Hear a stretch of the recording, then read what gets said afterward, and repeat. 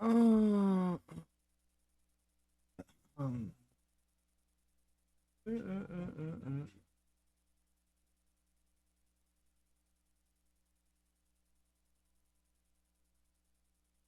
I'll restart this. Most guys don't have bad style. They have bad closet. And this is why every single time you wake up in the morning and you open your closet, you can't find. Hey y'all, I'm seeing a disturbing trend as a psychiatrist, which is that therapy speak is starting to become weaponized. So here's an example of a DM that we just kind of found on the internet that was tweeted out, and let's take a look at this message. I need to talk to you. I've removed you from this Sunday's collab and from the server as a whole. Some of my friends have found you to be extremely obnoxious, hyper, and all around too loud during our calls. I think you need to sit back and evaluate how you act in this community. Being loud and obnoxious is just attention seeking. You can argue, but nobody in their right mind acts like this. You need to realize nobody likes you for this. Nobody wants to support someone who tries. I honestly don't think you were meant for this. I would step back and think about this. Until you get your shit together, I unfortunately will be cutting ties with you just to keep myself safe. I hope you heal and stop trying to be someone you aren't. So this is happening more and more. People will receive a DM, you'll get a text message where someone lays out all of these claims, blames you in some way, plays the victim, and uses therapy speak. Oh yeah, the problem here is that you need to heal. I'm cutting you off. You can argue, but nobody in their right mind acts like this, right? They use all of these phrases to basically weaponize therapy speak to exclude someone from their social group. They place all of the responsibility on you. And it turns out that this kind of behavior is actually potentially tied to things like psychopathy, narcissism, Machiavellism, what we call the dark triad. So what's scary is really how common this is. One study found that 24 to 34% of people pretended to be hurt in some way to get something that they wanted. Another study found that about 80% of people have seen this happen. So this is happening increasingly commonly. So the other really scary thing about this is how textbook this is. So here's a paper from 2017 on something called DARVO, which is deny, attack, and reverse victim and offender. DARVO is a framework that basically people who have been manipulative have used for arguably hundreds, if not thousands of years. So this is when they sort of play the victim. So if you try to criticize them in some way, the first thing that they'll do is they'll deny that this ever happened. The second thing that they'll do is attack you, right? So they'll blame you for trying to hold them accountable. And the third thing that they'll do is reverse the victim and offender. So instead of like taking accountability for what they did wrong, they will somehow become the victim and blame you for creating the situation. So we're going to take a look at a questionnaire that literally goes over DARVO items. We're going to show it on the screen. Y'all can pause to read if you want. But here's the really fascinating thing. If you look at this study, which has DARVO question items from 2017, we can map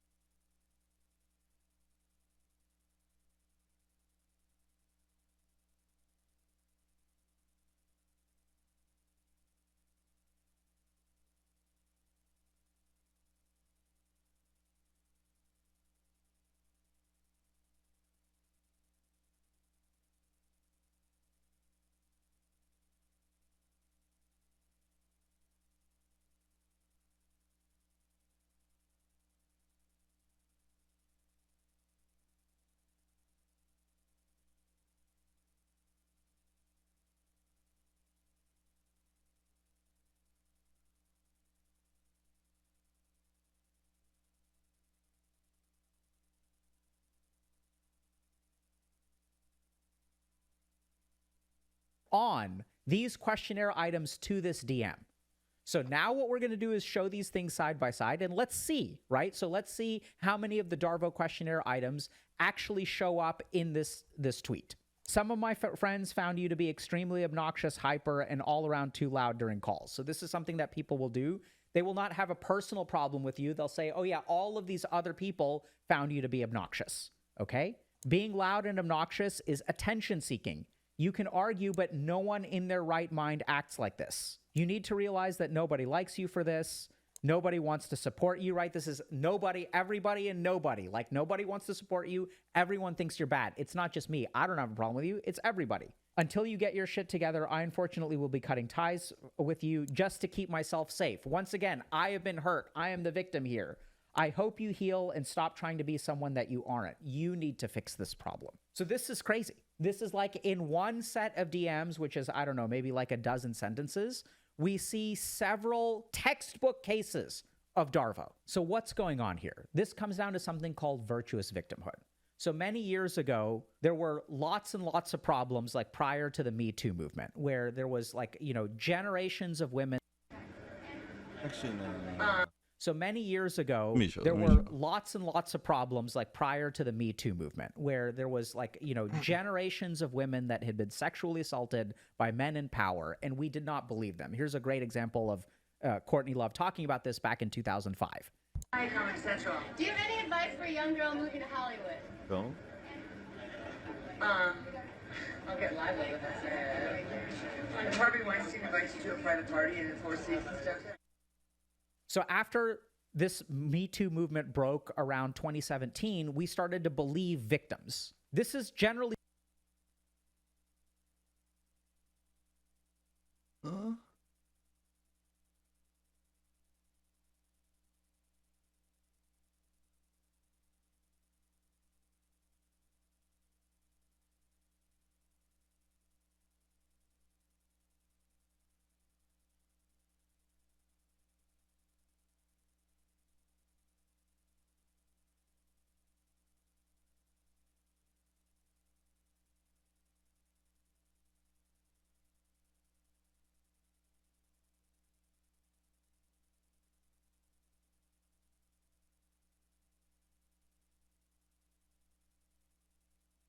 That was crazy.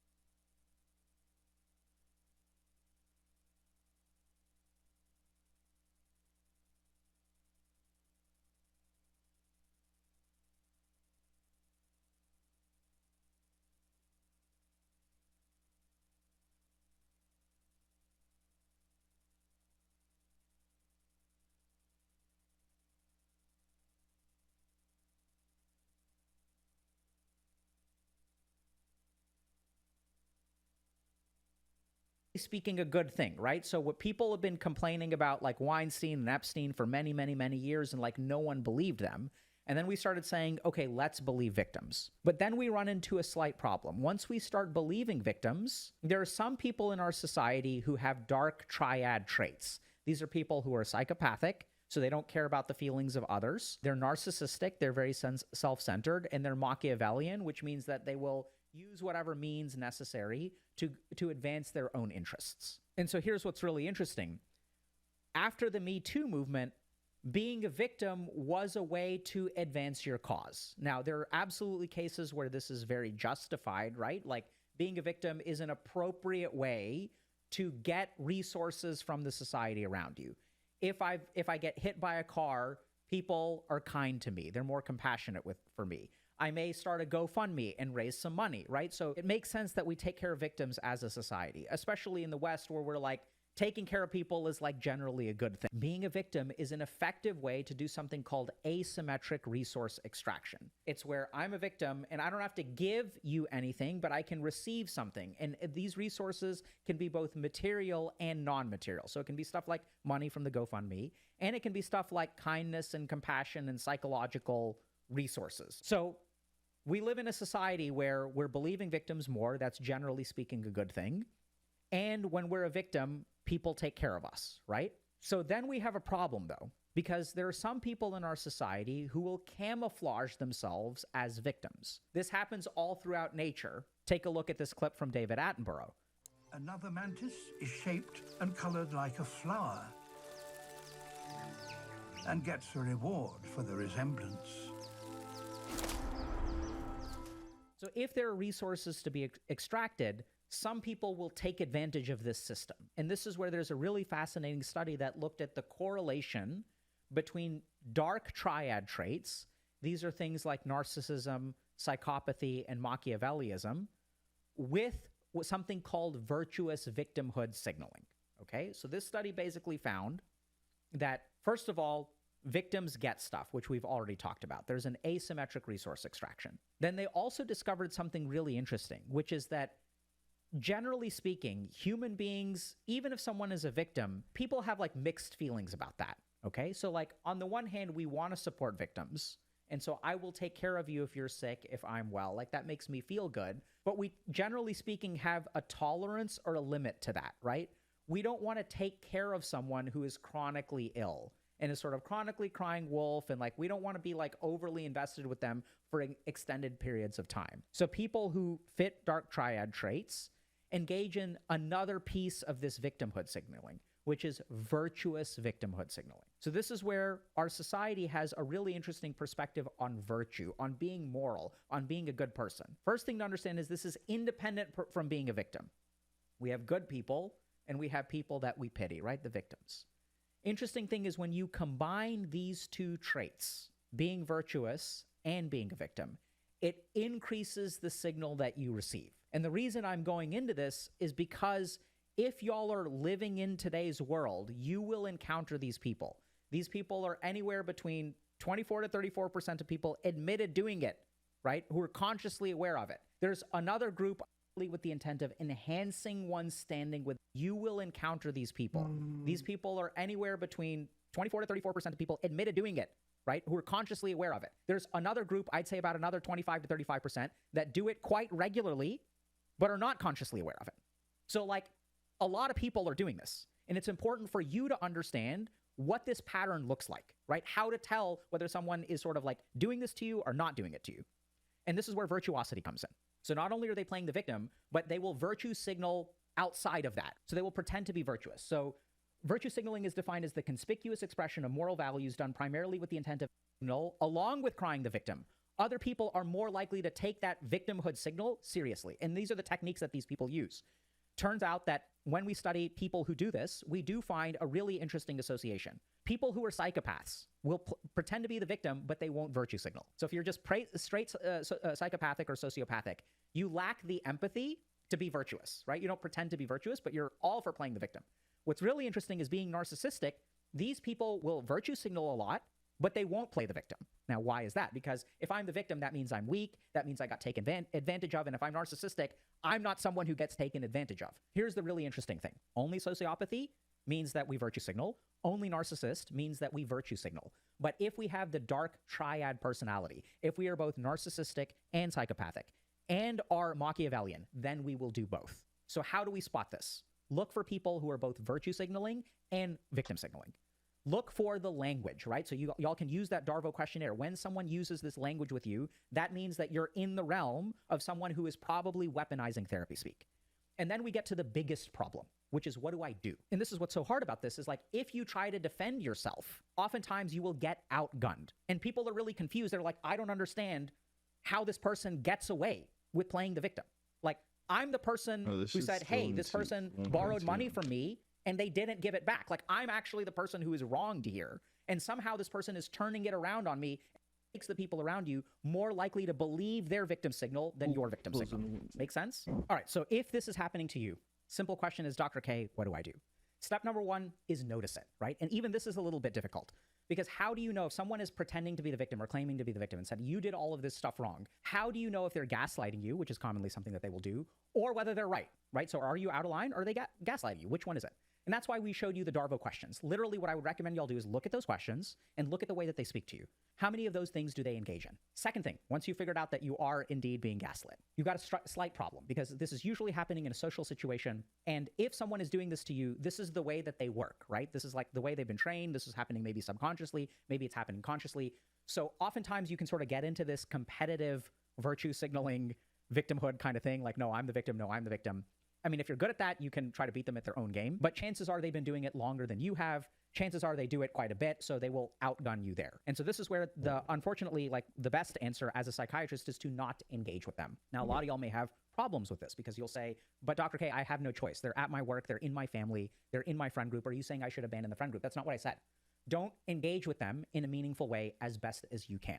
Now, sometimes you have to, sometimes you can't avoid it. There's a certain amount of like social surfing that as you get better, you can sort of step away from them. You can still interact with them, still be civil with them, but certainly don't try to hold them accountable for anything. Stop loaning them money. Try to pull back from them. And here's the reason why. If they are really good at this, they are not just doing it with you.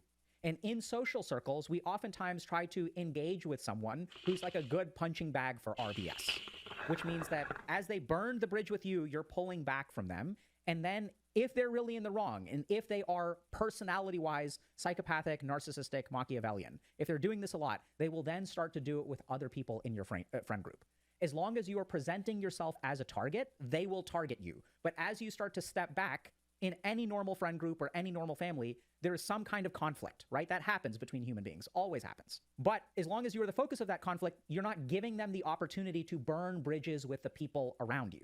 And that is absolutely something that they will do, which is why we move to this third thing that you should do, which is engage with people one-on-one who are in your social network. And this is what you should do. You can do a couple of things. One is you can ask them, hey, I just had this thing happen with this person. We had this conflict. I thought they owed me money, like they do owe me money, but when I asked them for money, they started to say all this stuff. Am I crazy? So ask somebody else for their opinion. Really good opportunity for a temperature check. If you want to go hard, I wouldn't recommend doing this out of the gate, but you can forward them text messages. You can even forward them the Darvo paper and be like, hey, I know this is a free lick. It's kind of insane, but I recently learned about this concept. Do you think I'm crazy here for thinking that these two things are lining up? Don't ask them to take sides. You have to be careful about them then forwarding that crap to the person who is attacking you in the first place, and they're going to even play the victim even more. So you have to be careful about these particulars. The key thing, though, is that you want to form a one-on-one relationship as well as you can. And the reason for that is as the person who is narcissistic, Machiavellian, etc., gaslighting everybody around them and always playing the victim, they will burn additional bridges. And when they burn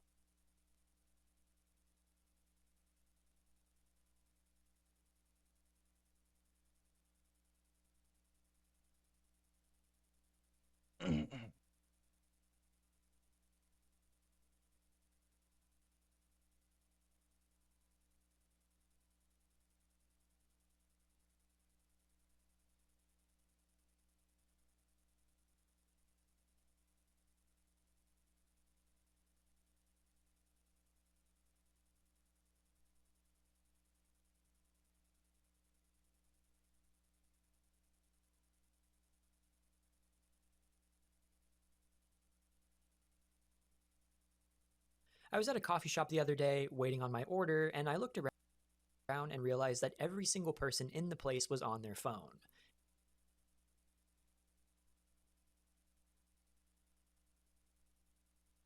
Did he just change the title while I was yesterday?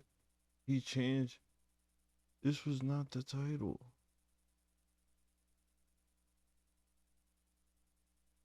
Some people would argue that swag is something that you are born with. It's Nigga. Let me see your closet, bro. What the fuck? Why is he either you have it. Why is his collar popped?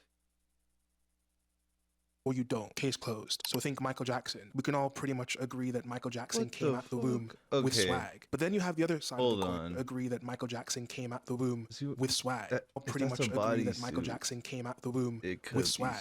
Came out the womb.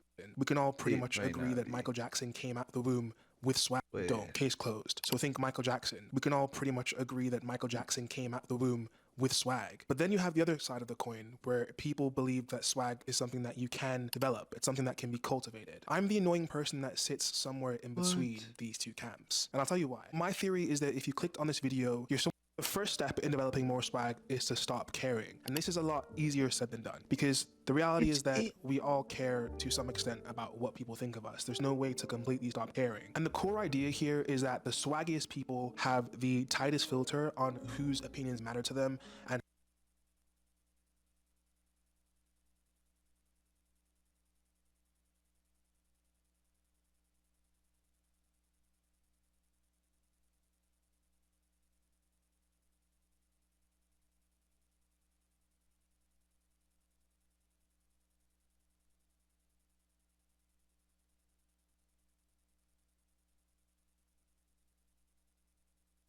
whose opinions don't. And they really only take feedback from people that they have a close and in-depth relationship with. And in the case that they do get hate or they do get criticism, they really understand that strangers are reacting to a projectional idea of them and not them as a human, not them as a person or as an individual. So there's a level of space there. There's also a level of awareness to their own mortality. I feel like the swaggiest people understand that life is short and they don't have this very stringent approach to their own lives. They don't think, you know, by 25 I should be at this point, by 35 I should be at this point, by 40 I should be at this point. There isn't this fixed approach to how their life works. And they go for this kind of unorthodox approach to the way that their life pans out. And I think this one has a lot of nuance because there is no right and wrong to how people approach their lives. I think if people approach their lives with a level of assurance and a level of conviction and confidence and self-awareness, then at the end of the day, whether or not they decide to be unorthodox with their approach or they decide to have a more considered way to the approach that's very goal-oriented, it doesn't matter which one. There's no right or wrong there, but they are choosing a path with conviction, and that's where the nuance really lies. And then when we look at it from a fashion perspective, this shows up in how they dress. It's more of a clear reflection of where they are at in their life. There's also a very honest sense of how they understand and look at the concept of ego. Usually we'll look at ego from a negative standpoint. You know, people are like, oh, don't be so egotistical, don't have such a big ego. But the truth of the matter is that the ego is something that is part of the human experience. It's part of being a person. There's no way to fully eradicate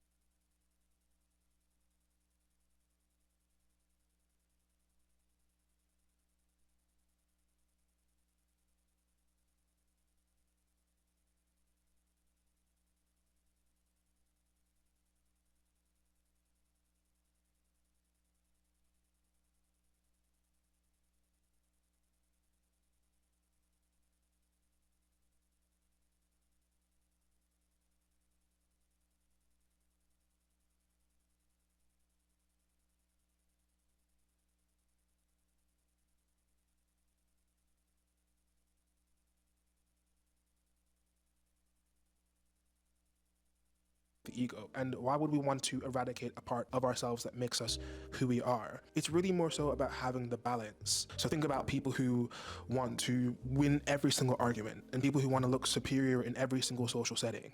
It's the person that is like talking the loudest or like talking over people and doesn't acknowledge that other people are really there during a conversation, especially in a group setting, compared to people who are more aware of their urges, people who are able to laugh and take criticism and not take it to heart or not take it too seriously. There's a very clear difference in how these two people operate when it comes to the ego. That instinct of having urges and having impulses, I feel like it's something that we try to suppress a lot of times. I don't know, impulsive people are it's like, oh yeah, don't be an impulsive person, don't act on your whims or don't act on your impulses. But I actually think that being impulsive in controlled environments can actually be a very beneficial thing. And I feel like the swaggiest people treat their natural impulses as an opportunity to gain insight into themselves themselves rather than something that they should be ashamed of. Like, yes, you don't want to follow every single impulse that you have, and you don't want to, of course, like burn your life down to the ground. I'm going to ask as a ground rule that you not be on your phone during the exam. Can we agree to that? Why is that legally what it should be? I'm not going to advise you as to the law. That's why your lawyers are here. But that is my ground rule for the deposition, consistent with California law, that you need to be present, focused on the examination, and not on a device. Due to my mental geniusness, in order to focus on this bullshit, I need to be on a phone. But you also don't want to overmanage those impulses either. For me, there's kind of like a sweet spot where we allow impulses to be free in these very controlled environments, these controlled creative environments, places where you're painting or you're writing or you're styling or you're dancing, and you're allowing yourself to really express yourself and you're allowing yourself to be free. And I emphasize controlled environments because controlled environments with people who are not going to judge us for being ourselves is a place that cultivates growth between each other and between human beings. And it allows us to observe the things that we're truly drawn to. Different silhouettes, different colors, different behavioral patterns. I really see pleasure as a way to self-regulate. So I guess doing those small, harmless things that feel good and not being afraid to self-indulge sometimes is actually a way to remind your body and your mind that it's safe to operate in its natural state at times, you know? I feel like one of the very simple and obvious forms of having more swag is to be different. Every mind is wired differently. Everyone has their own upbringing. Everyone has a different culture, different demographic. We all come from different places, different age groups. And we know that swag is not suppressing that difference and not suppressing that individuality. But the problem is that we live in a world today that is increasingly pushing this idea that individuality and minority and diversity is actually something that can be problematic, particularly in certain countries and regions. But the actual research supports that diverse groups that avoid groupthink are far more innovative than those that are more homogenous. And the reason why is because you have so many people from different backgrounds and from different experiences, you're able to look at problems from so many different angles rather than just one perspective. Depending on what lens you're looking at this from, I guess this concept can be threatening to dominant power structures and dominant groups. So they avoid diversity and they opt for groupthink to perpetuate that power structure and that power dynamic in a society. This really makes me think to those weird childhood references. So you know the kid that is, you know, the farm kid or the immigrant kid or the kid with a weird accent. The kid with the weird accent in school, the queer kid, the neurodivergent kid. When we look at the people that have swag, swag grows from those kids. A lot of the time, swag comes from those kids that were seen as unpopular or that were seen as different or that were seen as weird. Not playing into that kind of like want or need to fit in is where real swag is actually derived from. Not that performative swag, but the actual real swag. Kiki, like that sounds great, you know, not trying to fit in, but you know, you want to have friends. It's a nuanced conversation, and there are times and places to I guess conform a little bit more, and to truly be different and to truly embrace your difference takes confidence. And I guess the next question is, how do we get that confidence? Where does that confidence actually come from? Well, the thing is that people with swag have their own internal receipts. They keep an archive of all of the successful things that they've done. And that archive is what cultivates that confidence for them to live in their difference. How do we actually build that confidence? Well, one of the ways to build that confidence is through repetition. The biggest risk that I ever take is staying true to myself and doing my thing, which could be repetitive to a lot of people. And just sticking to that kind of straight line, that's probably the biggest risk I ever do. I get criticized for it a lot. Oh, it's Rick, it's the Rick Owens look, it's the same old thing. And I think, you know, I think it's great actually. I mean, that I've created like some kind of identity or some kind of established some kind of aesthetic that's attributed to me. I think that's fantastic. I think if you look at this collection and the first collection next to each other, it's the same story. So it's just a examination of looking at it from a different angle. It's a very quiet walk around the main story of what I'm doing. It's just looking at things from a different angle, from different time of day. I mean, it's just a very subtle kind of re-examination of what I've always done. So you are going to get good at anything, including dressing, including fashion, including being more stylish, by continuing to do it over and over and over again. By seeing what outfits actually worked and were actually nice, and what outfits didn't work so much, and what outfits you didn't really enjoy. I learned this from my mom, because my mom's one of those people that will dress for any situation. At least when I was younger and I saw her doing this, I didn't really understand too much why she would put so much effort just to like take us to school or just to go to the grocery store. But really looking at it as an adult, when you get dressed and you put on an outfit every single day to do the smallest of tasks, to do the smallest of things, that's actually a sense of liberation. There's something really punk about that. And it really seems that that muscle of confidence comes from the ritual and the habit of continuing to get dressed for any occasion. I see this concept of confidence, of building confidence, and this idea of keeping these like internal receipts almost as a form of journaling and keeping track of all those moments that you've achieved success, whatever success is to you. It could be something as simple as being a great friend, being a great listener, or maybe something a little bit more quantifiable like, I don't know, scoring well on your test, for example, or getting that promotion at work, or getting that raise that you've been trying to get for so long, or delivering that pitch at work. Those things that we see as small wins are actually the wins. They're actually the big wins. I think a lot of times we think of like success as like, oh, like I want to have this like, you know, there's this 5 year something, it's something in 5 years or something in 10 years or something in a year. But you actually are successful every single day through those little things that you do. It can be something as small as like going to work out or going for a walk. If your cat loves you or your dog loves you, you're a successful pet parent.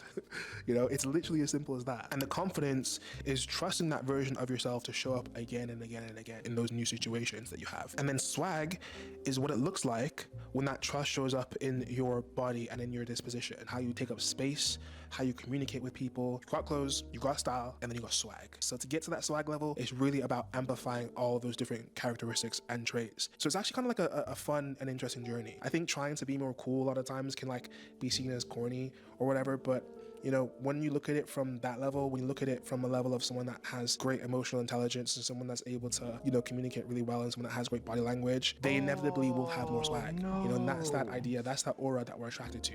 That's what swag is when we see it. I think some people probably have it more, it's definitely more natural, and it comes with, their environment and where they were born and their family. Don't act on your whims or don't. But you also don't want to overmanage those impulses either. For me, there's kind of like a sweet spot where we allow impulses to be free in these very controlled environments, these controlled creative environments, places where you're painting or you're writing or you're styling or you're dancing and you're allowing yourself to really express yourself and you're allowing yourself to be free. And I emphasize controlled environments because controlled environments with people who are not going to judge us for being ourselves is a place that cultivates growth between each other and between human beings. And it allows us to observe the things that we're truly drawn to. Different silhouettes, different colors, different behavioral patterns. I really see pleasure as a way to self-regulate. So I guess doing those small harmless things that feel good and not being afraid to self-indulge sometimes is actually a way to remind your body and your mind that it's safe to operate in its natural state at times, you know? I feel like one of the very simple and obvious forms of having more swag is to be different. Every mind is wired differently. Everyone has their own upbringing. Everyone has a different culture, different demographic. We all come from different places, different age groups. And we know that swag is not suppressing that difference and not suppressing that individuality. But the problem is that we live in a world today that is increasingly pushing this idea that individuality and minority and diversity is actually something that can be problematic, particularly in certain countries and regions. But the actual research supports that diverse groups that avoid groupthink are far more innovative than those that are more homogenous. And the reason why is because you have so many people from different backgrounds and from different experiences, you're able to look at problems from so many different angles rather than just one perspective. Depending on what lens you're looking at this from, I guess this concept can be threatening to dominant power structures and dominant groups. So they avoid diversity and they opt for groupthink to perpetuate that power structure and that power dynamic in a society. This really makes me think to those weird childhood references. So you know the kid that is, you know, the farm kid or the immigrant kid or the kid with a weird accent. The kid with the weird accent in school, the queer kid, the neurodivergent kid. When we look at the people that have swag, swag grows from those kids. A lot of the time, swag comes from those kids that were seen as unpopular or that were seen as different or that were seen as weird. Not playing into that kind of like want or need to fit in is where real swag is actually derived from. Not that performative swag, but the actual real swag. Kiki, like that sounds great, you know, not trying to fit in, but you know, you want to have friends. It's a nuanced conversation, and there are times and places to I guess conform a little bit more, and to truly be different and to truly embrace your difference takes confidence. And I guess the next question is, how do we get that confidence? Where does that confidence actually come from? Well, the thing is that people with swag have their own internal receipts. They keep an archive of all of the successful things that they've done. And that archive is what cultivates that confidence for them to live in their difference. How do we actually build that confidence? Well, one of the ways to build that confidence is through repetition. The biggest risk that I ever take is staying true to myself and doing my thing, which could be repetitive to a lot of people, and just sticking to that kind of straight line. That's probably the biggest risk I ever do. I get criticized for it a lot. Oh, it's Rick, it's the Rick Owens look, it's the same old thing. And I think, I think it's great, actually. I mean, that I've created like some kind of identity or some kind of established some kind of aesthetic that's attributed to me. I think that's fantastic. I think if you look at this collection and the first collection next to each other, it's the same story. So it's just a examination of looking at it from a different angle. It's a very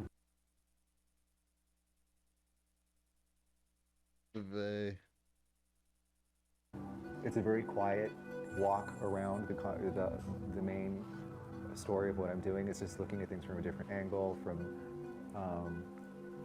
different time of day. I mean, it's just a very subtle kind of re-examination of what I've always done. So you are going to get good at anything, including dressing, including fashion, including being more stylish, by continuing to do it over and over and over again. By seeing what outfits actually worked and were actually nice, and what outfits didn't work so much, and what outfits you didn't really enjoy. I learned this from my mom, because my mom's one of those people that will dress for any situation. At least when I was younger and I saw her doing this, I didn't really understand too much why she would put so much effort just to take us to school or just to go to the grocery store. But really looking at it as an adult, when you get dressed and you put on an outfit every single day to do the smallest of tasks, to do the smallest of things, that's actually a sense of liberation.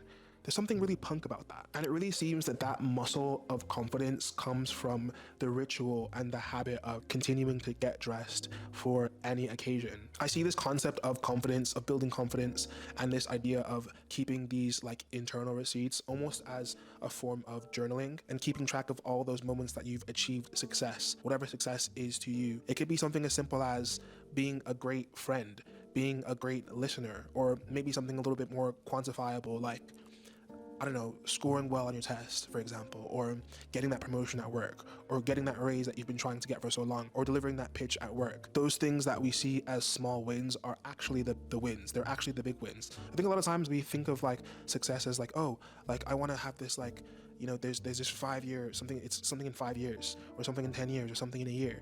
But you actually are successful every single day through those little things that you do. It can be something as small as like going to work out or going for a walk. If your cat loves you or your dog loves you, you're a successful pet parent.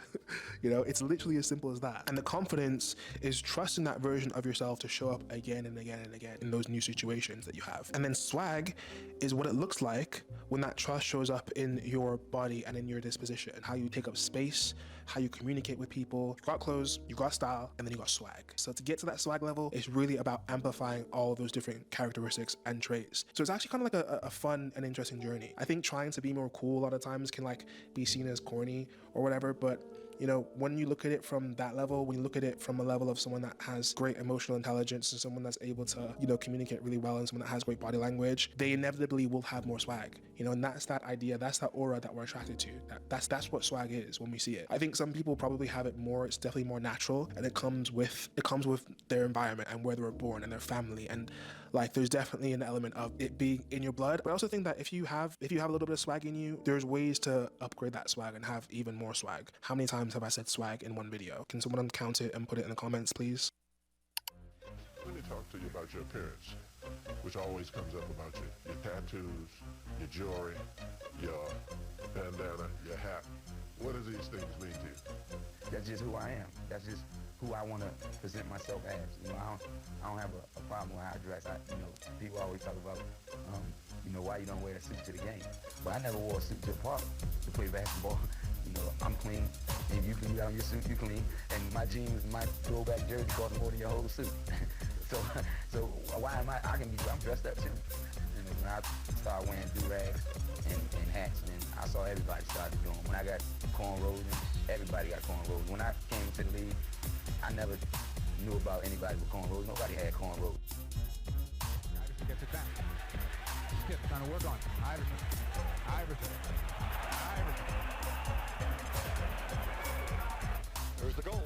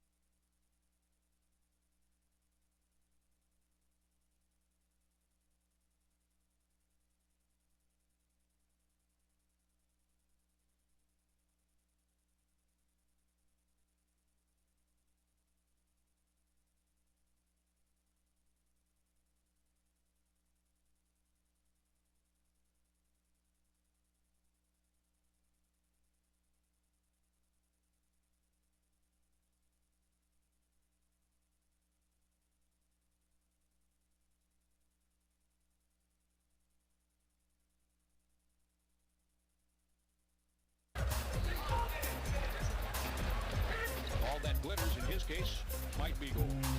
Another thing that's really worth noting when it comes to swag and when it comes to individuality and being yourself in today's society is that it comes with a big price tag. There is a price to pay for being yourself, unfortunately. You risk being misunderstood, you are side-eyed, you're disciplined in a lot of cases, you're laughed at, you can be copied without credit, or you can just be frozen out, which can be very, very painful. I think a lot of social environments can pretend to love the idea of individuality, and people definitely like romanticize individuality until it actually happens, until it actually shows up. The thing is, that's how culture shifts. It's rarely the safest, most agreeable person in the room who moves the needle. It's the person who insists on bringing their whole self in, so their hair, their accent, their references, their attitude, the way that they wear their clothes, those are the people that actually make a difference in culture. It's important for me to say this very clearly. That is not easy, and it's not free. There's a mental and emotional load that comes with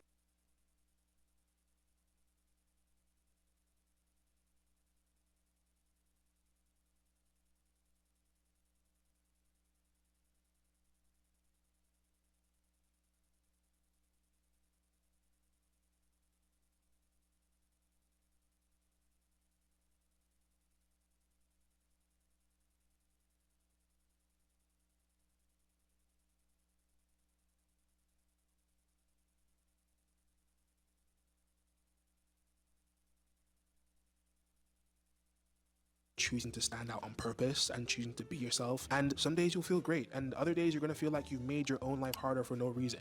Both are very real feelings. So if you're someone that's experimenting with your own version of swag, whether it be dressing more like yourself, speaking more like yourself, moving differently through spaces that would prefer you to conform and be like everyone else, be kind to yourself about the cost of this. Contrary to popular belief, it's actually okay to not be on every day. It's okay if you need pockets of safety where you blend in a little bit more to allow yourself to rest. The point isn't to try and show your uniqueness 24/7. The point is to gradually close the gap between who you are and how you actually show up in real life on a day-to-day basis. And if in that process you make it even just a tiny little bit easier for the next person to do the same thing, that is culture shifting. That is culture being alive. Even if no one puts your name on it, and even if you're not blasting it on social media, those little points do make a difference. With that being said, always remember, you can buy the clothes, but you can't buy the swag. Thank you so much for tuning into today's video. I really hope that you enjoyed. If you did, leave a like. As usual, let me know what you guys think about today's video in the comments down below. Subscribe for more videos just like this,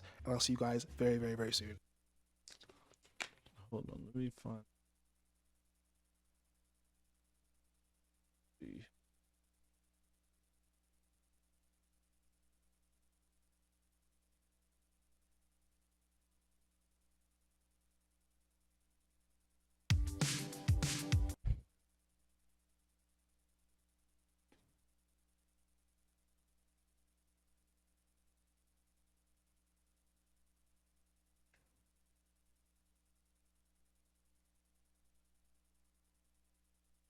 All the best.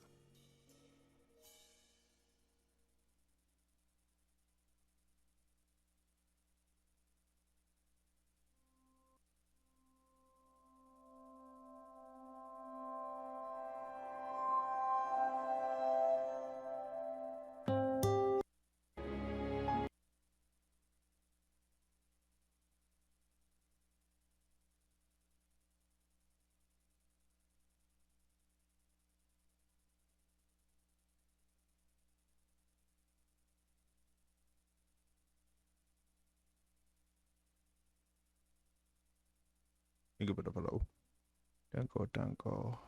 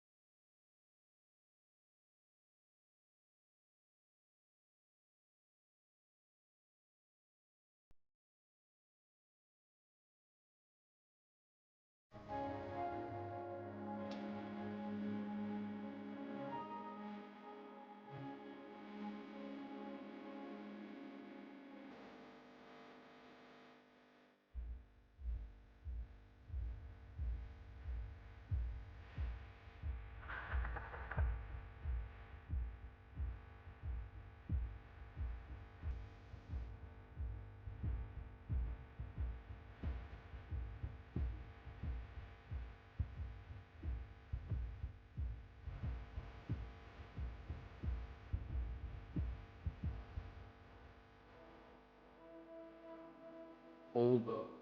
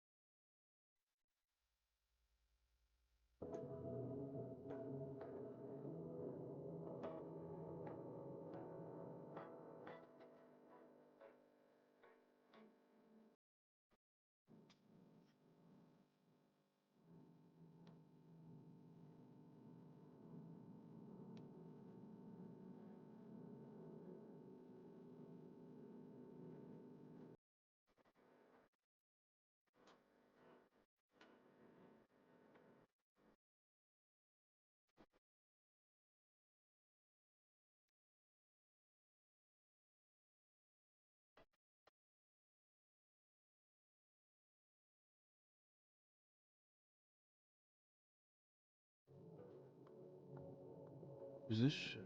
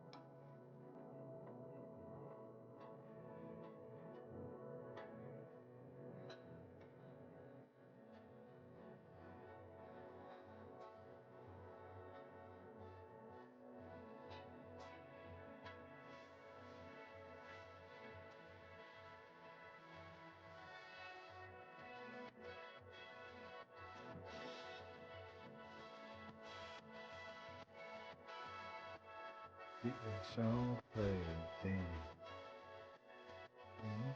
Gentle.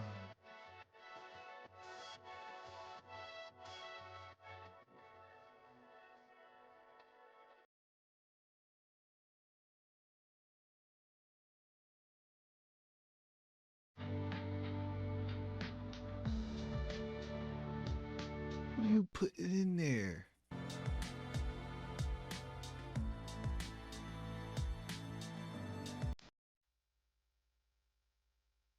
What?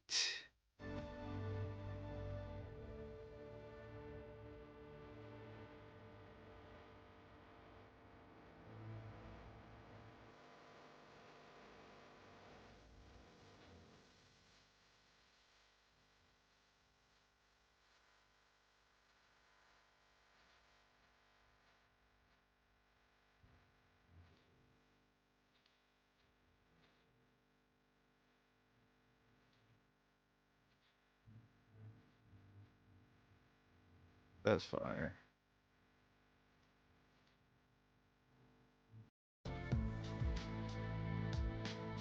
What is this getting inspiration? Is this?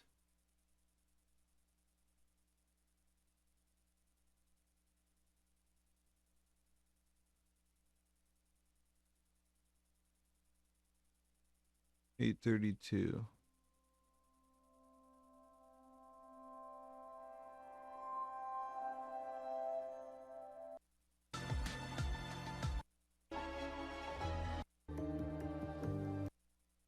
Bro, I'll be fire. Shopping stylist.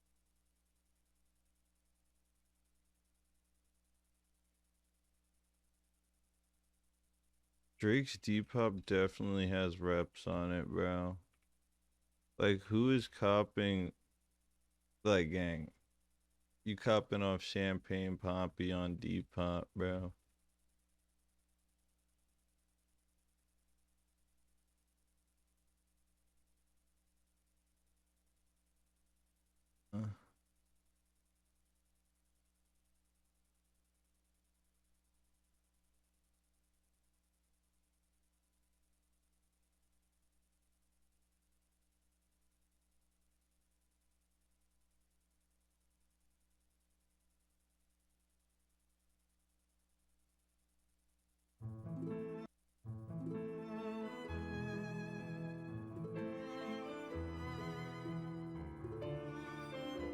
I got a little lost.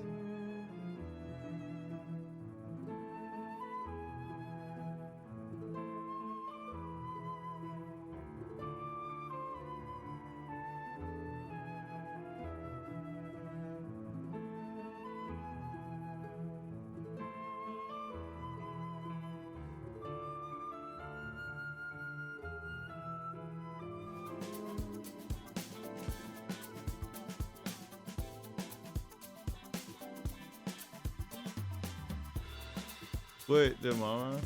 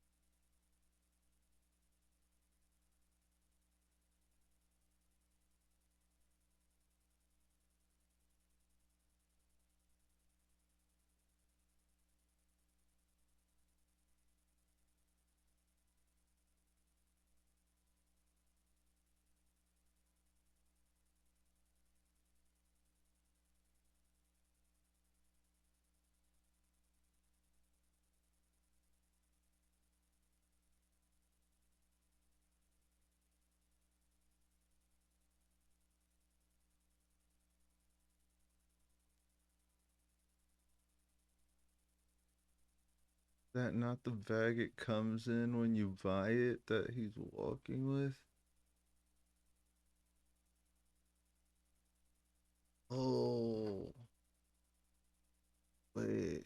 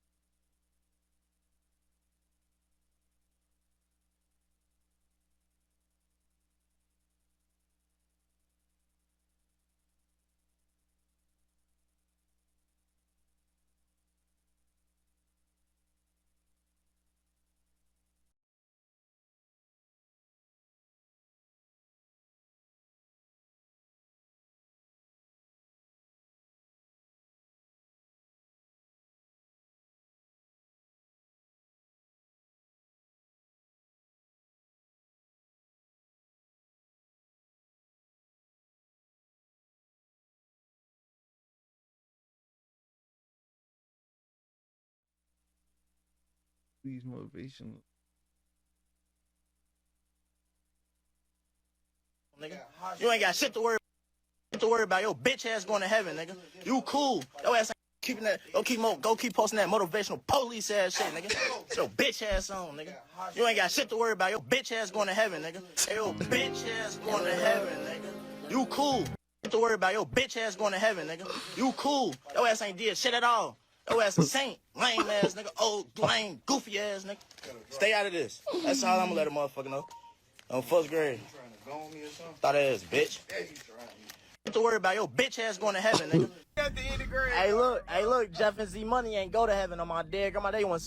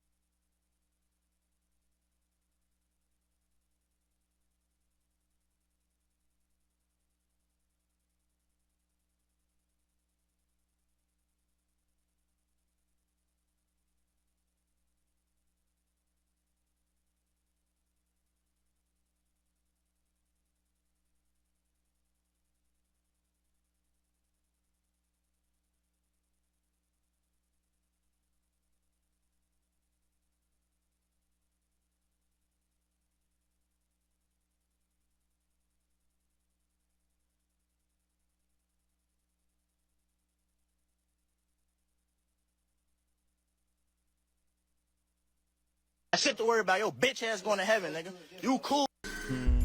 Shit to worry about. Your bitch ass. At the end of grade. Shit to worry about. Your bitch ass going to heaven, nigga. You cool. Your ass ain't did shit at all. Your ass a saint, lame ass nigga, old lame, goofy ass nigga. Stay out of this. That's all I'm gonna let a motherfucker know. On first grade. Thought ass bitch. Shit to worry about.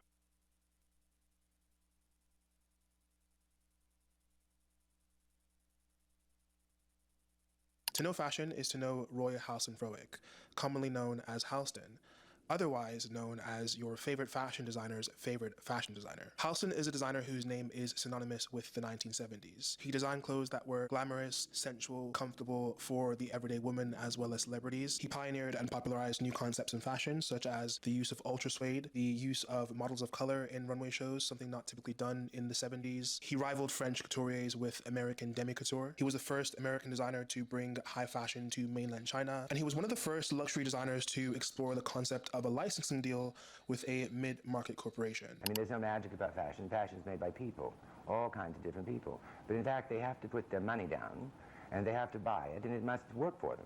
And they have to look terrific in it, or nobody wants to look that way. So that is really always what happens in the fashion world, on every level, whether it be cosmetics, whether it be clothing, style points in the home, anything. It is always that. I think what influences design most is, you know, the people that you dress, and they tell you pretty much what they want and what they need.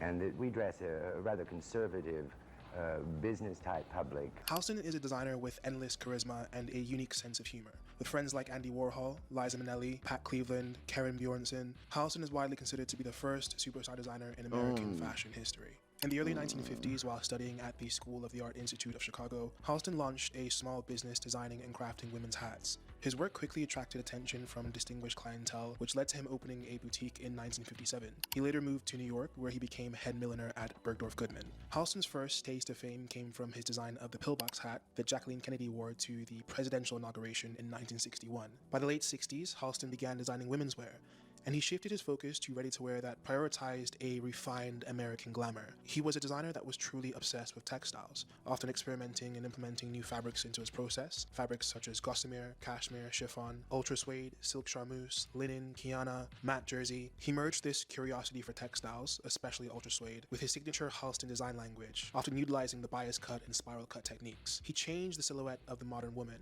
and this combination gave his clothes a seamless, intimate, body-skimming effect that not only offered the the wearer comfort, but also encourage movement and fluidity. Halston discovered the ultra suede fabric through Issey Miyake, sort of by accident. In 1971, at a party in Paris, Halston noticed Issey Miyake wearing one of his own designs made from ultra suede. When Halston saw the fabric, he thought it was waterproof, and working under that assumption, he designed a raincoat that turned out to absorb water rather than repel it. This was a happy accident, however. It revealed a fabric that was soft, durable, machine washable, and required no ironing. So Halston ended up reworking the fabric into a shirt dress, something lightweight, fluid, and effortless, embodying everything the Halston brand stood for. You could just ask me for 2 cigarettes, bro.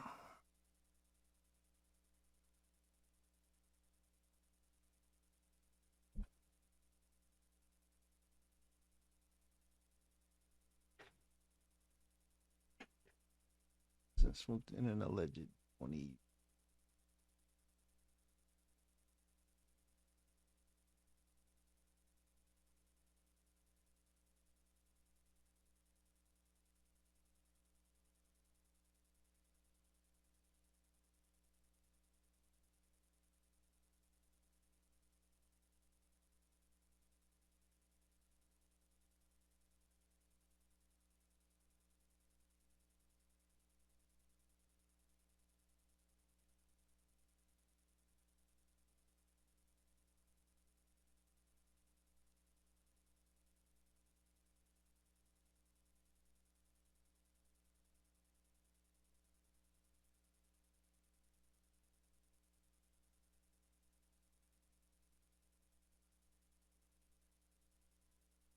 You see, for more and more women in the 70s, a slim figure achieved through diet and exercise had become the beauty standard. And many young women were also embracing the new trend of bralessness, and Halston obliged them with a shirt dress. It was cut to complement many figures with buttons that began at the breastbone rather than at the garment's structured neckline. And in one season, 60,000 pieces were sold, and it became a Halston signature. He'd go on to use the fabric in coats, luggage, and other items, and it's safe to say that ultra suede turned out to be an iconic mistake. From 1968 to 1973, Halston's brand generated around $30 million.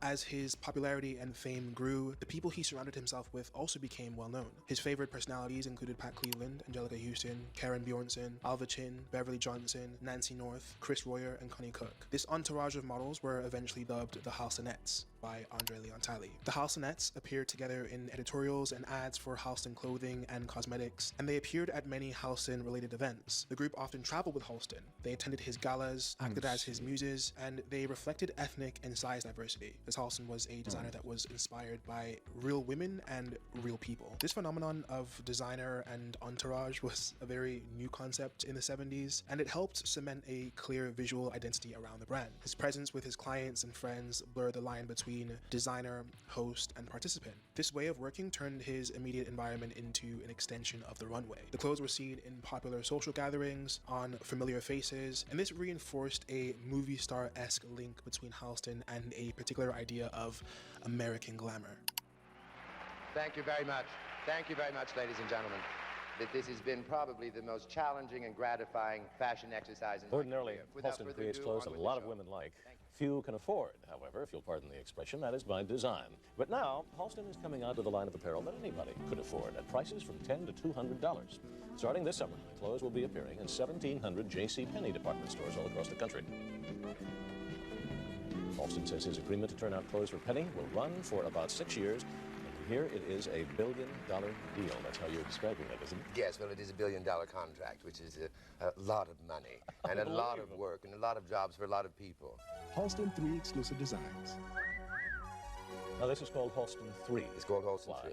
Well, it's really the third stage of my career. The first being in the millinery business and then in fancy clothes and dressing all the stars and things. And now a larger public dressing America, really. Do you think this is a risk to your reputation or career? Oh, I think it can only enhance it. It's a larger public. It's much more interesting. I've always wanted to embrace that American public. And, you know, I believe in them. It's a wonderful thing. It's always what I've wanted to do. 1,700 stores undoubtedly. With the best people ever. The biggest thing I'm sure you've ever done. Oh, for sure. Hi, can I help you? Are you interested in buying a Halston dress? Are these the same clothes that Elizabeth Taylor and the celebrities wear? And yes, these are some of the same type of clothes. But don't you see what the shoulders are? Show. I'm looking at the back. Yeah, well, it's called investment dressing. This one is $55. It didn't sell. Not only did it not sell, but it was discontinued. In 1973, with his mindset on growth and expansion, Halston signed a deal with Norton Simon, which gave him huge financial backing, although the deal meant he no longer owned his own name. Then, in 1982, he made a $1 billion deal with JCPenney. Now, at the time, JCPenney was positioned as a mid-market department store, far from the luxury spaces where his name usually appeared. The agreement involved creating multiple collections a year for men and women, including accessories, all at a scale that was much higher than what he was used to with the Halston mainline. And although the concept of a high fashion designer collaborating with a mass market chain is a concept that we are very much used to today, at the time, a move like this was unusual and it was highly controversial. Halston was an artist and a designer through and through. For him, the most daunting part of his job was the constant pressure to water down his process for the sake of a bottom line. Okay, how do you justify $1,500 for a dress? I mean, it's a lot for a woman or a man for a jacket. Is that how much my dress costs? Yes. In short, Halston, like many of the greatest designers of the 70s, 80s, and 90s, could care less about the numbers. Bergdorf Goodman wanted to send a signal to the design community that if you're going to sell a mass retailer, you're not going to be able to sell Bergdorf Goodman. So Bergdorf Goodman tossed the line out. Didn't you run into some trouble with Bergdorf, who was the first person you had? Not at all. No, I don't think so. You know, Bergdorf, I wish them well. I started my career at Bergdorf and helped to make Bergdorf famous. But Bergdorf is a rather small account compared to all America. In an article from the New York Times in 1983, Bergdorf Goodman's then president and CEO, Ida Neimark, said, quote, "We decided that designers as well as retailers have to decide who their customers are and proceed in that direction. Halston made his decision and we have made ours." When asked for comment, Halston said that he thought there was, quote, "room for everyone in retailing." And he hoped that, quote, "a solution agreeable to all can still be worked out." Mr. Neimark said flatly in response, quote, "That's not possible. It's all over." It's safe to say that the JCPenney deal defied the boundaries of exclusivity that luxury fashion so fiercely protected. According to Don Fries, Halston's vice president of sales, he says it was pure hell after that, and he recalls high fashion brands cutting orders to distance themselves from the Halston label. He said, quote, "Halston realized he'd done the wrong thing."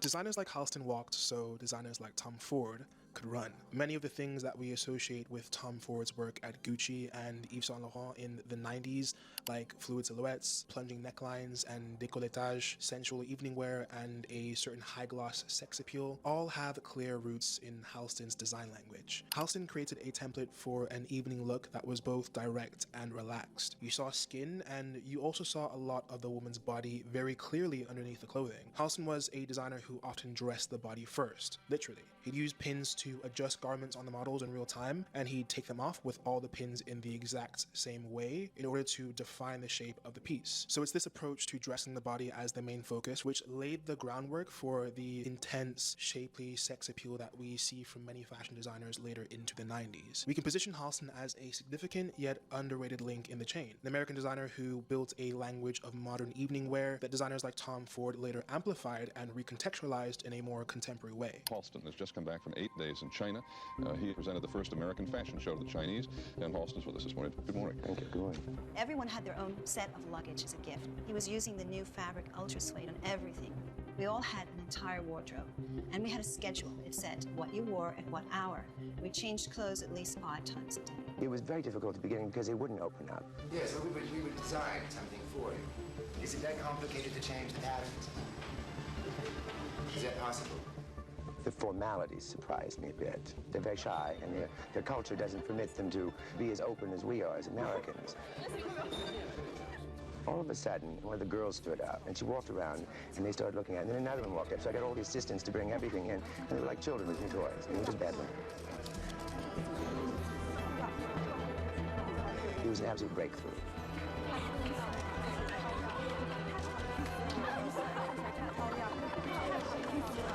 I considered it a great compliment that she wanted to put it on.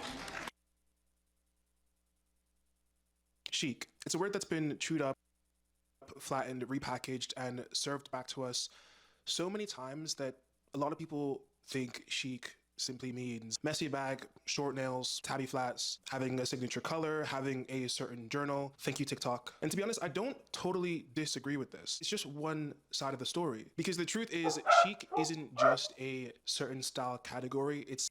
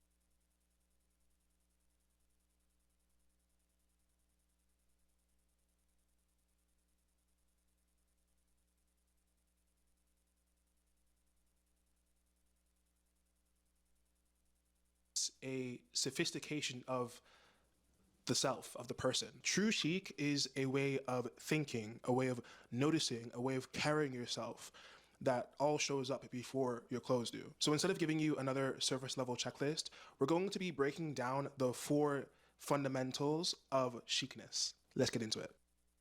Stage 1, the most important stage of all, is the attitude. Byung-Chul Han is a South Korean-born philosopher and cultural theorist who describes modern life as an achievement society, and most of us as achievement subjects. We've absorbed a quiet pressure to constantly improve, do more, know more, refine more, optimize every corner of our existence. Even our personalities become tasks. Even rest becomes something we try to do quote-unquote correctly. So life turns into an endless checklist and we become projects instead of people. Not because we're ambitious, there's nothing wrong with ambition, of course, but because we're conditioned to measure our worth through our output. And the results? It's this familiar modern condition, exhaustion that's wrapped up and packaged in a sort of performance. A life lived as an ongoing self-audit. When we look at chic in its rawest form, it doesn't have much to do with clothes. It's the moment that you stop participating in this performance of self-optimization. Han would call it a refusal of the internalized demand to constantly improve. So when we look at the most chic people, we see that they're not frantic. They're not trying to justify their existence with this perfectly optimized life. We see that their essence is steady, it's grounded, and it's self-possessed. So this is where the essence of chic is derived from when it comes to the topic of chic. The psychoanalyst Donald Winnicott gives us a very useful way to think about this without moralizing it. He believed that play is not a luxury. It's not this childish indulgence. It's more so a space where the true self lives. So without play, we don't become serious adults, we become adaptive ones. So according to Winnicott, when play disappears from our life, what takes place is this performance, and not in the artistic, fun way. What tends to happen is, for a lot of us, society starts to dictate the direction that we go in. It starts to dictate our characteristics and the way that we behave so much more. And it becomes being an adult and just taking care of your responsibilities, paying your bills, getting what needs to be done, and that's it. That's where it stops. With the absence of third spaces and the rise of parasocial relationships, and most people getting their media from, social media, this theory becomes reality very, very, very quickly. Rather than something like chic coming naturally, we take to TikTok or we take to Instagram to understand these things that make us chic, like a hair clip or and don't get me wrong, these things definitely do make you more chic for sure. But what we know for sure about fashion is that fashion is about wearing the clothes and not letting the clothes wear you. Here's what I find authentically chic for the people that just naturally get. In a way, it's learned slowly through your environment.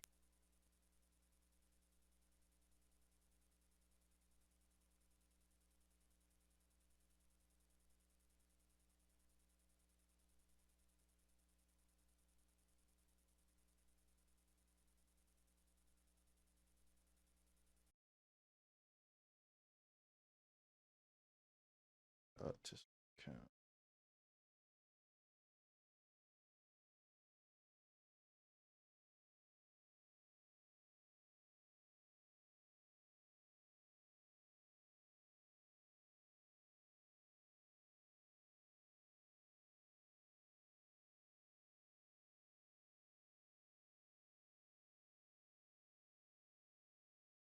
This dude's on.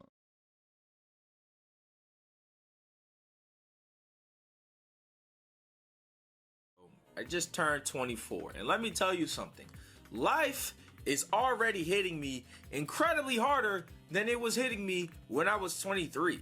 And I felt like mentally I was at my worst spot when I was 23. Dog, my legs hurt. It hurts to get out of bed. My shoulders be sore whenever I try to reach for something.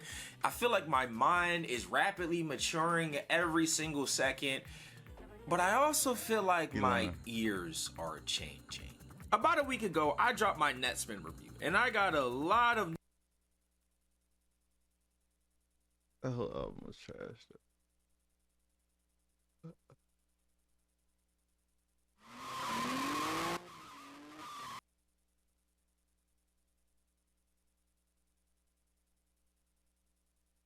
It fell on my bag.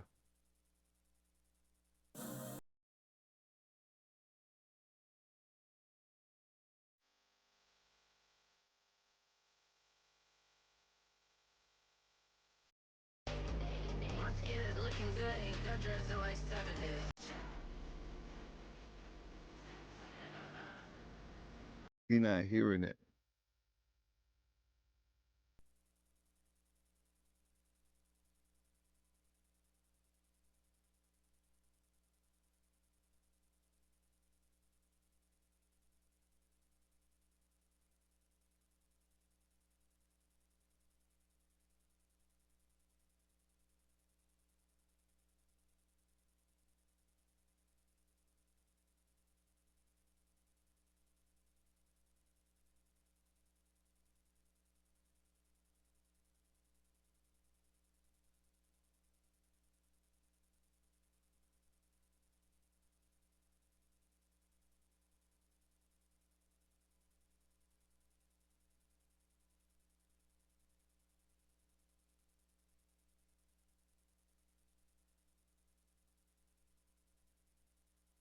I want me a red ARP. Negative feedback from that review. And let me make I stand on everything that I said. However, I did have to do some reflection. Why did I get so much negative feedback? And then I looked at some of y'all's profile pics and did some research just on the overall reception of the project. And that told me everything. A lot of y'all are in high school or middle school, or you just started college. You know, they say that a new generation is made every 15 years, and I call BS, because as a 24-year-old, me and a 21 or 20-year-old don't really have a whole lot of meaningful things to talk about. Like what? What is...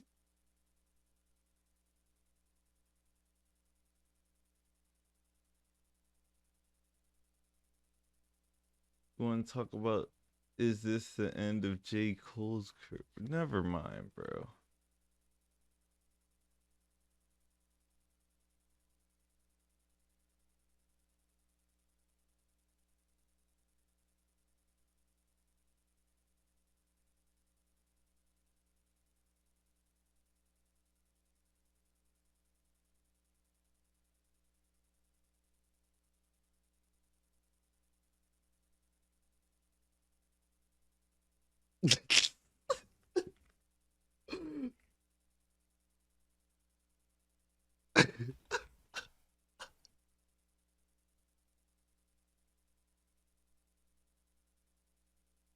Like, obviously, we are still young, but a 20-year-old's problem is not the same as a 24-year-old's problem, let alone a goddamn high school.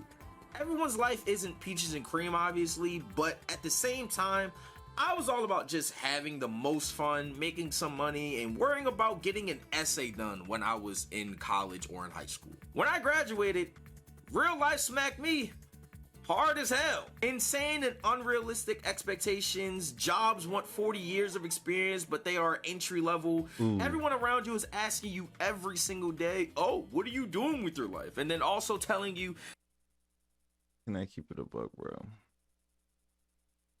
I don't listen to X anymore, bro. oh, baby, it's okay. You still have time. When it feels like you don't have any time at all, and they're also kind of saying you don't have any time at all. And let me tell you something, brother. Finances become your main priority. There's no such thing as fun when you turn 24. So when I listened to this project, I absolutely hated it. But I saw the reception, which still wasn't the greatest, but it was more middle of the pack. And I saw the age group that let me know everything. Do be bugging. I'm Unc now.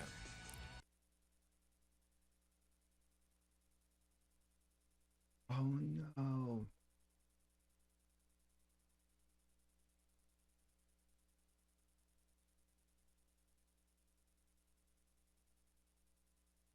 And I saw the age group that let me know everything.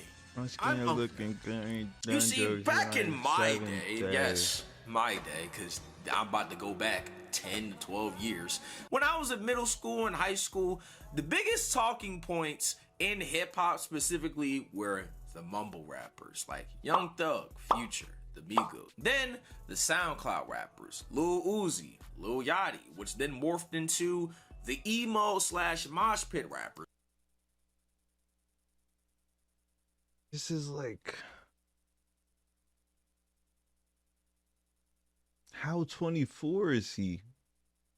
Talking points in hip hop specifically were the mumble rappers like Young Thug, Future, the Migos. Then the SoundCloud rappers, Lil Uzi, Lil Yachty, which then morphed into the emo / mosh pit rappers with Trippie Redd, XXXTentacion, Ski Mask, I do Pete, listen to X. Zan, which then morphed into more of a unique underground sound where at this point in time there's like 700 different versions of underground, but the one I'm speaking more about has something to do with Cardi, Ken Carson, Destroy Lonely. That's just like Wavier. And now never mind. this new crop of talent, that same thing.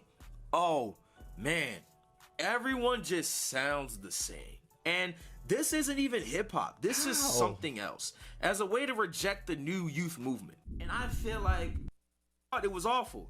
And yes, even Max also thought it was awful. He was just capping for the stream. You could tell. I gotta see that.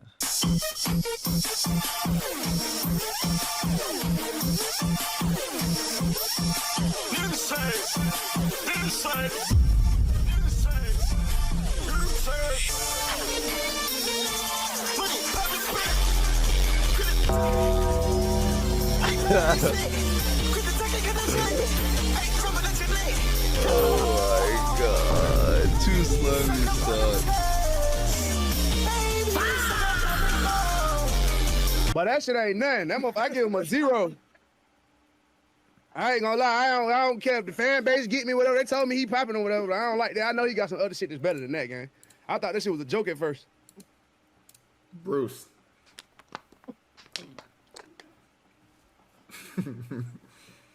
Bruce.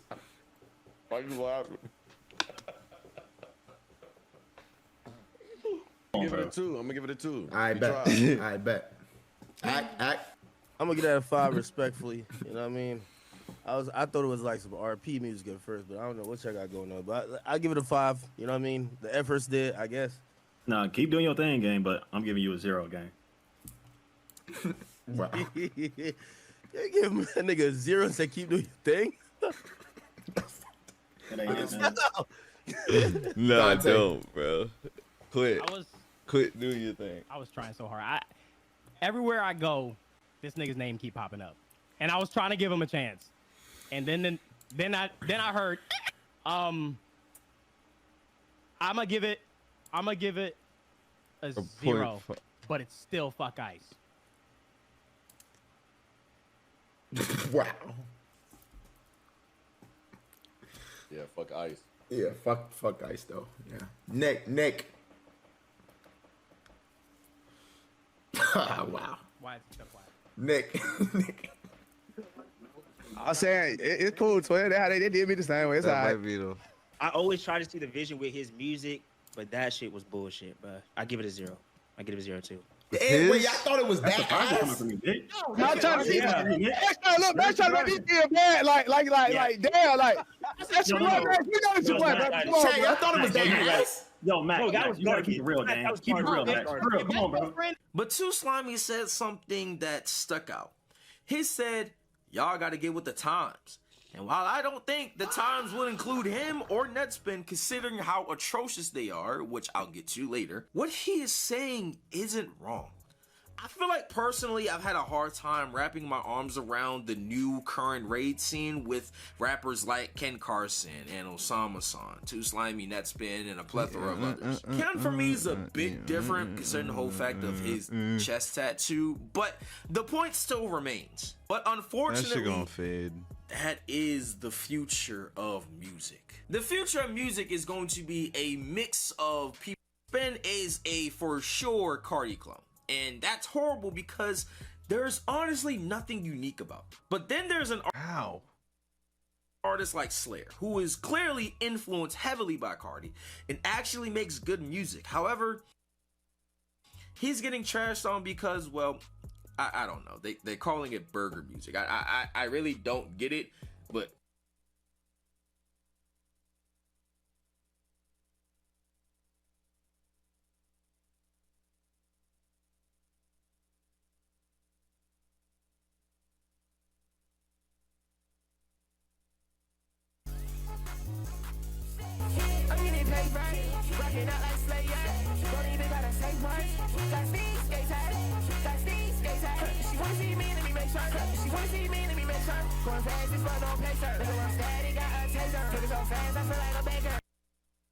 Oh no, to each their own. Oh, I don't like Slayer. Whatever. I guess he doesn't Burger fit the music overall is aesthetic crazy, of what though. people Like, they don't believe even know you what a should look like burger and is. sound like if you're inspired by Cardi. But he reminds me more of Cochise, who was definitely inspired heavily by baby voice Cardi, and at one point in time was just being called a straight up Cardi clone. But to me, he always kind of felt unique. He had his own flair, especially with his video game like production. He definitely makes his own beats. His vocal inflections were always fun, charismatic, and energetic. Yeah, I thought Cochise, and still to this day, feels like he stands on his own island. And I think that's my overall issue with this current sound and why I feel like I'm Unk. You remember that TikTok song that blew up crazy about 3-4 months ago and everybody thought it was NBA Youngboy? And there were people that were 19 and 20 were just absolute Youngboy stans talking about some, nah man, that's not Youngboy. If you know Youngboy, bro, like you would know that don't even sound like him. And everybody that was my age and older was like, wait, that's not NBA Youngboy? Dog, the fact that I'm there, that's bad, bro. That's bad. Like, this isn't a designer. 19 and 20 were just absolute young boy stans talking about some. Nah, very similar, but they do have their own niche ass reference, bro. And I think that's my overall issue with this current sound and why I feel like I'm Unk. You remember that TikTok song that blew up crazy about 3-4 months ago and everybody thought it was NBA Youngboy, and then there were people that were 19 and 20 were just absolute Youngboy stans talking about some, nah man, that's not Youngboy. If you know Youngboy, bro, like you would know that don't even sound like him. And everybody that was my age and older was like, wait, that's not NBA Youngboy?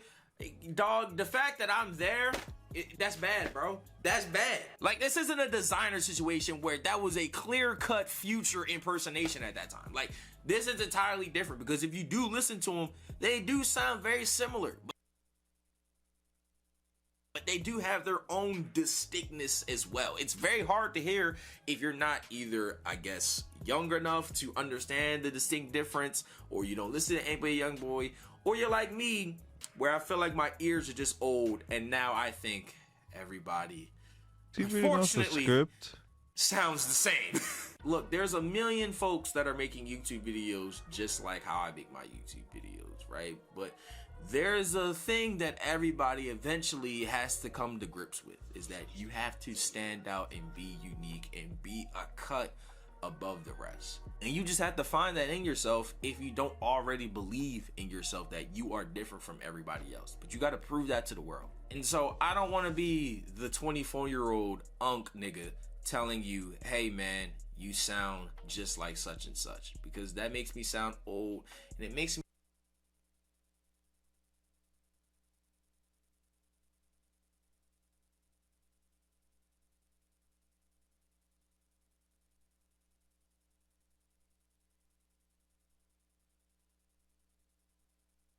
sound like I'm being dismissive when I'm not trying to be. What I'm really trying to say is that you can be influenced by this artist, but at least stand on your own 2 feet. At least feel unique. At least feel separate from this entity that you clearly idolize. But I don't know. Y'all let me know in the comment section below. Am I just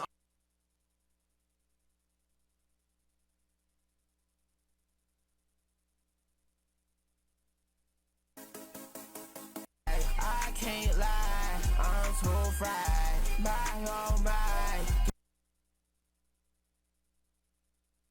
What drugs is that nigga taking? How do you even? Unk?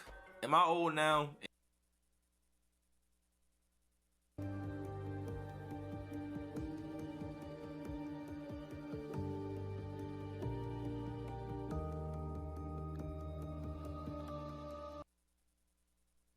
I don't really fuck with that video at all. I just said I did because I really don't. A lot of us have walked into stores like this and decided not to buy anything because history is just go home and give up. And These are obviously sick. These are also super fire. Those are. I thought about getting not that color. It is. Like this holds everything, but if I'm going to just a few stores, yeah, something like smaller. 475. 475, and then these ones were the. I'm sorry, I'm not sure. 375. 375. Okay, I think I'm kind of liking this one. Jason Lulu. Dang. The comparison of them both. EOB cam. But I'm definitely interested in this one. Okay, nice. I'm EJ. I would not believe Nice to you. meet you. We're have to be very discreet. This is Is he wearing $50,000. forces? That's insane. With That's what he flared said, right? sweatpants and a muscle Yeah, shirt? 50 bands on the. This is literally a legendary chest right here. Since you helped me, I figured I'd come back to you. I think I do. This is my first LB purchase too. Hell yeah. You grabbed the end of belt on, oh, it's all packaged up, so you can't, I guess mine's all packaged up too. The video that we're doing is finding the cheapest thing at designer stores. Oh, okay. So, yeah, so that's what we're doing. You didn't follow that. No, yeah, you went the whole different route. No, yeah, that's the funny thing. We just met these guys, tattoo artists. Maybe tomorrow's we're gonna get tattoo artists. Yeah, we're gonna have to come through for sure. Okay, Louis Vuitton, completed. What are y'all making me do, bro? I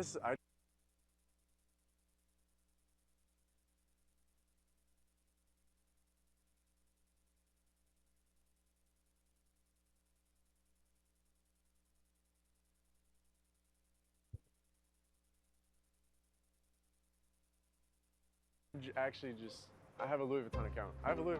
That's the packaging on the Louis V box. Now, I don't know if y'all expected me to for this to actually be a cheap video, but cheapest thing we could find at Louis Vuitton was $400 after tax. Let me check my bank account and we'll find whatever store next. Gotta check it out, bro. Balenciaga. Let's see what the cheapest thing in Balenciaga is. Feels the socks. That's the t-shirt and the boxer. These are like half pajama pants. Yeah. That's insane. Yeah, many pants are like, we call them 50-50. This is super nice. Dang. Okay. The NBA. So it will be like on average of 150. Okay. Yes. That's not bad. Definitely the cheapest. Definitely, yeah. I love these. This is from our 3D. What's the right way you say it? Balenciaga? Balenciaga. So it's kind of like taking the N out. Again, this is a logo that you're gonna see really, really often. You know, them one of the things that made them famous is what. Unlike some of these, once these ones go away, more likely we will not make them again. Oh yeah. Yes. So I have a limited. Okay. I'll grab these for me. Okay, sure. Perfect. Let's go downstairs. Oh, sure. Fill out the rest. Yes, and ask you for something upstairs. Okay, so you technically didn't pick the cheapest ones because I realized that. That's all right. So they're gonna be 208 and 65. Okay. Is it gonna be card? Yes. Okay. I'm just talking straight to Zane's face as a camera right now, but my first Balenciaga receipt, they're getting this water. $200 water and socks. Limited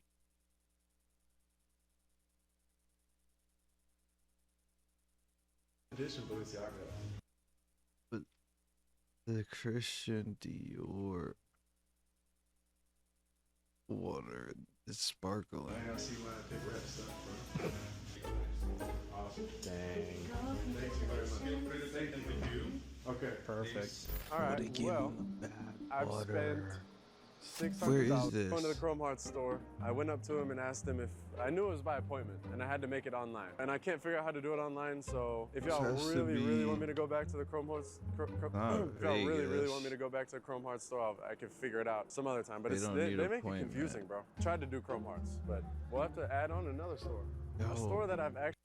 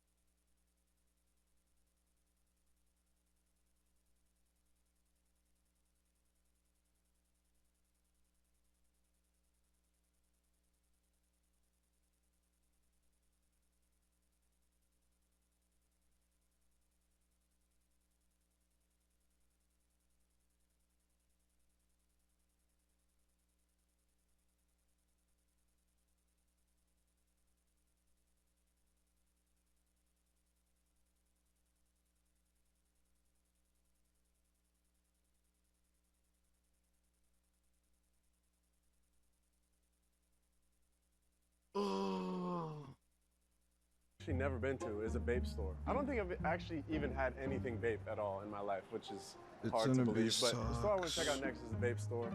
It's like right up here, so I'll see y'all inside. Never mind. All right, well, I can't see a thing because the sun's in my eyes, but I actually have a surprise. I thought we were out of luck. Oh, I guess you guys can look inside.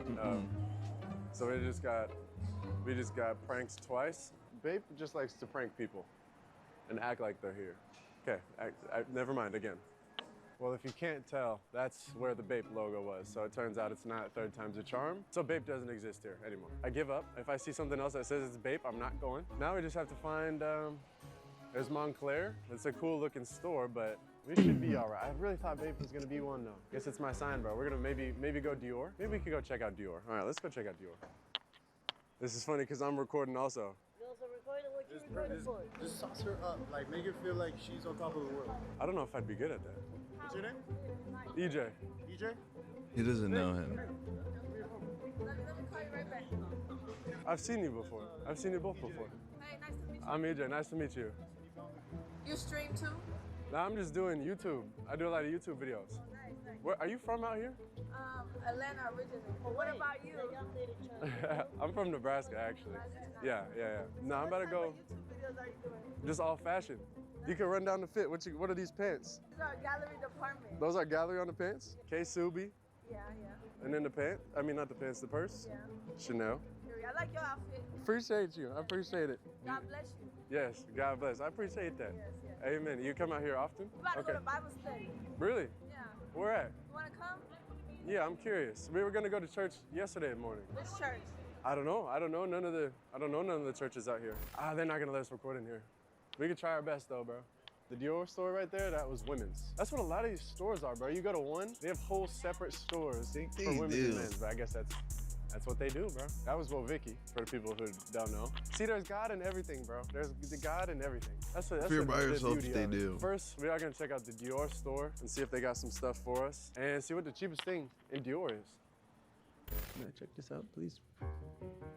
$570. Feel free to take one. Yeah. 2. Okay. You said feel free to take one as in literally. Free. Okay. I just wanted, not used to getting free gifts from like nice stores. No, those make great, like for your coffee table. That's what I was imagining, set it right on the centerpiece. Thank you. No, I appreciate you guys. Thank you. Have a good night. Okay, well, technically, that was not my plan going into that store. I bet y'all didn't expect to get something for free in this video. What? Jay, anybody looking over? Ahead. I'll get the cheapest thing. Expensive, well, we have items like crocodile, python. It was a bag. It was 17,000. Do you have, there's some sprays over there, some perfume. I feel like I used to have this one. I might have to get a new one. Can I get one of those? When I get one of those? I literally used to have this. We found like 180-ish, I think. That's not terrible for cologne. I appreciate you guys being so nice to me. That cologne's trash. Here, and I'm gonna give wrap this for you and I'll be right back. Okay? Perfect, thank you. 147, that's cool. Thank you for all the help. Thank you guys. That's too cheap. Thank you. I'm EJ. EJ? Yes. Nice to meet you. Thank you guys for the experience. So, these are our pickups. This is a Nope.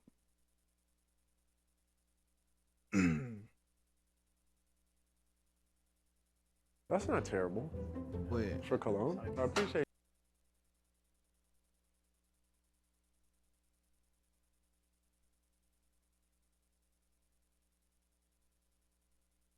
Oh, Gucci guilty.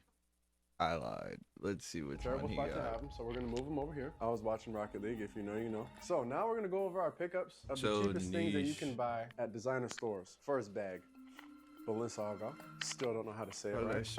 Louis Vuitton, Supreme, and My bag. And the Gucci bag. Oh, and our Dior pickup. Now, hopefully y'all aren't mad at me for this, but this is a cheapest video. There's Free isn't cheap, it's free.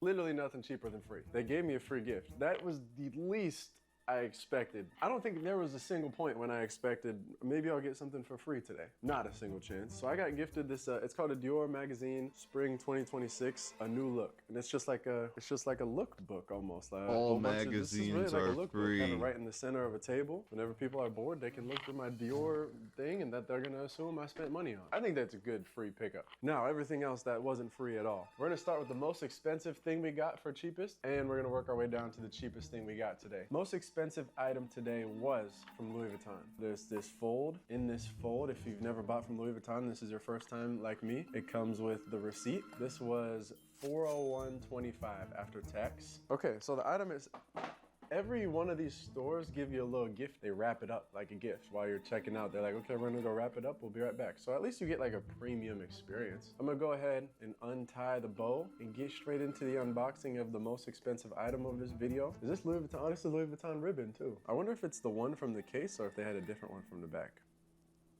My wallet that I have right now is one of them like Switch wallets, where the cards pop up, trifold opens up. So sometimes it gets a little hefty. So if I want something just like cool, calm, collected, I guess I could. We have one card in there, and then if I really wanted to, I could fit some cash on the inside. 4 cards and some cash, little fold. The funny thing is, anybody that hasn't seen this video and sees me with this is gonna assume it's fake. Boom, most expensive purchase, almost exactly $400. There. He said that they were like 150-ish, and there was some for 150 there. I didn't get scammed by Balenciaga, but I saw these and I thought they were the same. So I was like, oh, let me get these ones. Of course I spent a stitch, and so you don't have no snag. The stitch just pulls right through. This is their XL. Did he pick my size for me? Let's try on Balenciaga socks. I'll let you know if Balenciaga socks are any different than regular socks quality-wise. I officially own Balenciaga. Y'all see the socks, bro? Y'all see the socks, bro? Y'all see the NBA tag? Balenciaga on the front. Freaking Airbnb is a mess. How do I like?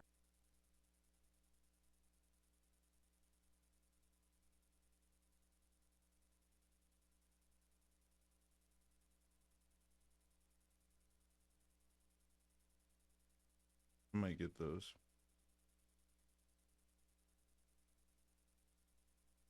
Checking. I don't think there was a single point when I expected, maybe I'll see the socks, bro? Cheapest thing. And then we go and buy the cheapest thing.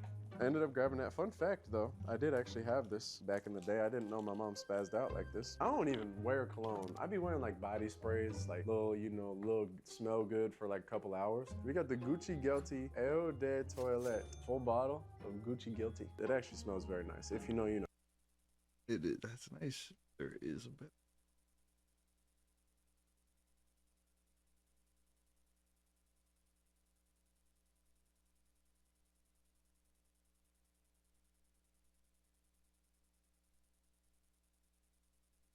Baby proof in the gutters. Get down from there. This minute. Okay. Drake Bell and Josh Peck. They've grown up on The Amanda Show, battling lobsters, How do I fending know when off it frog transfers puppets. to another one?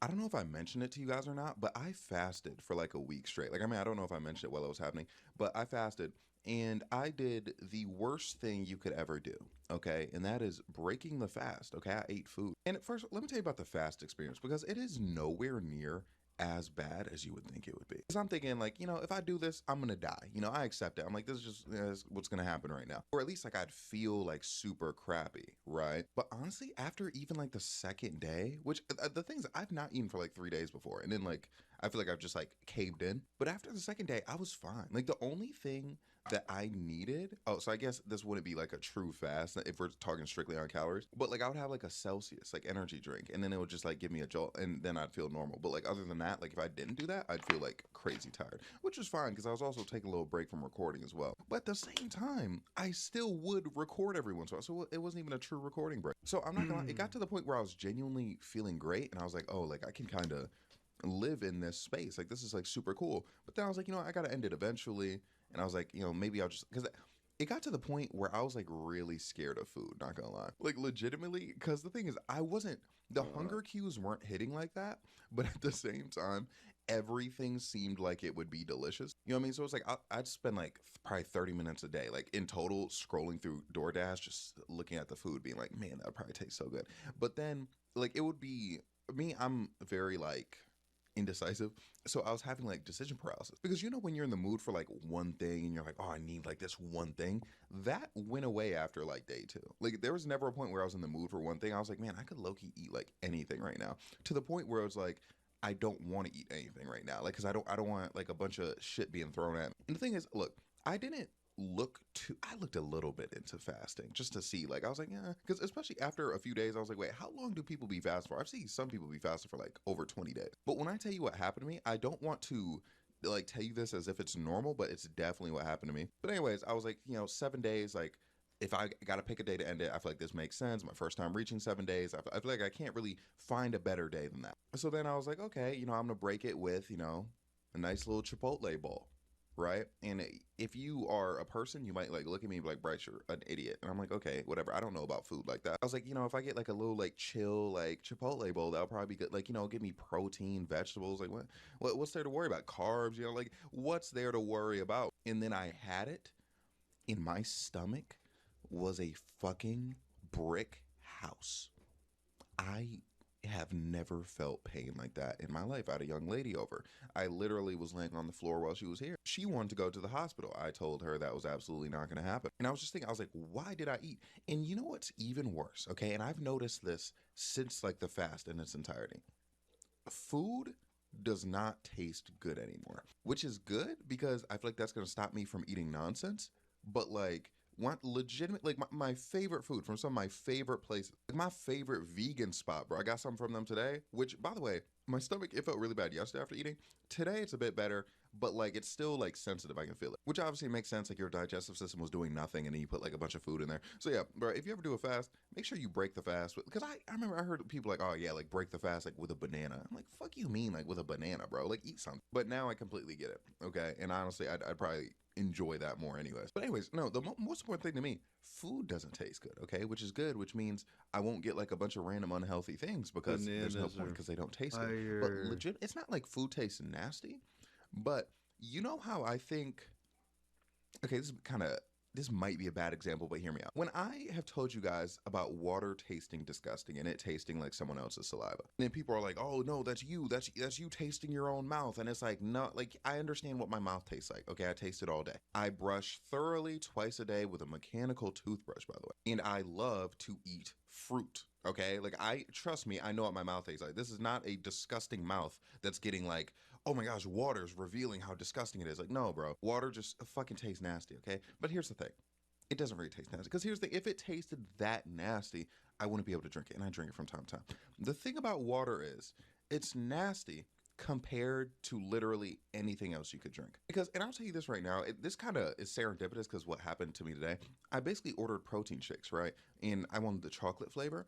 And they pulled up and gave me the peanut butter flavor. Yuck, I hate peanut butter flavored thing. And basically, I'm like, okay, but it's still protein. That like, I don't want to go to waste. Like, yeah, I got a refund and everything. But I'm like, like, might as well, I got it for free now. Like, might as well, take advantage. But drinking that, like, that's something where I drink and I'm like, oh, like I literally don't know if I can drink that. Like, that is far different from water, where I'm just like, yeah, I drink it because I have to. But if I didn't have to, why would I be drinking it? Because you got to think about, like, here's the thing. I'm not like a juice guy anymore, but like just in general, juice is a thing. And I'm not a soda. I've never been a soda guy. But like, there's milk. You know what I mean? There's flavored water. There's sparkling water. At the end of the day, you have so many freaking options, bro. Coconut water? You're telling me that of all the beverages that exist, water is your favorite one? You're a fucking liar and a weirdo. I don't believe you. Again, it tastes like someone else's saliva. And it's not even that it tastes like someone else's saliva, even though it does. It's mainly like the texture, because I'm like, oh man, it's like someone spit in my, like every time I drink water, it's like, oh, this is someone like spitting in my mouth and me swallowing it. And I know that because I have people spit in my mouth. And I'm like, oh, like this is just like water. Okay, but basically I went on that tirade to tell you right now, everything, every like food, I have people spit in my mouth. And I'm like, oh, like this is just like water. Okay, but basically I went on that tirade to tell you right now, everything, every like food tastes like water to me. Not even gonna lie. Low-key some beverages, bro. Y'all know Propel is my favorite drink, bro. There's something about, like, I was drinking Propel. I was like, man, like Propel flavored water. I was like, why is it not hitting? Like legitimately, and I don't know what it is, because I didn't do anything to my tongue. I didn't do anything crazy. But literally, I did not eat for, which the thing is, but I had the Celsius though, so I had flavor. But I didn't eat for 7 days, and now food just doesn't, it just doesn't do it for me. Okay, which is good because again, now I'll just be able to eat like nonsense. Like I'll be able to have like my tofu and tofu and spinach diet, and not really crave much else more. Except I'll probably have like some fruit in there. But it's like I'm genuinely happy about that. And the thing is, I hope this is an effect it has. Just for.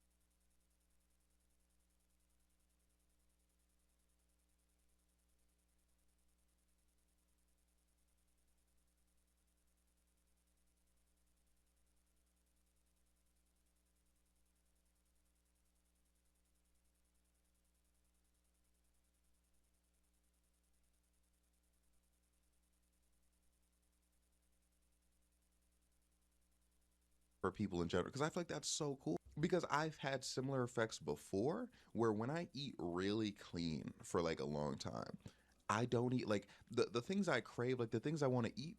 It's the cleanness, okay? You know what I mean? Like it's not like I don't want Taco Bell after I've been eating clean for a week. So I'm like, instead of me wanting the clean Taco Bell, bro, it's just a bunch of cows. It's like, I stand with the vegans who don't. You vegan and you go to Taco Bell.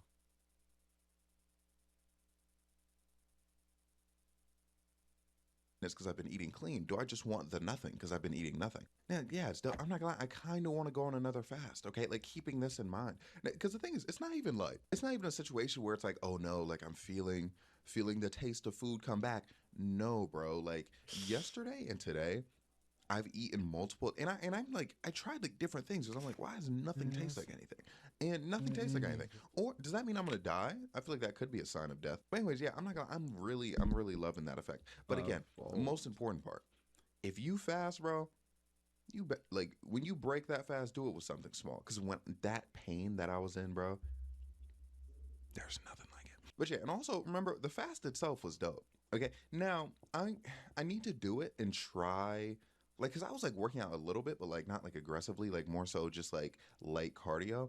I wonder, I mean, obviously if I push myself I'd be a lot more tired, but I want to see like where it gets to, you know what I mean? Like I want to see like how bad it gets. And plus y'all know I don't have like a traditional job, so it's like when I'm tired and I'm like sleeping all, that's another thing though. My sleep schedule got so bad, I don't know if you can see, I still have bags under my eyes because for the life of me, it wasn't even like I was tired and couldn't sleep. It's like I just wouldn't be tired, but at the same time I wouldn't be awake enough to like do something like because I was reading a bunch of comics, like I couldn't, you know, like it got to a point where I'm like, bro, I'm kind of like too tired to like take my mind into reading these comics, especially they were like 80s comics, so there's like a lot of words that's super bloated. So it honestly just got to a point, bro. But like I'm not gonna lie, like it's reinstilling my notion that food is low-key the enemy. Now mind you, that's not me telling you not to eat. That's me telling me that like, hey, yeah, if you fast, do it safely, okay? But yeah, that's low-key what I've been on for like the past week. Oh, because I think it has been like a week since I posted on this account. But yeah, what else been going on? So because I don't want to make a whole video about this, but bro, I was supposed to collab with this nigga. Nigga aired me out, bro. This shit's so ass, yo. But the thing is, I don't take it personally because I be doing that to niggas. And sometimes I be like, I'm going through something. Or I just be having like my little like social anxiety things. Not saying this person must be socially anxious, but it's just like, I know, you know, things happen, bro. And at the same time, it's like, bro, even if it was to the point where it's like, man, I just don't fuck with this nigga, that's his discretion. But man, I was pumped. I was like, bro, some good shit can happen here. But I've been aired, bro. And I'm not gonna lie, that took some of the wind out of my sails, to be completely real with you. Because I was like, damn, because the thing is, I need to get out of my constant thing of always doing everything by myself, but I don't really know how to do that, okay? And at the same time, it's like I don't want to force something though. So again, it's like this nigga not fucking with it, then he not fucking with it. So, but it's like I don't like sorry, I hit the mic. My worst fear. It's not my worst fear, but I feel like the worst situation, bro, is collabing with someone simply just to collab.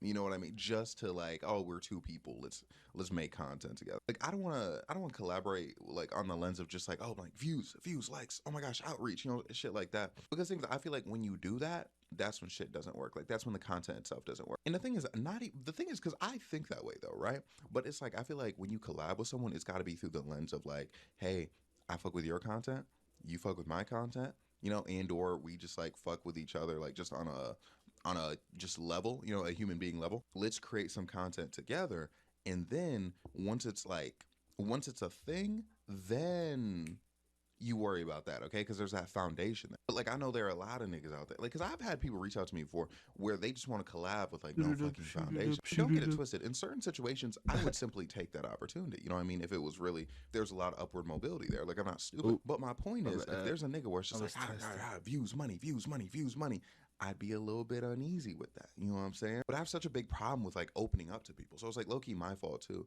But the thing is that when I say opening up to people, I don't mean it in the way that you think, right? Like people I know personally, I tell them so much fucking shit. People I don't know personally, I tell so much fucking shit. But the level from like, oh, person I don't know, stranger, to like, oh, like comrade, like, oh, like we like this is someone like, you know, we have conversations like we're in it low key. That I really struggle with socially. Like that's probably my biggest hang up, particularly with men, bro. Like when I was texting this nigga about the collab, I was like, bro, I have not had a one-on-one conversation with a man since like over a year ago.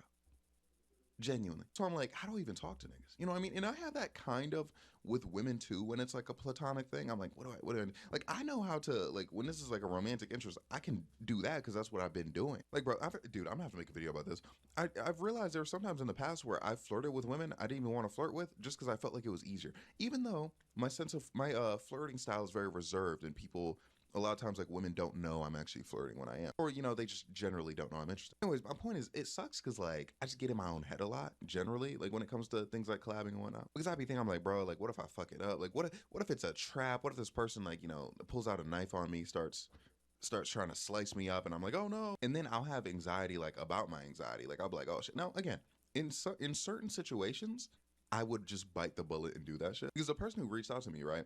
I was like, bro, you gotta do that. Like, you would be a dumbass not to do that shit. So I was like, I'll cross that bridge when it comes. But like, generally, like, I'll think of like, man, like, what if I get like really anxious right before it starts to happen and I pull out?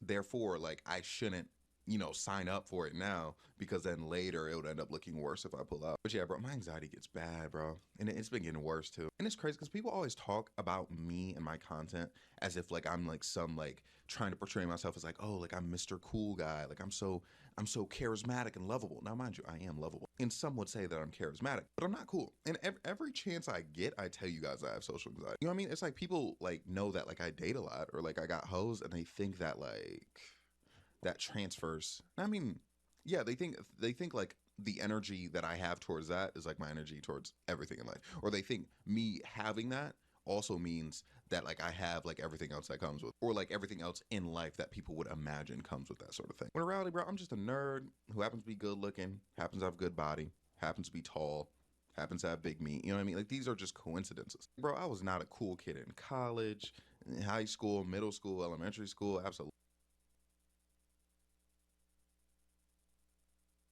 Bro.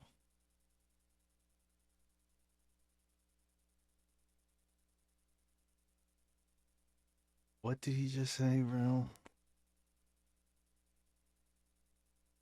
Absolutely not. Like, not even close. Like, closer to the bottom of the totem pole. But I don't know. I guess I just have this. I made a video about this like probably a bit ago, but I just have like this smug way about the way I speak, I guess, where I don't know, people think I'm like trying to present myself a certain way, and it's like the only ways that I'm trying to present myself where I think me and people would agree upon, as far as like they would agree that I'm trying to present myself this way: handsome, yes, and a successful dater, okay, does well with women, okay, but particularly, I've said multiple times, I'm not an approacher, that I don't really have game like that, but like particularly women who are on the roster, I'm a lovely man. I feel like multiple times I've been like, I have social anxiety, I don't have game, I don't have that many male friends, depression, I was bullied growing, you know what I mean? And the thing is, I feel like I have to like go out of my way to put these things out there because I come across as so smug and arrogant, which again, bro, like God forbid I say I'm a handsome man, okay, and then acknowledge like other factors in my life. But you know what I mean? Like, I just come across so smug that like people, I don't know, it's like when I say those things, they're either like ignored or I don't know. Like, I don't know what happens with those things. Like, I just really don't understand. You know what I mean? And this doesn't bother me as much as it used to, because I mentioned this in my State of Affairs video, like, probably like a few weeks ago by now. But it's just like, I'm not a big fan of people thinking I'm trying to present myself as something that's not authentic. It's like, I feel like there are so many times where I would, like, tell you guys, like, my weaknesses or, like, have, like, vulnerable moments with you, and they kind of just get ignored. Not necessarily by y'all, because, like, obviously, like, y'all are in the community, right? But I just mean, like, at large. Like, a video where I'm like, oh, I don't really have male friends is not going to go viral on Twitter. You know what I mean? A video where I'm like, oh, like, you know, I got social anxiety, that's not gonna pop off on TikTok, right? It's almost like even though these people hate it, they enjoy it more when I'm like, hey, I'm so handsome, I'm dating all these women, come get me, come swim with the sea monster. And it's like, I'm fine with that. Like, I guess perception could be worse, but at the same time, it's just like, I don't know, I feel like those are the people who look at me like a caricature.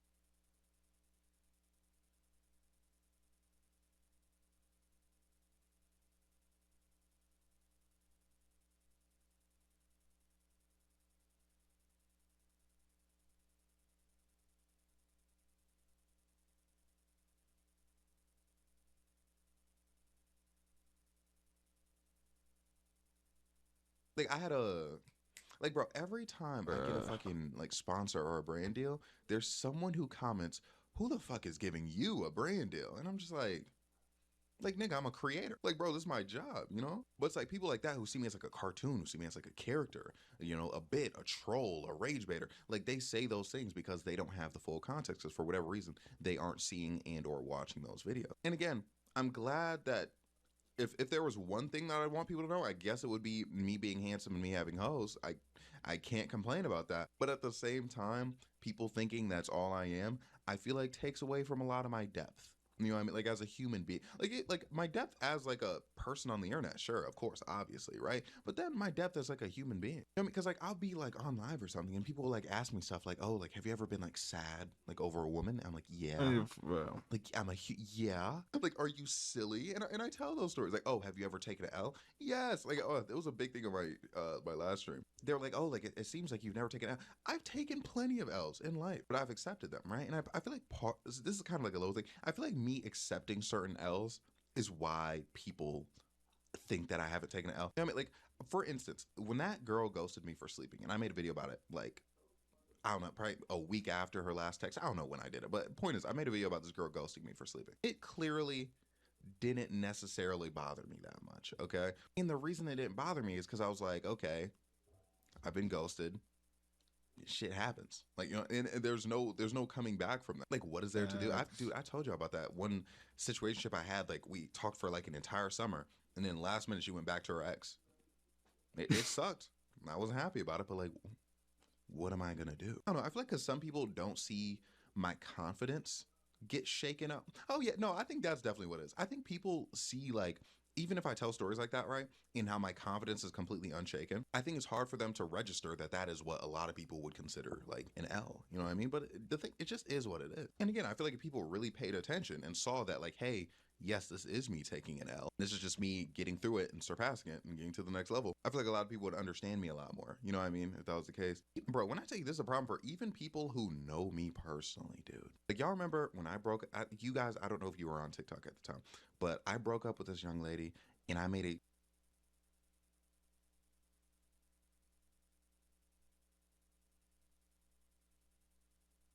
Hold on.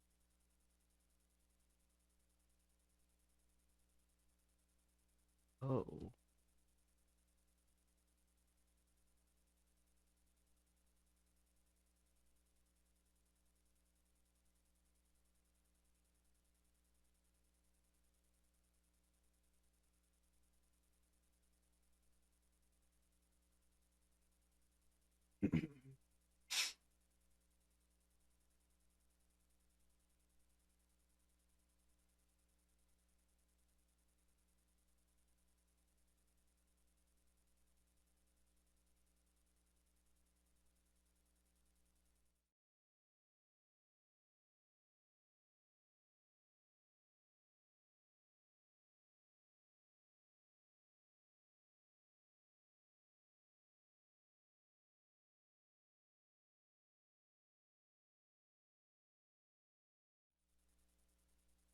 because I planned on it like months before I did it, made a 10-minute long video. I'm sorry, this is one of my proudest moments. So if I bring it up a lot, my apology. Just because it was like a plan that like I went through, I executed, and I did my thing, basically. And I recorded from months, like periodically, like checking in, being like, oh, here's what's going on. You know, here's the situation that happened today. She annoyed me when she did this, and then she yelled at me, and then I had to fake cry, which I'm not gonna lie, dude, that fake crying almost got me in trouble because at the time she posted it, right? She posted it and then like deleted it, but she did it though, right? And I remember, I think the caption was something like, oh, like, so this was fake, huh?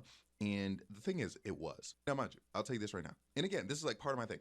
I had cried in front of that woman many, many, many times. And people don't believe this, but I cry all the time. I'm a big crier, bro. I'm an emotional guy. But you know what? Even in my like peak depression, what I know, I don't want to cry with a paper trail, okay? However, okay, when I'm being a bit manipulative, I think I care less about the paper trail. So anyways, yeah, the audio was posted and I saw it.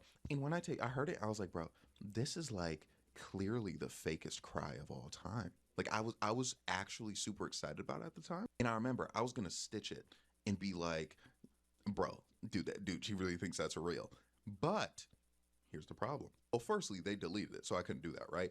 But then I'm just going through life, months later, okay, when I'm getting with my now ex, but like new girl at the time. Actually, I got with her like pretty much instantly, right? But I think what I'm telling you about took place like a month or months later. So basically, my girl at the time, she was mad at me because I had previously left her for another woman. It was a big thing, and she said something like she was like, oh my god.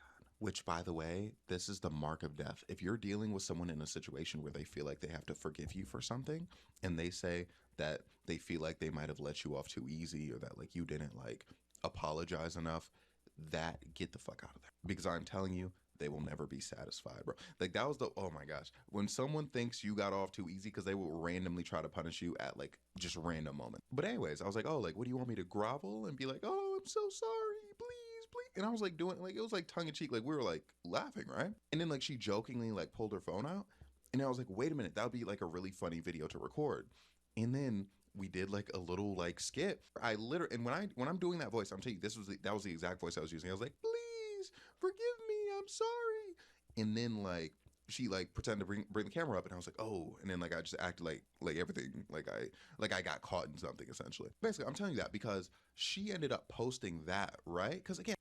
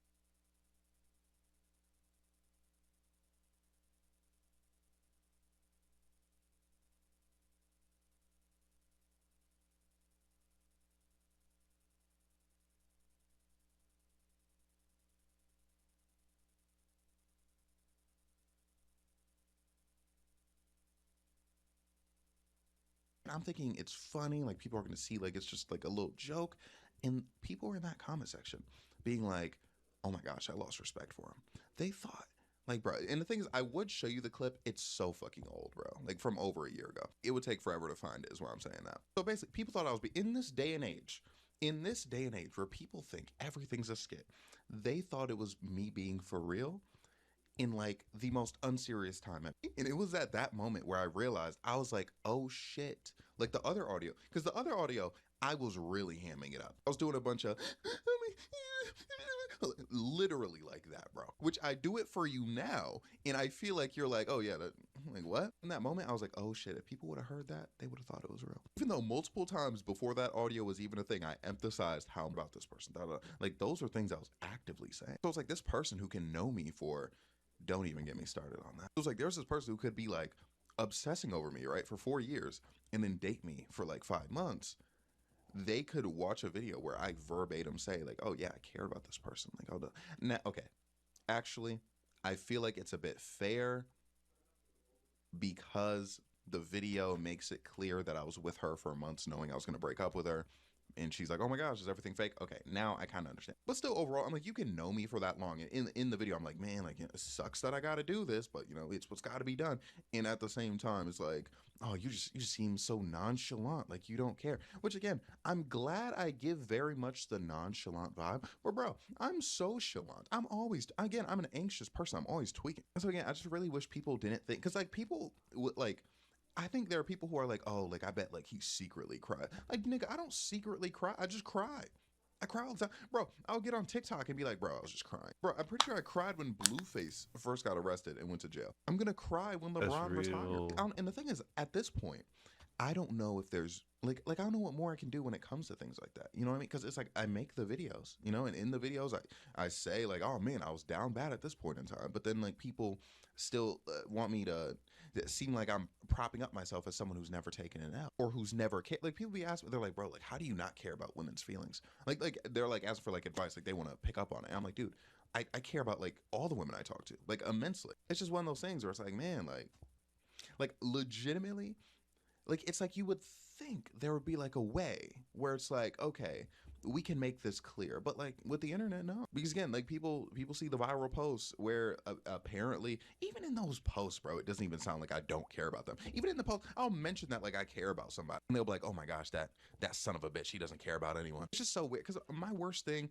is I'm like, bro, I don't want these niggas feeling like they like caught me in some shit. Because for one, I need y'all to know that when I tell you guys about my W's, I'm being truthful. Okay, that's one thing. Because it's like if someone's honest about their L's, you know they're honest about their W. Also, I don't want someone making a video being like, yo, I saw BRS out once and he was like really quiet and he seemed like kind of like shy and you know what I mean? Like they have something on me. Like it's some secret shit that I haven't told y'all about. Then I'd have to make like a 10-minute highlight reel of all the videos where I mentioned me having social anxiety. But I don't know, I feel like that gap might be holding me back as a creator.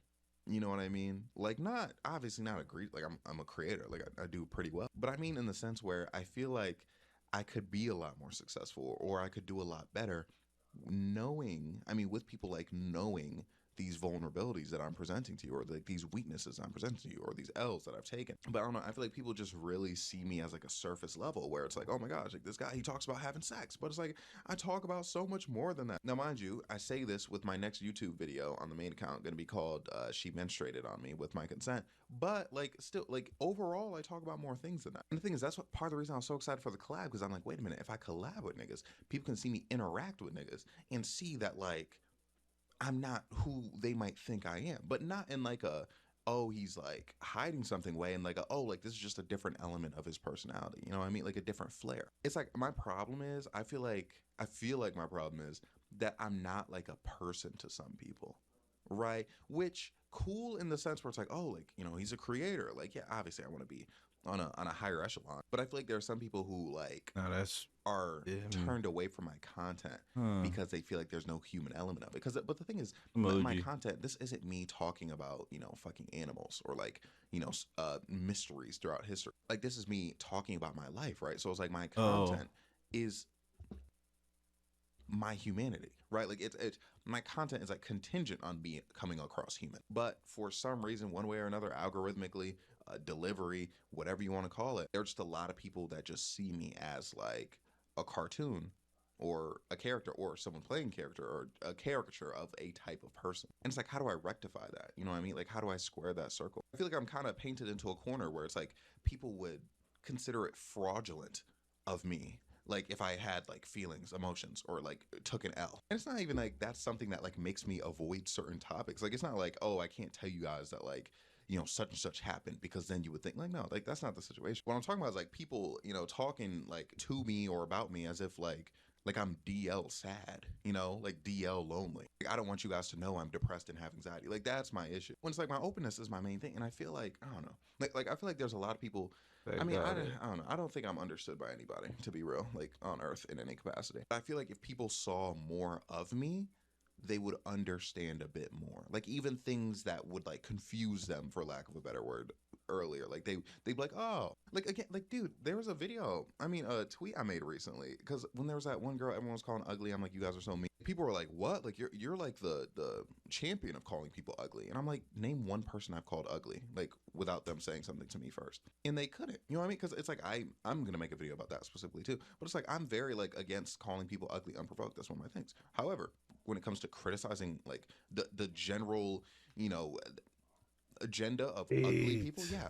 I can criticize it, because that's not even me talking about a specific person. Like you in your mind would have to identify what ugly is to you for that to apply to anybody. But you know what I mean? It's like even like those are people who follow me, they don't even know shit like that. But if someone's followed me and like they've really seen like, I mean, this is unrealistic, but if they've seen like every video, like I've definitely mentioned before that I think there's a strong difference between calling someone ugly and then just hating on ugly people. Like if they saw that, like they would understand my morals, they'd understand my value system. You know what I mean? Like I still have people who get surprised when like I'm not transphobic. And it's like, for one, I don't even think it would make sense for me to be transphobic. But I'm just like, how are you confused? I just and the thing is, this isn't even just like a perception thing. Like this isn't just like, oh, I want people to view me like this. This is I feel like my content isn't doing what I need it to do because people don't have these understandings. Now, mind you, to slop my own meat up, I'm just kind of a complex guy, which does feel good. You know what I mean? But it's hard as a creator when your message is, because I talk about different things, like when my messages aren't always falling on the correct ears, aren't always hitting the right way, like people aren't always gathering what I'm trying to say, even though I'm speaking very eloquently. The problem is people are only seeing, it's like the picture is like beautiful, it's a gorgeous picture, right? And people are only seeing half the picture, and then they're like theorizing about what the other half is. Okay, this is a long ass video, but I gotta do something funny here. Okay, so say this is the picture, right? And people are only getting like this right half of the screen, and it's like people, they either are making up their own thing for this half, or they think that like I'm hiding this half, and they're saying stuff like, ooh, I bet there's trees on that half of the landscape. And it's like, yeah, like they're right fucking here. But at the same time, it's like this half of the landscape has been drawn. It's out there. You know, it's been out there. But you know, again, algorithmically, maybe my best videos are just my videos when I'm talking in certain ways. But you know, people are only seeing this half the landscape, you know? And again, it's the nature of the beast with being content creator. Like, not everyone's going to see every video. Particularly, I think, I never really thought about it this specific way before though, but when you are talking about your life, people aren't always going to get like the ins and outs and the ups and downs. But again, it's a thing where I feel like my message I feel like there's a lot of people who don't understand what I'm trying to say, who would understand exactly what I was trying to say if they saw the complete picture, which I'm trying to show them, but for whatever reason they end up not seeing. You know, like a perfect example would be like, so many like people view me as like a woman hater on TikTok. But then, for one, it's like they don't actually listen to what I say in those videos, where they would claim that I'm like woman bashing when I'm not. And I bash certain ideals, which 90% of the time are rooted in the patriarchy, and I usually say such in the video. But it's like I have plenty of videos that are defending women individually, for one, but also, you know, giving the women's perspective of the issue, whatever. Look, I hate that it's like this, but there are some times where there's like a man's side of the issue and a women's side of the issue. There are plenty of issues where I'm on the women's side of the issue, but those videos, for whatever reason, they either go to the wrong For You pages, they don't pop off, people think I'm saying it just to say it, like just pandering. But it's like, and the thing is, it works in the other direction too. It's like there'll be men who only agree with my takes where like I'm critiquing like a behavior that a woman is having, and then like his ears will just be completely closed to when I'm critiquing a male behavior. But it's like, if you really paid attention to both, you would see the complete picture, right? Okay. No, okay, but I would understand that me and also talking to someone else. If I was in that situation, if I was in the young lady situation where I'm talking to someone who doesn't want to be monogamous with me and they're talking to someone else, would I be happy that they're talking to someone else? No, okay, but I would understand that me and them weren't monogamous. But for some reason, that, you know, there are people on the internet who seem to think that like, if a woman was doing what I was doing, I would deem her to be just the worst, you know, and just throw her under the bus. When no, not at all. So again, it's one of those things where it's like, sure, the perception isn't fun a lot of the time, you know, when I just know people are constantly misunderstanding me. But my biggest thing is like when my message won't get across, when I'm saying something and I can tell that people aren't hearing me. Like, that's what bothers me, because then it makes me feel like someone who has, you know, 500K on TikTok right now on the main account and over 60K on YouTube, but like it makes me feel voiceless somehow. Because if you can speak but everyone else in the world is deaf, or can you really speak? You know what I'm saying? And again, I feel like the best way to do that is more exposure, which is why, again, I was excited about the collab, because I was like, oh my gosh, like this collab, maybe it could lead to more collabs, and you know, I could do my thing, but man, got aired, man. See, even that's me taking an L, bro. And people say I don't talk about my L. But yeah, bro, that shit took the wind out of my sails. It took the wind out of my sails. Like, I cannot stress enough. Because when I tell you, a nigga was pumped. A nigga was enthused about that shit. Because it felt like everything coming together. Because I was like, wait a minute, okay, here's this social opportunity. It's a career opportunity. Like, just you know, we're all leveling up here, okay? And then it fell through. But we got to persist, okay? We got to keep going. You can't let every setback set you back, okay? And also, it's like, if bro never would have reached out for a collab, what would I have been doing? Like, I would have just kept going. So I can't tweet too much about it. But with that being said, thank you so much for watching. Like, comment, subscribe, everything I have to say. I'm so sorry, and I love you. Have a great day, night, evening, morning.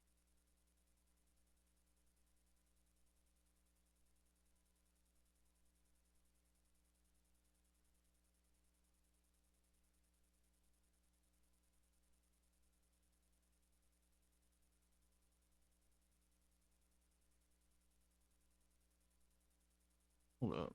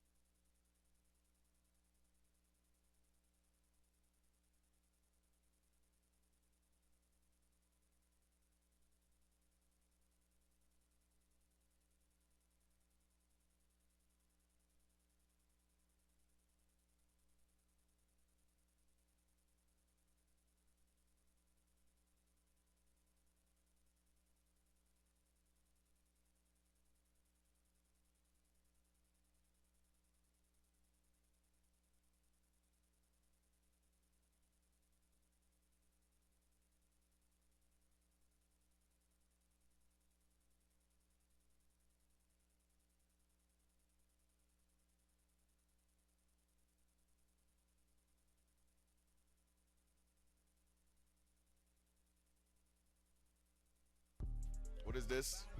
Bruce drop him off as. What is this? Bruce drop him off as.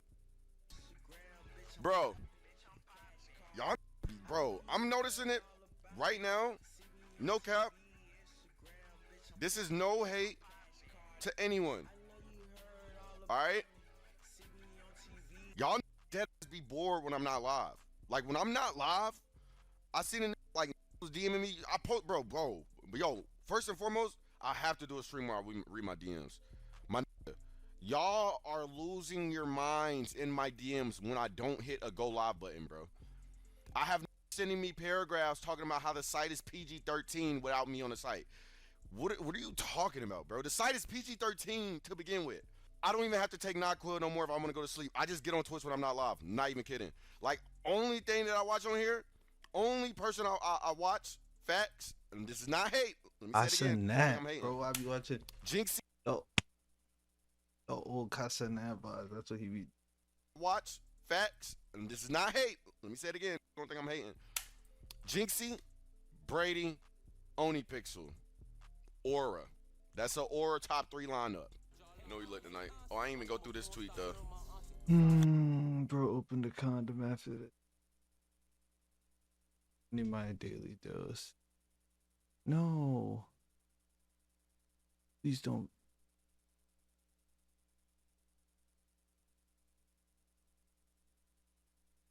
Last clip. Wait, One is terrible? He doesn't even play games? I saw this tweet. I thought One Pixel was like really good at CS. Okay. And he's like, Last clip. Wait, One is terrible? He doesn't even play games? I saw this tweet. I thought One Pixel was like really good at CS.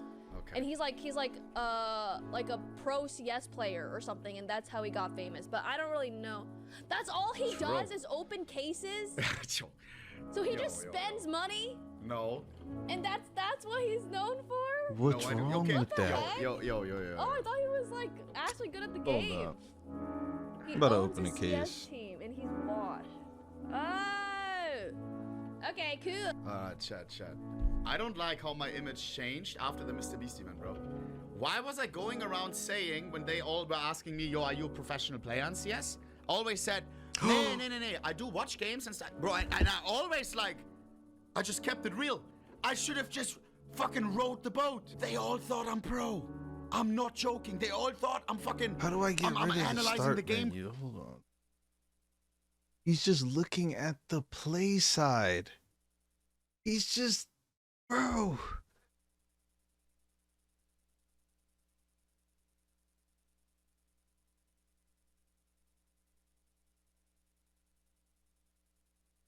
That's the craziest shit I've ever heard, actually.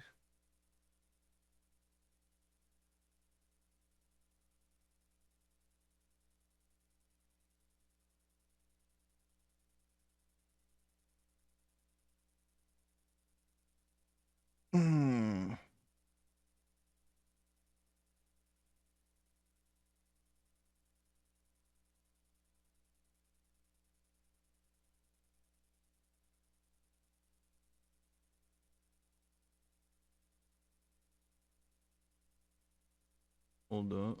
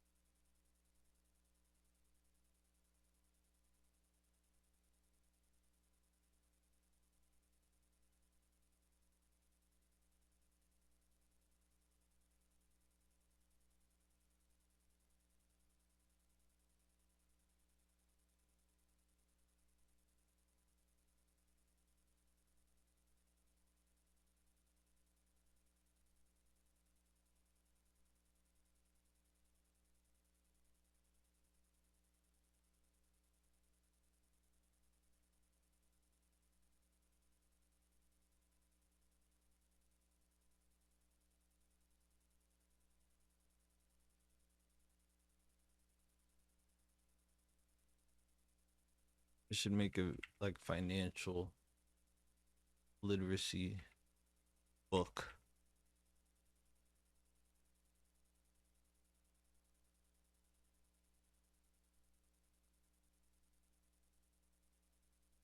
Oh.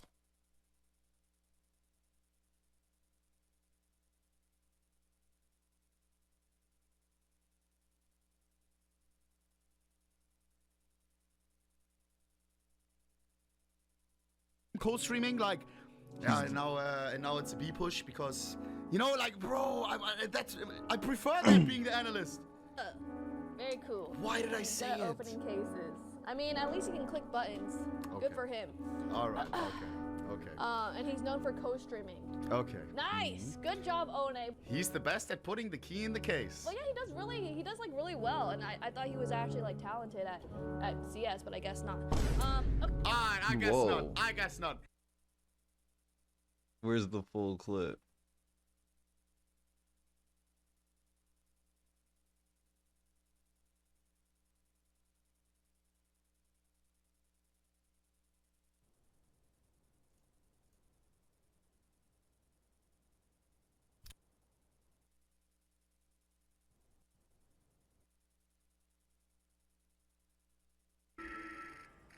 Gold. Gold! Gold! Those ass! No! Why do I get the Wi-Fi gloves? Gold! Gold! Those ass! No! Why do I get the Wi-Fi gloves? Oh my god! Why the Wi-Fi gloves?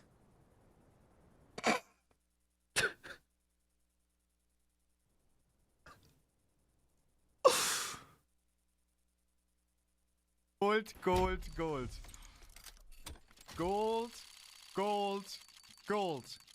Game in! Oh! Was? An OG gold! What the fuck? Karambit as well! Guys, Karambit Blue Steel! I just unboxed Karambit Blue Steel! Yeah, I saw it, man. What the fuck? What? Yo! Robocat, win this round, bro. Why?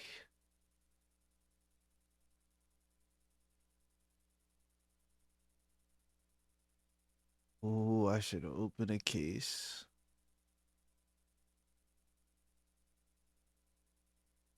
Let's see.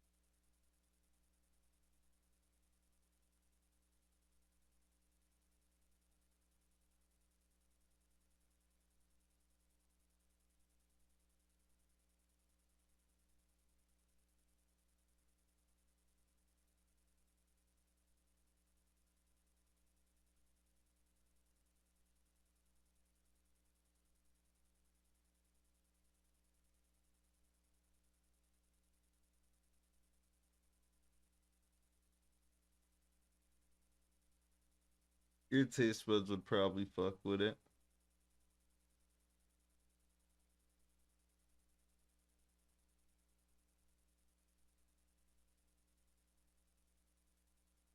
Broccoli cheddar is fire, actually.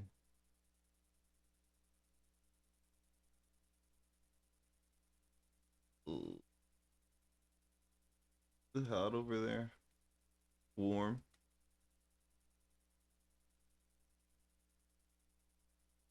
It's cold as fuck. I need to put a map in my room again.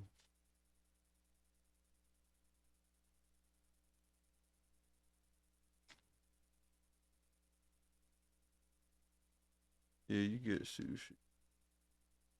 You should, I mean, good.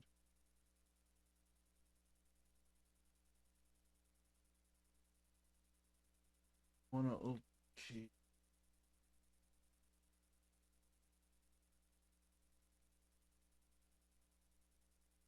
Bro, this is terrible use of AI.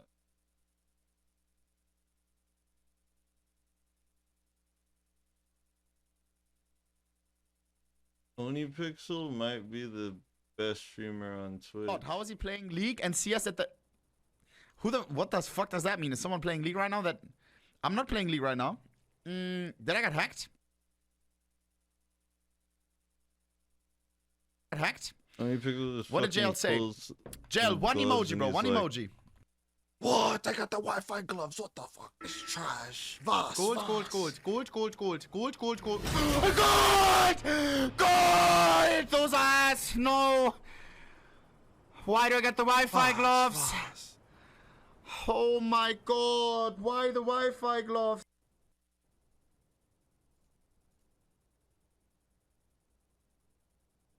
I don't know why people gamble when you can just open up CS:GO cases like.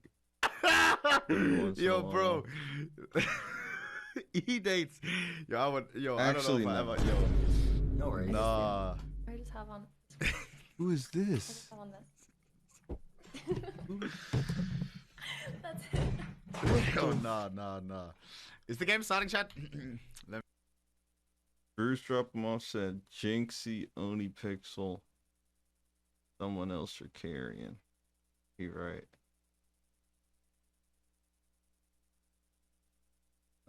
Just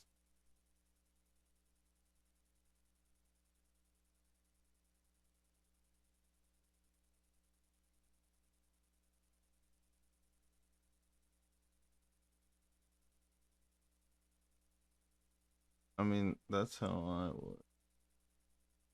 I've literally, if you actually like haven't had food nutrients all day, no weird shit, eat a banana and then eat. But like, yeah, same. Yeah, I was gonna have a banana, but I don't have any. I don't feel like getting any right now. But I had macaroni, and it was good. Food be tasting trash when you fast. Give me a gold. I'm so Even sad. if it's like a I'm little so fat. fucking sad. I'm such a sad. I think this video was I think it was relatively hard I mean, to predict because they both they don't really both play like overpass, right? It's also a little I bit. wish they switch to the new one. And I think it also Why not? really just comes down to both coaches Say fuck being it. so prep heavy, Force like, the you know, players they've to play probably it. really been digesting to try and find out what is the actual best pick that we've gotten, and so far I feel like we've gotten a relatively interesting map pool that maybe. Who do you feel like it plays? Is in favor that? of? I mean, I feel like it's the newest mouse member, JL. The current venture for Nabi. Yo, bro, please don't join mouse. I'm not even joking, bro. Like today, actually, and so to not waste it. Yeah. Wait, JL, are you coming? More kills than bit. Look at him. No. I hope. Dota 2. Is that You're true? gonna get, like, you have an 8. You're gonna have a Mediterranean.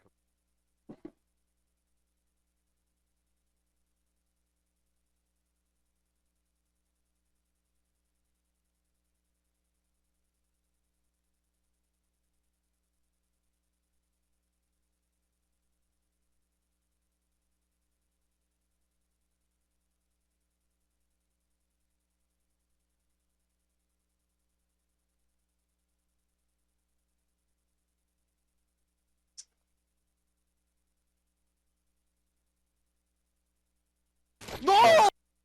Ooh. Jel, even though you lost, watching you play makes me want to actually grind the game. How was that so sexy? I died. I got one tap. Bro, when you watch esports, like right now we're watching Navi vs Falcons, right? It doesn't, like, it feels cool, yes, but it's not like you're shitting on them Cases like... are banned.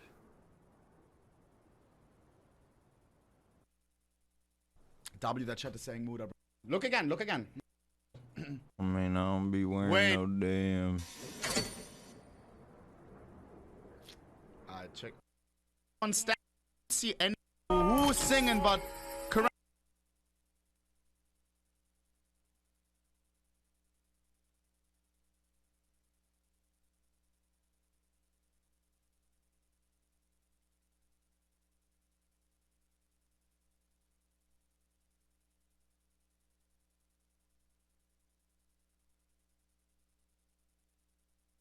That's what I almost got, but I wouldn't even have ate.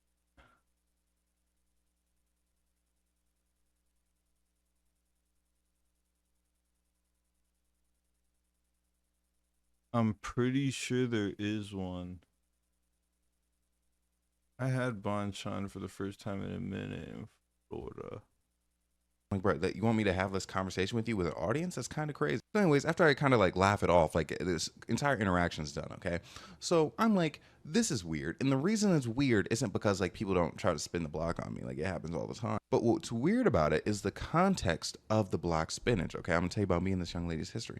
Basically, we had each other on social media for a long time, but we talked for merely a few months, linked up, oh my gosh, because I was talking about it on stream yesterday, linked up maybe like 2 or 3 times, legitimately. And it was clearly an interesting amount of interest there, okay? Obviously, you know, I was talking to her, so I thought she was attractive. And she thought I was very attractive. It was funny, as I mentioned, what's so ironic, yesterday, before I ever streamed, I made the YouTube video where I mentioned someone commented before where I was like, oh, like, since me being like as tall as I am, I'm a 10 out of 10, but if I was like 5'10", I'd probably be like an 8 out of 10. Actually, let me She was actually the one who made that My comment. hair's gonna Basically, we be linked up a couple times, you know, good individual who seems like a good person, you know, like obviously I literally like don't know her that well. That's why it's so strange to like get that comment. But then basically, she ended up getting a boyfriend. Right. So then, you know, like I found out she's not like a cheater. Because I remember she told me, she came to me, she's like, oh, yeah, since I got a boyfriend, like there are a lot of guys saying that like, oh, like I could do stuff with them on the low and I would just never do that. So I heard that. I was like, okay, she's got a boyfriend. I'm going to back off. So I did indeed back off. Okay. And we had not talked since like she was in that relationship. I'm sure she's probably gotten out of it, but like we just like never talked yet. Mind you, this was years ago, like multiple years. So for her to come back and be so honest, were you just never into me? I was like, what do you mean? Like, you were the one who got in the relationship. Because I'm not going to lie, when her getting in that relationship, it was a bit of a hit. Because I'm like, okay, first of all, I'm me, and she's getting into a relationship with this guy.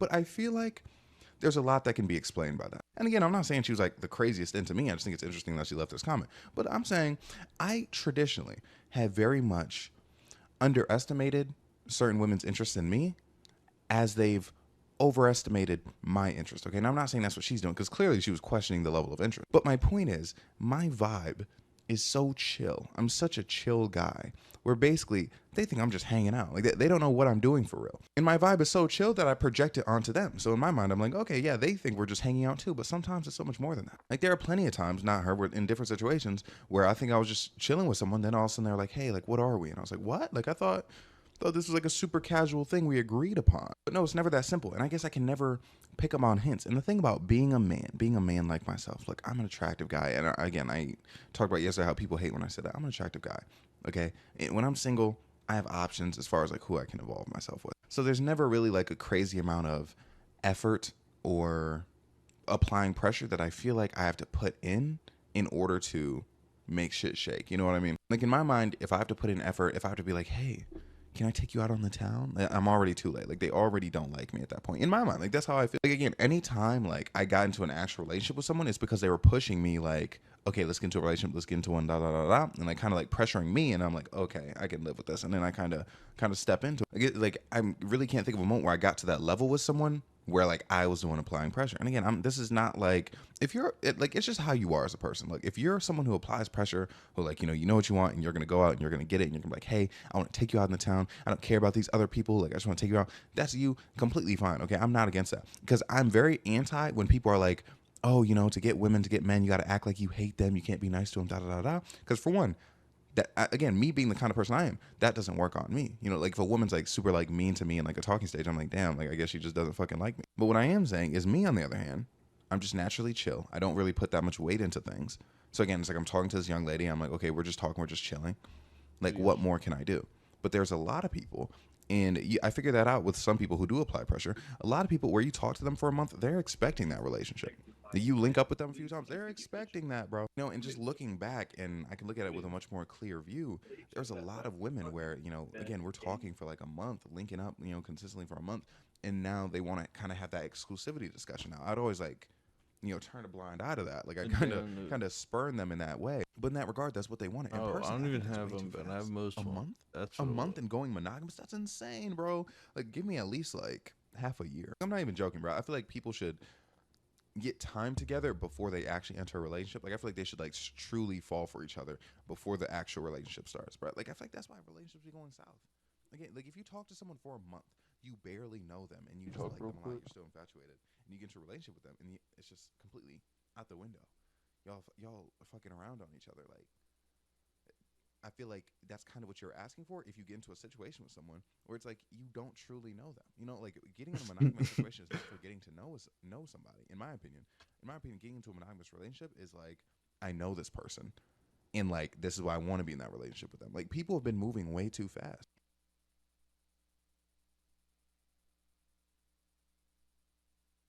And again, like with my much more mature brain, I can look back and be like, okay, that's the thing. But back in the day, bro, I was a dumbass. I was talking about this yesterday on stream. There'd be times I'd be in the room with a woman and she'd be talking about how good her head game is. Again, to me, this woman's like just a friend. She'd be like, oh yeah, my head game's so good, like da da da. You know, I spit on it. You know, I blah blah blah blah blah. And then I start talking about my sloppy game. You know, I'm like, yeah, this is how I eat it. I eat it like this, da da da da. And then I'm in my mind, I'm like, that's just a conversation. Like that's just a normal thing we're having. But in hindsight, I'm like, I think they may have wanted me to make a move. It's multiple times. I'm in a room with a woman where she's like, hey, Bryce, like can you look at my ass real quick? Like, how's it look? And I'm like, oh, yeah, it looks good. I'm thinking this is just like a friendly ass check. Been friends with women, kiss them. And I'm like, nope, it's just a friendly little kiss. Because me as a man, I'm not a move maker. And a lot of women expect the moves to be made, you know, not through anything other than societal conditioning. But it's like I don't really fall for that. I don't really subscribe to certain types of societal conditioning. And mind you, I'm not saying this because I'm like super, which I do like to see myself as a progressive guy. But it's not just solely like, oh man, like since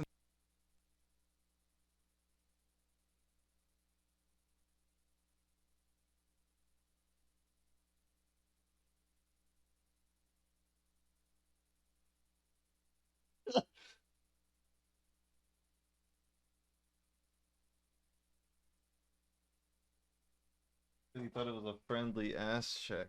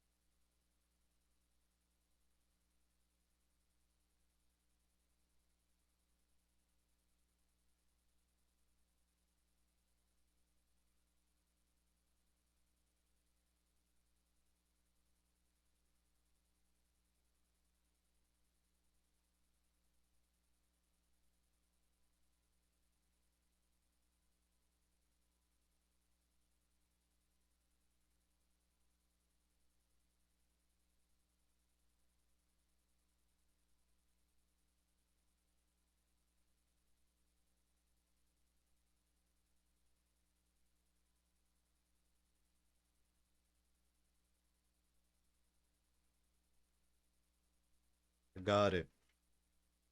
Ready, say something real quick. Wait. Oh wait, yeah, say something.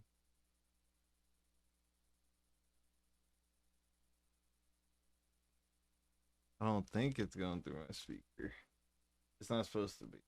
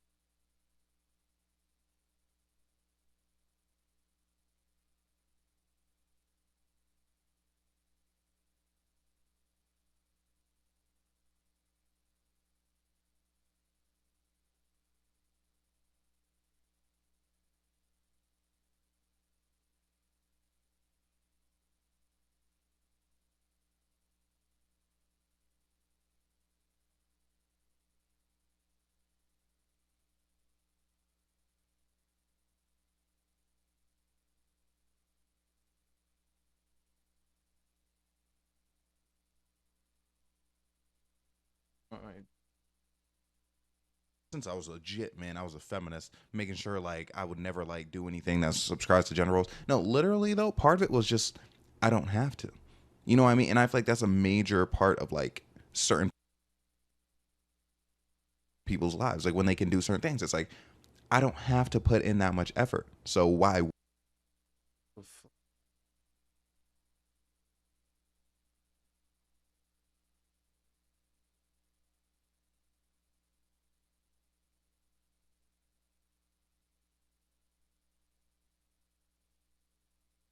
would I? And that's why people complain about like dating like attractive people or talking to attractive people. They're like, oh, they're like this, they're like that. But it's like it's not even necessarily like bad. Again, like I wouldn't treat these women bad. Like I would just be there.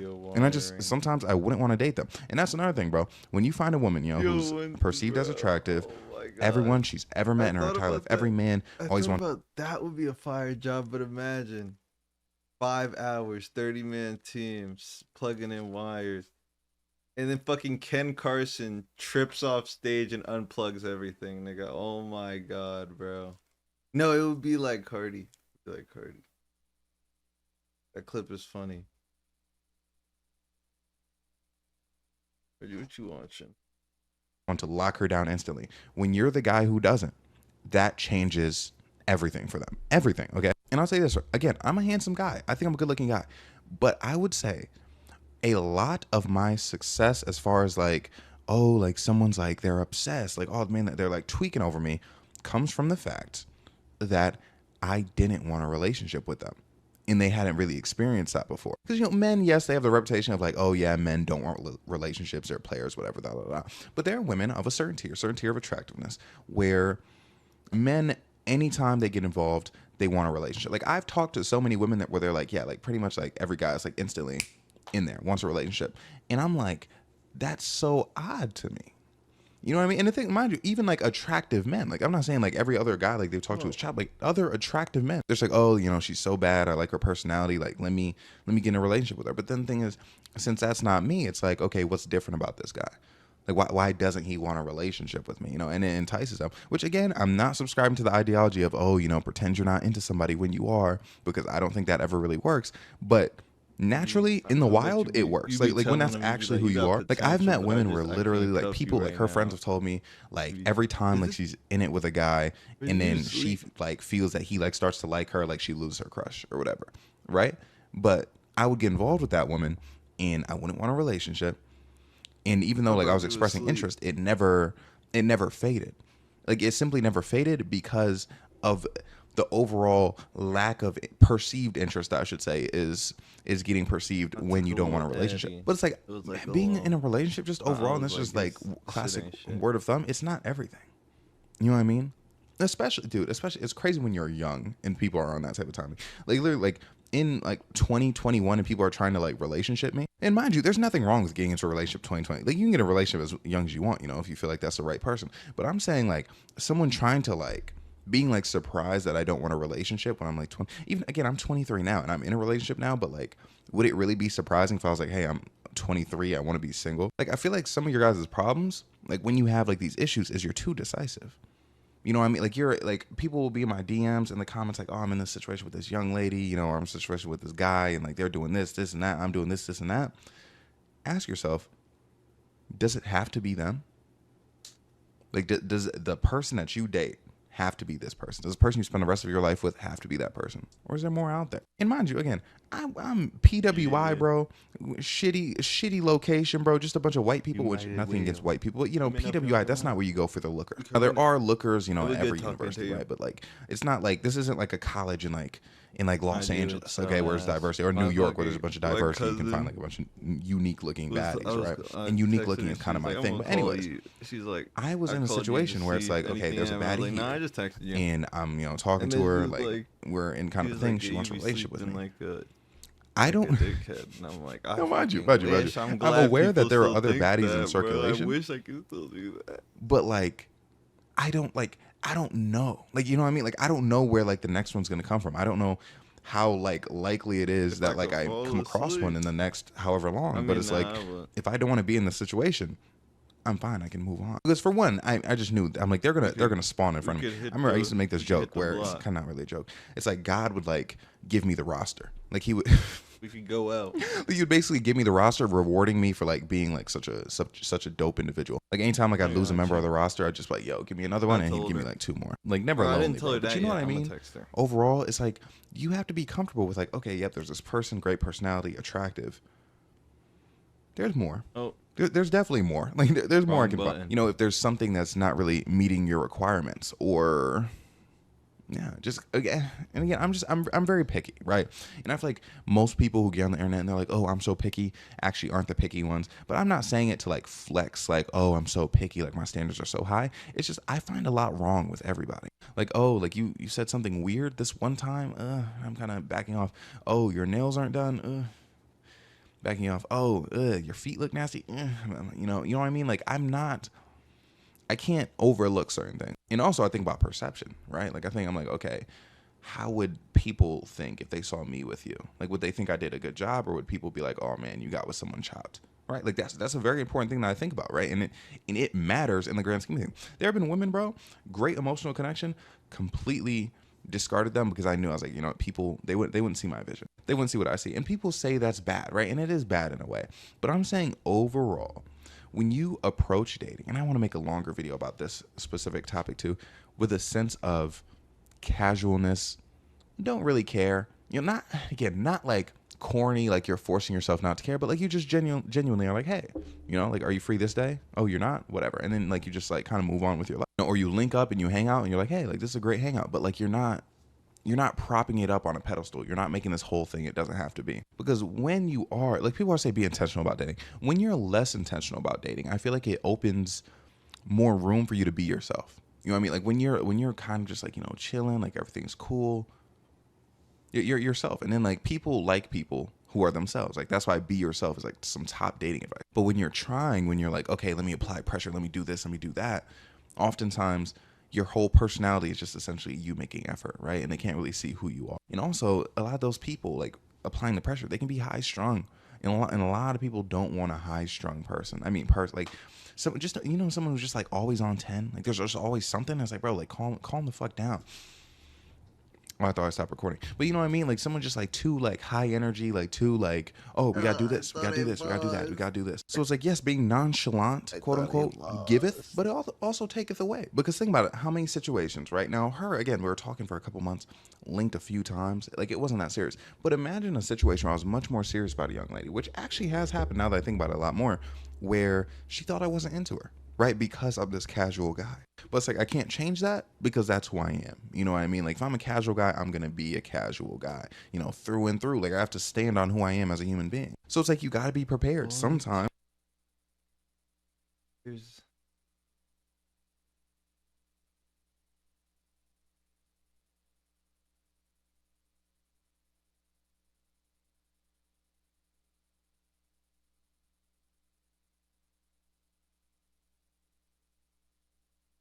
There's like blatant anti-Semitism.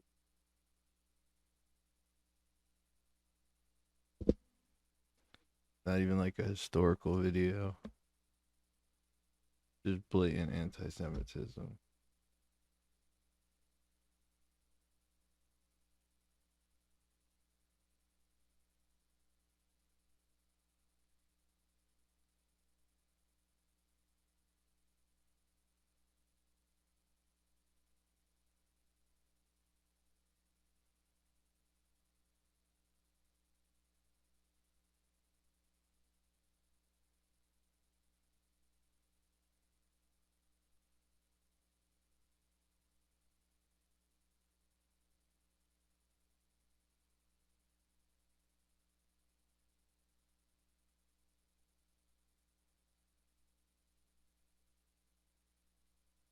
I don't know, like, I don't know the solution, maybe having like certain deeper conversations, but you know, words can only do so much.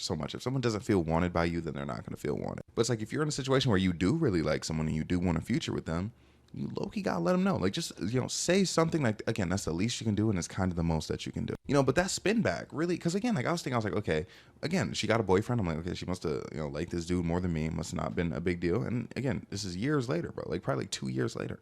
Now, obviously, I moved on. But then, like, her coming in, being like, oh, did you just not like me for real? I'm like, what do you mean? Again, like, that's why I was like, in what way? So it's like, I guess my perception of events, and again, this is another lesson you can learn from it. My perception of events, where it was like, oh, like, I'm this guy, I'm kind of, not going out bad, but it's like, I guess I got dubbed in the situation. It wasn't actually like that, because she felt like I wasn't interested. And there are tons of stories I have where like that was the case. Again, like the girl who called me her dad's name, like one of the last arguments we had was basically, she was mad. She was like, oh, like, we're like a situationship. Like, I don't like that. Like, that's the problem. But like, again, like, she kind of had communication issues because we were still non-monogamous. And like, we still both agreed to be non-monogamous, but she's like, oh, I hate being in a situationship. Like, I think she wanted to go to monogamous, but like, she was like kind of like afraid to say it. I don't know though. This is all speculation. But again, last big lesson you can learn is, when you look back at situations in your life, I don't know why I went like this. When you look back at situations in your life, right, you should think to yourself, how do I phrase this? You should think very clearly, right, about the fact that you could absolutely misconstrue things. Because like I said, again, I thought I got completely dubbed. And clearly she thought she got completely dubbed, which now makes me realize I didn't get dubbed at all. Like, because I definitely wasn't looking for a relationship. You know what I mean? And for most of my situations, I'm not looking for a relationship. But a lot of us will be in a situation, and that's why like I made the whole fumbling isn't real video, because a lot of us will be in a situation in, like, you know, people back then, like, I remember, because I made a TikTok about it back then. I was like, oh, a girl I was talking to got a boyfriend. People were saying I fumbled, right? Clearly I didn't.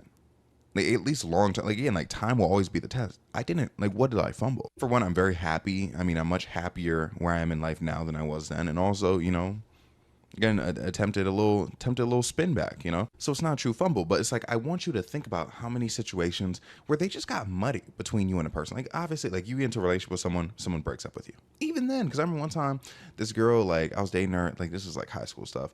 She's like, I think we should break up. And I was like, okay, if that's how you feel, I can't change your mind. And then later on, she told me, she was like, man, like, I didn't want to break up, but you didn't even like fight for me for real. So it's like, even in situations like that. But I'm saying it's much more clear when you're in a relationship with someone and they're like, hey, I shouldn't do this. Like, I can't do this anymore. Like, I'm looking for something else. That's one thing, right? But when things kind of just fizzle out, situationship fizzles out, you just stop talking to someone ghosts somebody, it's not always you taking the L. And this doesn't mean you're always taking the W. but it's not always you taking it out, because sometimes you're in these situations where you don't know how to communicate with each other that you're interested. So things just fizzle out. But I feel like a lot of people sometimes can be too hard on themselves when it comes to romantic situations and be like, oh man, the situation didn't work out, it's because of me. Oh, the situation didn't work out, it's because of me. Oh man, they ghosted me, they did this, da da da da. Little did they know, like I remember, bro, I had a friend where basically they cut things off with this guy, right? And then they tried to, I don't know, they tried to like contact them again. But then they were like, oh, like they came back, they're just like, oh yeah, but like I just want to know, like I want you to know I'm sorry for my role and how like things ended up, right? And then they were coming to me, they're like, oh, do I look like desperate? Like did I lose? Like did I lose the situation? And I'm like, no. Because I'm like, mind you. Because again, this person was like freaking out because they're like, because you know, kind of like me. They're like, like I don't want to lose the situation, don't want to lose the situation.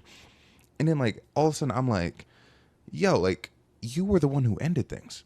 Like you were the one who cut them off, you know. And some people, they're just so hard on themselves, they're so stuck on like winning the situation, you know, and not like coming out looking like a fool, that they don't realize that they were never at risk for looking a fool. Like a lot of you know, I'm not gonna say you, but a lot of people just like overthink. Like strictly, and this is like common sense, but like a lot of people straight up overthink situations. Just like I overthought that situation. Now, mind you, again, like that situation where she spun the block, that wasn't me.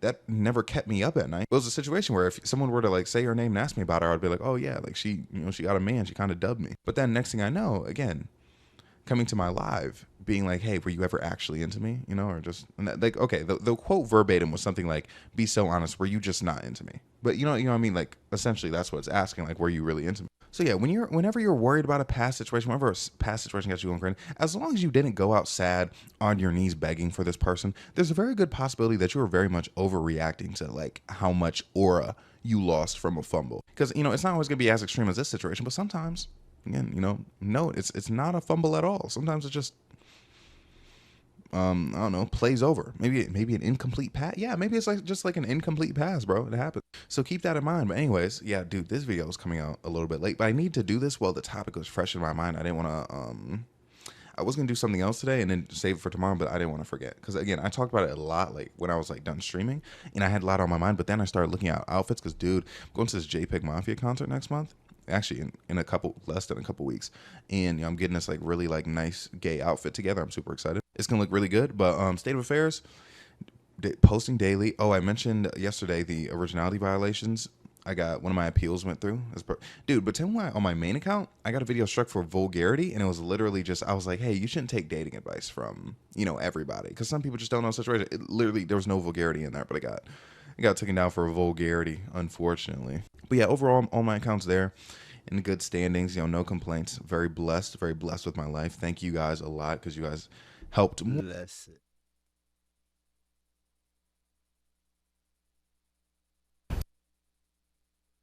I tried to persuade her not to get in the entertainment industry, and you see how well she listens. She's got family, she's got friends, and oh yeah, she's got a huge secret. What the world doesn't know is, Miley Stewart is Hannah Montana.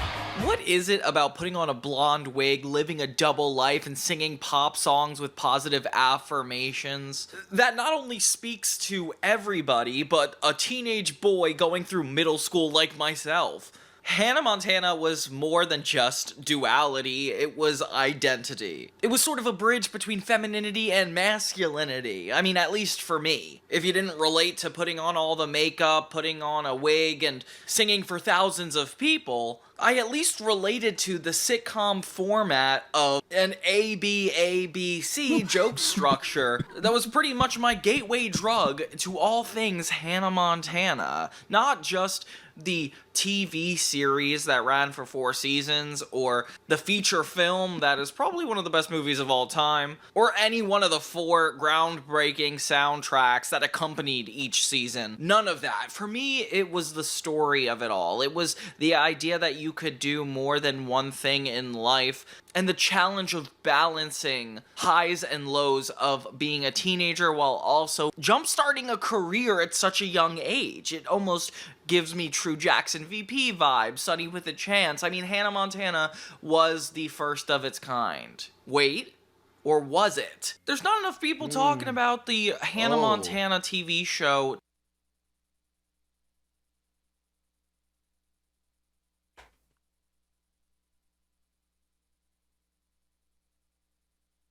was looking for materials.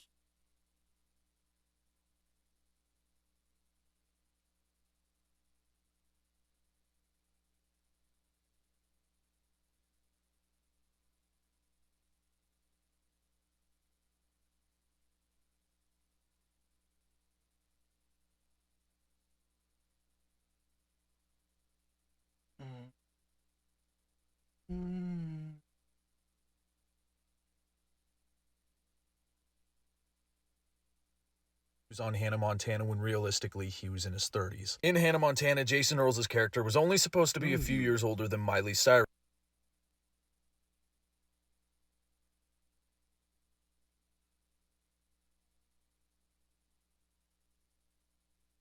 Hey, what? Say what? Yum yum yum yum yum yum yum yum yum yum yum yum yum yum yum yum yum. Hey guys, it's Christy from Christy's Kitchen Throwback. This episode is sponsored. Everybody, it's Christy Carlson Romano here on Christy's Kitchen Throwback. As always, you're gonna make sure you subscribe and ring the bell because I love you and you should watch me all the time. Today we have a really cheesy episode. I'm pretty excited about it because my last name is Cheese and I love cheese. Do you love cheese? What kind of cheese do you love? Go ahead and comment below. But before you do that, make sure you watch this because I have an amazing guest today. A lot of people have mentioned him in our comments and I'm really excited that he is coming on the show. Come on, everybody, put your hands together for the one, the only Jason Earls. That's like the best introduction I think I've ever had in my whole life. Aww. I'm so happy to be here. I'm really glad that you came. Thank you so much. So we are making cheese jerky. Cheese jerky. What? Ingredients. Cheese jerky. I love it. So good. Cheese jerky is a little snack that Oliver and I created on the show. It's probably the one thing that I get requested from the fans more than anything. Hannah Montana fans. Yeah, Because you have fans from all different things. Yeah, mostly Hannah. Phil the Future. Phil the Future. Yeah. And actually, my daughter loves the voice that you did on Vampirina. So that's deep cuts. So you're deep like, cuts. you're like. Because I give you the scoop. That's right. Here So- on Christy's Kitchen Throwback. That's one of our most iconic episodes. Oliver and I were trying to make a little money. I had some cheese, he had some jerky. There was an accident. They got mashed together. Next thing you know, we're hawking it on the beach and Perfect. trying to make some money. Right? Because who doesn't want to make some money?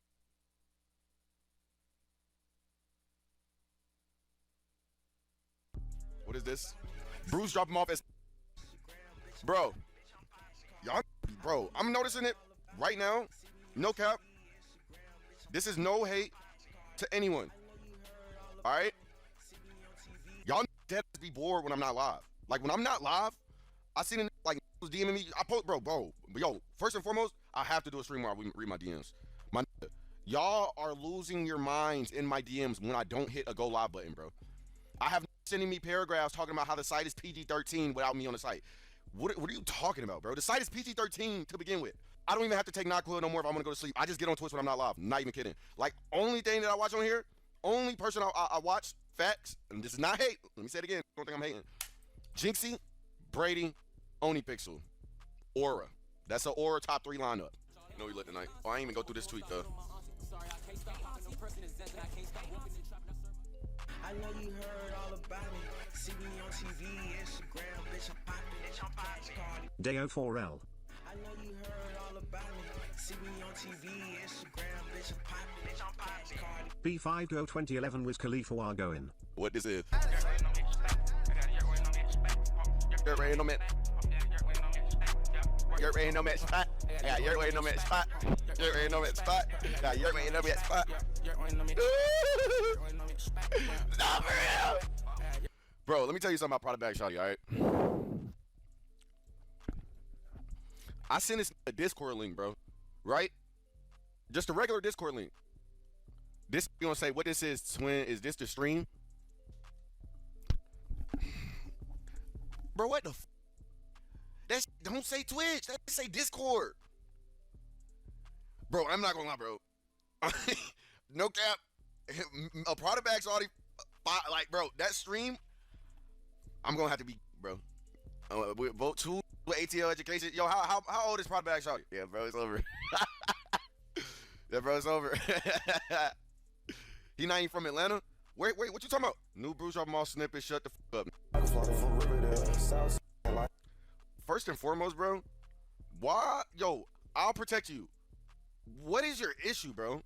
Why are you posting? That was literally posted in 2023. Yo, y'all want this song? I'm about to play. I'm about to leak it. Can y'all hear my nose?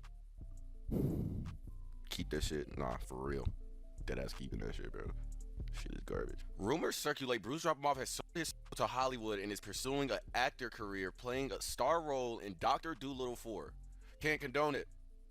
This is L tweets, bro. L tweets. Yo, can't condone it. Tell them about how you get paid to post, who he get paid to post, Brady? BB no money? Like, bro, are you fucking serious, gang? I can't stand niggas. No, this wasn't me dyeing my hair. Wasn't no ritual. By the way, shout out to my mom. My mom dyed my hair. Growing Hands Locks on Instagram. Go follow her. She does dye. She does locks. So if you're in Atlanta and you need your hair done, she locks hair. She's the GOAT. Yo, bro. So this literally happened 2 weeks ago, my nigga. 2 to 3 weeks ago, bro. What is your life really about now, Bruce? Shit, getting lit, getting fly. Shit, you know what I'm saying? Staying close to God. What? That's all you need. That's then all you need, bro. I don't know what these niggas was on, bro. But if I ever have to do this for stream, I won't be streaming again. You can take a picture. She'll take a picture for you. Oh, is that Bruce? Bruce! Bruce! Bruce, don't leave me! Bruce! What am I doing? What am I doing? What am I doing? Hey, gang, we all up in this bitch, gang. Molly! Hey, get it back! Hey! Come on, hey, take a picture from me. Get a picture, take a picture. Bruce, what the fuck, gang? Hey, we want Bruce up alive, man! You can take a picture. She'll take a picture for you.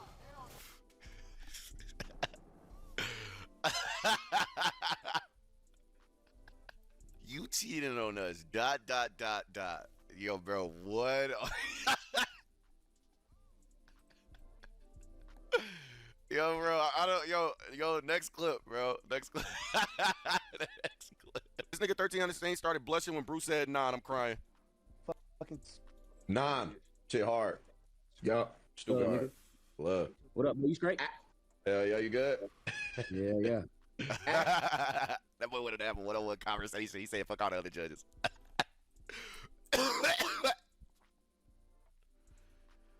Is this swag? You never knew, you know, the feeling of taking a picture in your parents' room, you know, on a bed, making a collage on Instagram in 2012, 2011. I'm about to bring collages back, bro. Fuck it. Selfie collages, like, they just got to see this shit, you know? You grew into your looks, holy fuck. Weak ass filter is that nose edited. No. Actually. I mean, I feel like I look pretty normal. I don't know. Look, bro, I was a cute child, but y'all, you cannot, bitch, do not do me. My nose might have been a little big, but I mean, shit. Everybody knows it's big, bro. Shitty ass mic, bro. All right. It feels like I'm in a PS4 party all over again. Low key though, this Aura. This pose right here, back in the day, Aura. Don't fucking play with us, stupid. Y'all know what's up. Wait, what Lil God is talking about, bro? How y'all like the Song Wars?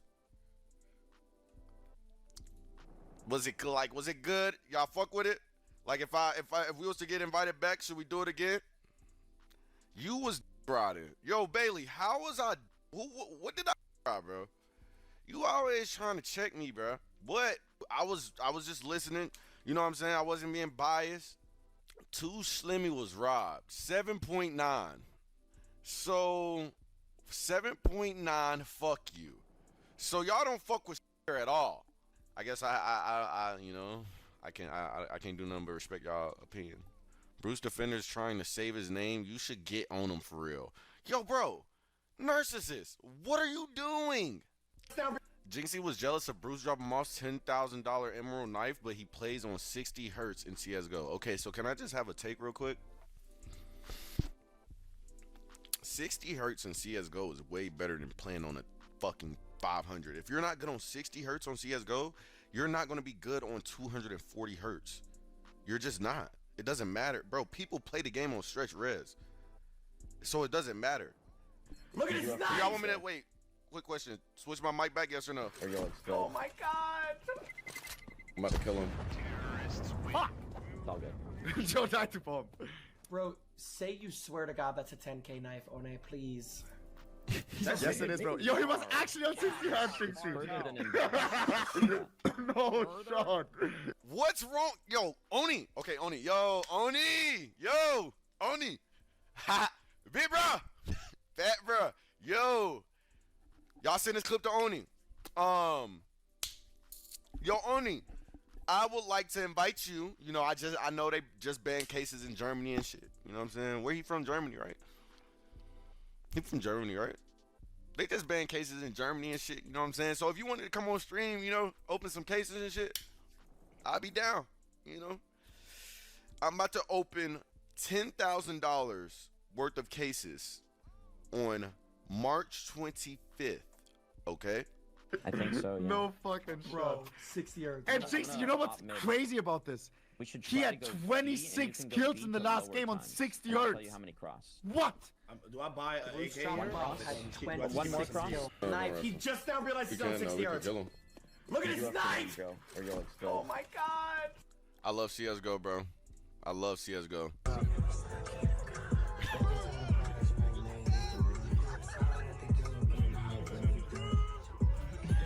Video piece, video piece, video piece, video piece, video piece, video piece, video piece, video piece. Oh yeah. I seen this like 5 days ago. I liked it 5 days ago. I fought with Bruce. Stop it. Tough. You see what I'm saying though? The reason I like this, and it was before this name. Who the fuck is DEO, man? Slime Language TW on X app with 1,000 likes to his reply, saying why you let Key bully him in high school. What are we doing? For what? Make me look bad for what? Let me drop some lore. Y'all want me to drop some lore? I think the last time I seen Look Got It was in Enchanted Forest when everybody was playing basketball in the cul-de-sac. Owner wanna open up some cases. And only he'll know what I'm talking about. Only he'll know what I'm talking about. RP Key, bro. Just spreading propaganda. Now I fuck with Keaton Got It, bro. I know Key slammed your ass in the bathroom. Yeah, I smelled like piss the whole day. It was garbage. But I mean, it's cool though. I just had to get put in that circle, twin. You know how that lifestyle get? Shit. I ain't know. So shit. Yo, is this AI? Where can I buy this? Brain rot soda, ton to her. Hold on. Femi Geek. 25. Let me tell you something. Don't start, bro. With this, like, bro, what is up with niggas saying my age now? What the fuck? Okay, if I'm old, then I'm the old nigga y'all need to be looking up to. Facts. Nah, don't look at me. I'm old as shit, and I'm a bitch. But 25 isn't even old. You'll get, bro, when you get to 25, LMFAO. you'll see what I'm talking about. You'll see what I'm talking about. This peak.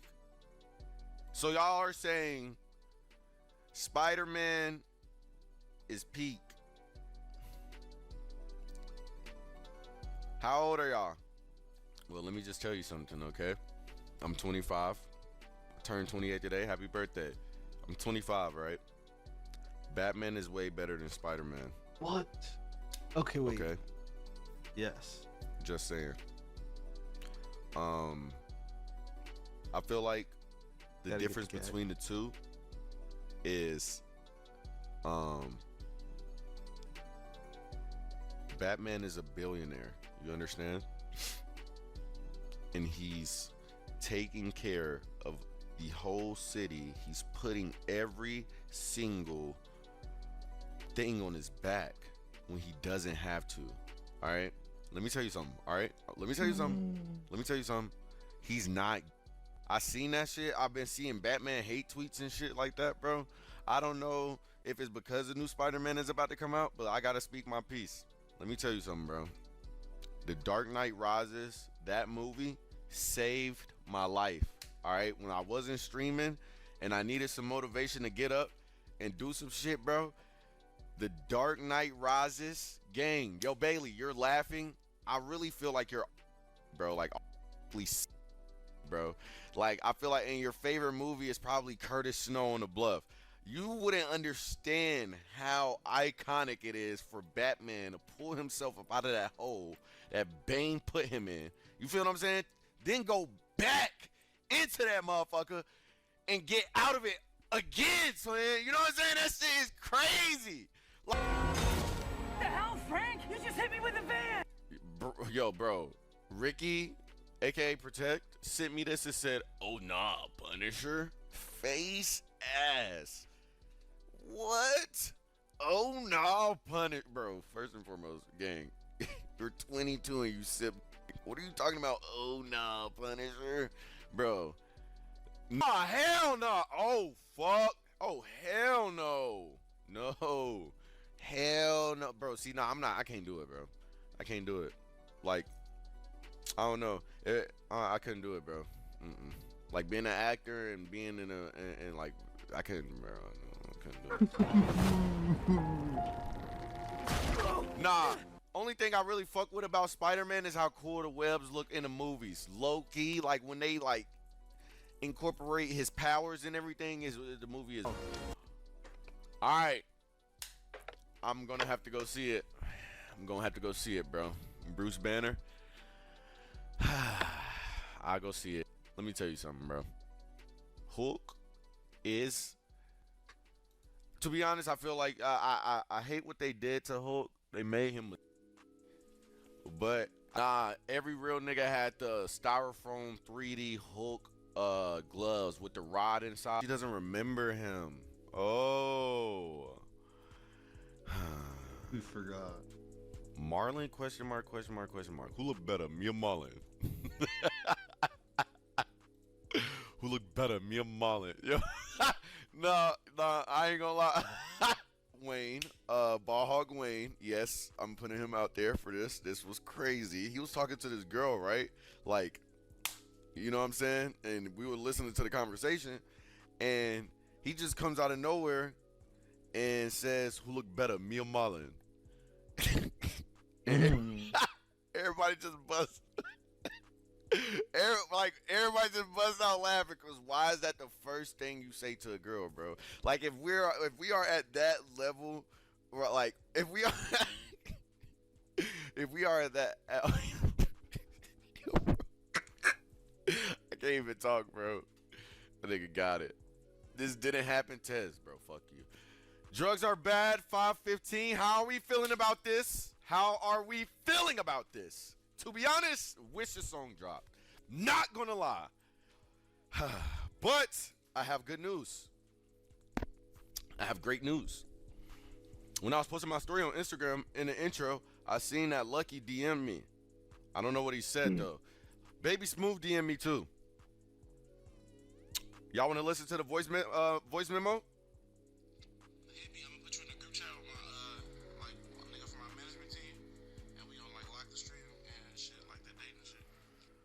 Y'all heard that? Cinema. Now, are y'all ready to see the bullshit that Baby Smooth sent me? Randomly. Wednesday, 7:54 p.m.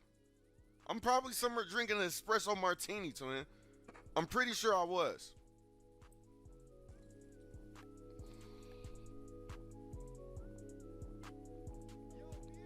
What the fuck is he sending me?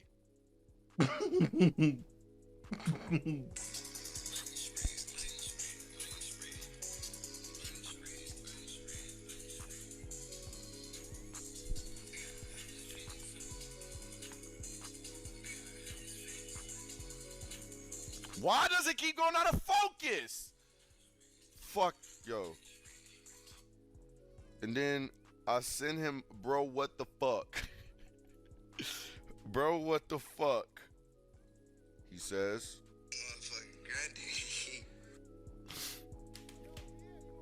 Nice. Stan, click and say, hit my phone, thug. Yo, Stan, I'm not that easy, bro. I'm not that easy. This is obviously Photoshop. And if this was real, then I was just talking about the room. Shit is tough. All right, which one is which? Who is this? Who's this right here? All right, who's this? Alright, who's this? L3 man. This is Deo good 4 three liters. mans. Macon, Boost Georgia this Deo streamer. Shy 4 Bruce liters dropping twin. off pays homage to Cash Nasty. Why are people actually liking this shit? Give y'all a tour of AMP's brand new $4 million yacht. Let's go! W! This thing is colossal. 4 bedrooms, like 1,500 square feet, $4 million. Don't mind the people we're setting up for a video right now, but wow, main living area. If you go upstairs, you've got the captain's quarters. This right here is the kitchen, yes, with a full-size extra large fridge. They got it downstairs. Here's one bedroom. It's nice size. Bathroom in here. But if you head down the other side, boom, 1 bedroom. Nice. 2 bedrooms, 3 bedrooms, and the master Kaiser? damn. Who gets the master bedroom? Even the shower, it's huge. Oh, shit. In case you want to take control, you sit right there. And if you get to the top of the globe, No, this shit is nice. the views. Yo, this shit is Shit is nice. Congrats. A new dinosaur has been discovered in South Korea. Dulisaurus humini is the first new species to be found in the country in 15 years. Yo, bro, this is dead as like Pokemon. We just seen some new shit come to existence. That's how you know God is real. God is great. Jesus Christ is our savior. Let me tell you something. I was thinking about this the other day, right? Like, damn, how was the thought of superhuman or superheroes even thought of, bro? Like these movies, like we have Marvel, all of this shit. And I really get to thinking about this shit, bro. I really get to thinking about it, right? And I'm like, God had to place this consciousness in another person's brain beforehand to continue that consciousness into another person, for that consciousness to go into another person's lineage, for them to be able to create the character of Batman. So Batman was already a thought, it just never was a thing. You see what I'm saying? I don't know if I was keeping up, but yeah. You lost me? Yeah, I know. Fucking. Just like your shit. You know what I'm saying? ARP or Roblox or something. It is. That's a, you feel me? Why are they spamming DEO? I think it said song made rage. Yo, song That's made the rage. real the Beef Tip New Jersey version of you. Bring him back. Oh my gosh, bro. Yo, by the way.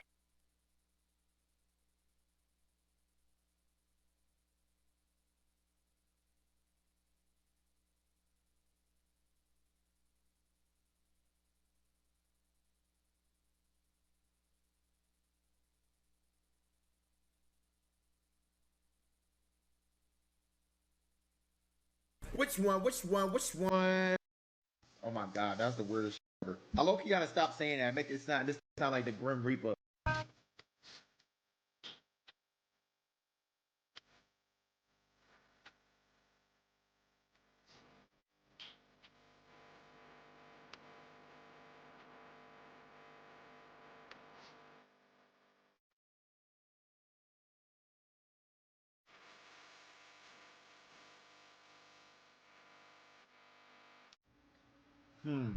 What y'all think about this mind shit? That shit was cool. One thing with Nine, I'm gonna be honest, I think he like released music too often. I don't think he released music too often, but maybe if these was singles instead of like, what's it called, bro? Like, that's just my opinion. Cause I fuck with this nigga music heavy, but it'd be hard to keep track of all the shit he putting out, push so much shit out. But I mean, niggas have different philosophy. This shit worked for him, so fuck it, I guess. Are y'all ready though? Let me hear them. Going on, alright.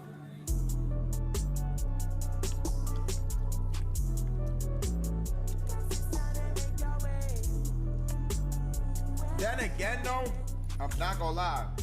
We are in an era and time where, like, bro, you see some new shit every day because of social media and shit, like, so he keep feeding. That's fact. Going on, alright.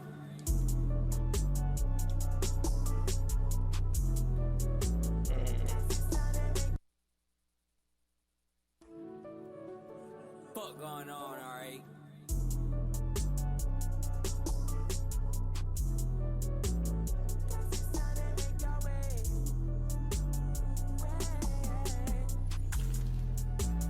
Unfortunate how you did me.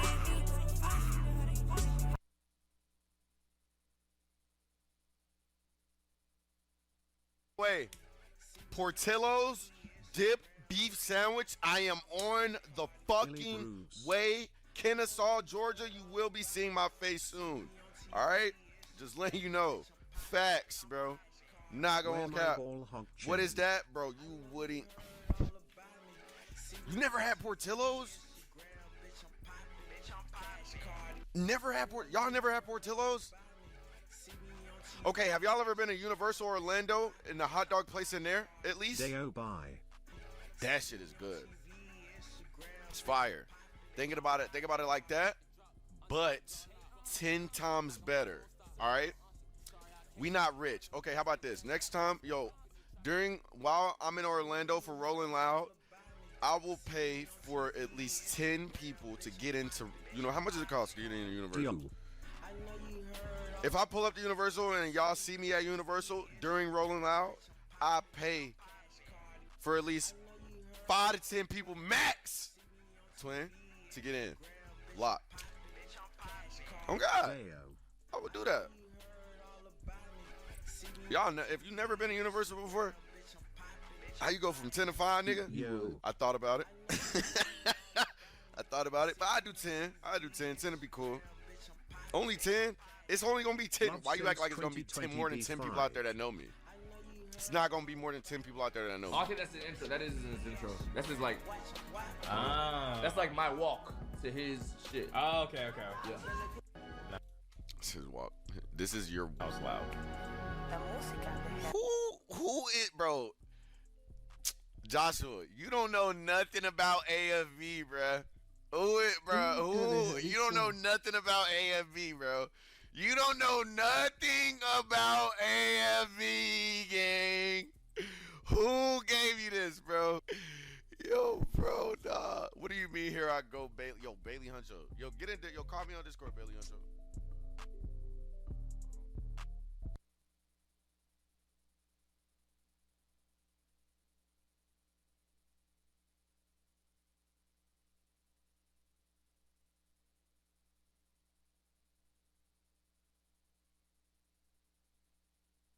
Evil human experiments that actually happened. Visual venture video. Lock in. The CIA knew that it was breaking, every moral, ethical, and legal law in the books to do these experiments. Evil human experiments that actually happened.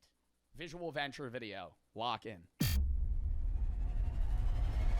The CIA knew that it was breaking, every moral, ethical, and legal law in the books to do these experiments. Yeah, it was I feel like the big three are World War II Germany, World War II Japan, and then like 1990 to 2008 CIA did like the worst experiments on people. Stanford prison experiment.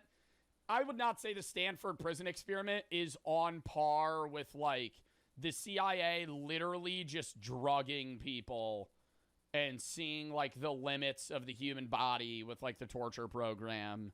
Like, yeah, I think the Stanford prison experiment wasn't actually meant to like be that bad from the start. And it did get bad, but not to the extent of like, yeah, Nazi doctors literally like trying to like see if the brains of twins could be switched or whatever weird shit they did. Giving people like just deadly diseases and seeing how they'd survive. The CIA thought LSD was such a powerful drug it would be used for mind control. They thought there was a time where the CIA was working on like what a so-called truth serum would be. And so they would, to American citizens, John Kiriakou talks about this, and I love watching his clips. But he said they would go around and pick up guys that were trying to get, like, prostitutes in, like, San Fran, and then they would drug them. They would, like, bring them to this area, drug them, and then try and get them to, like, tell them their darkest secrets or something. I'm like, imagine being a regular guy. Well, not regular guy. You're picking up a prostitute, but still. Imagine being a guy in San Fran, you're like thinking you're gonna get laid, pay $100 to like some lady, and then you get fucking dosed with like high levels of acid and just interrogated to see like what you would spill. Like, oh my God. And they would put hummus up their ass? Yeah, they would do that. Story was that the final results for this cruel test were not even noteworthy. He says he's not going to go on. Please continue. He says he doesn't want to go on. We must continue. Today, experiments have strict rules to protect people, but that wasn't always the case. In the past, researchers experimented on people without considering the consequences, and the damage often lasted a lifetime. In this video, we'll explore evil human experiments that— Well, and then the most fuck shit too is they do all that, and it's so fucked up, and they're doing it for research. And then to hide it, they fucking got rid of like 90% of the, you know, papers on a lot of the shit they did. So all of it was for nothing, right? I'm not saying it was justified at all, but like, you already did it. You might as well keep the information you gathered, but they destroyed it because they didn't want to get in trouble. So it's like, all right, well now we just did that for actually no reason. actually happened, starting with the unsettling cases and ending with the most horrifying. Unit 731? Well, the U.S. also bought a lot of that information from the Japanese, from what they learned. So it is the new year, guys, and I want to encourage you guys to be the best version of yourselves that you can be. And it would mean the world if you subscribe, and I promise to do my best to make the best videos I possibly can for you. I'm Visual Venture, and you are awesome. MK Ultra.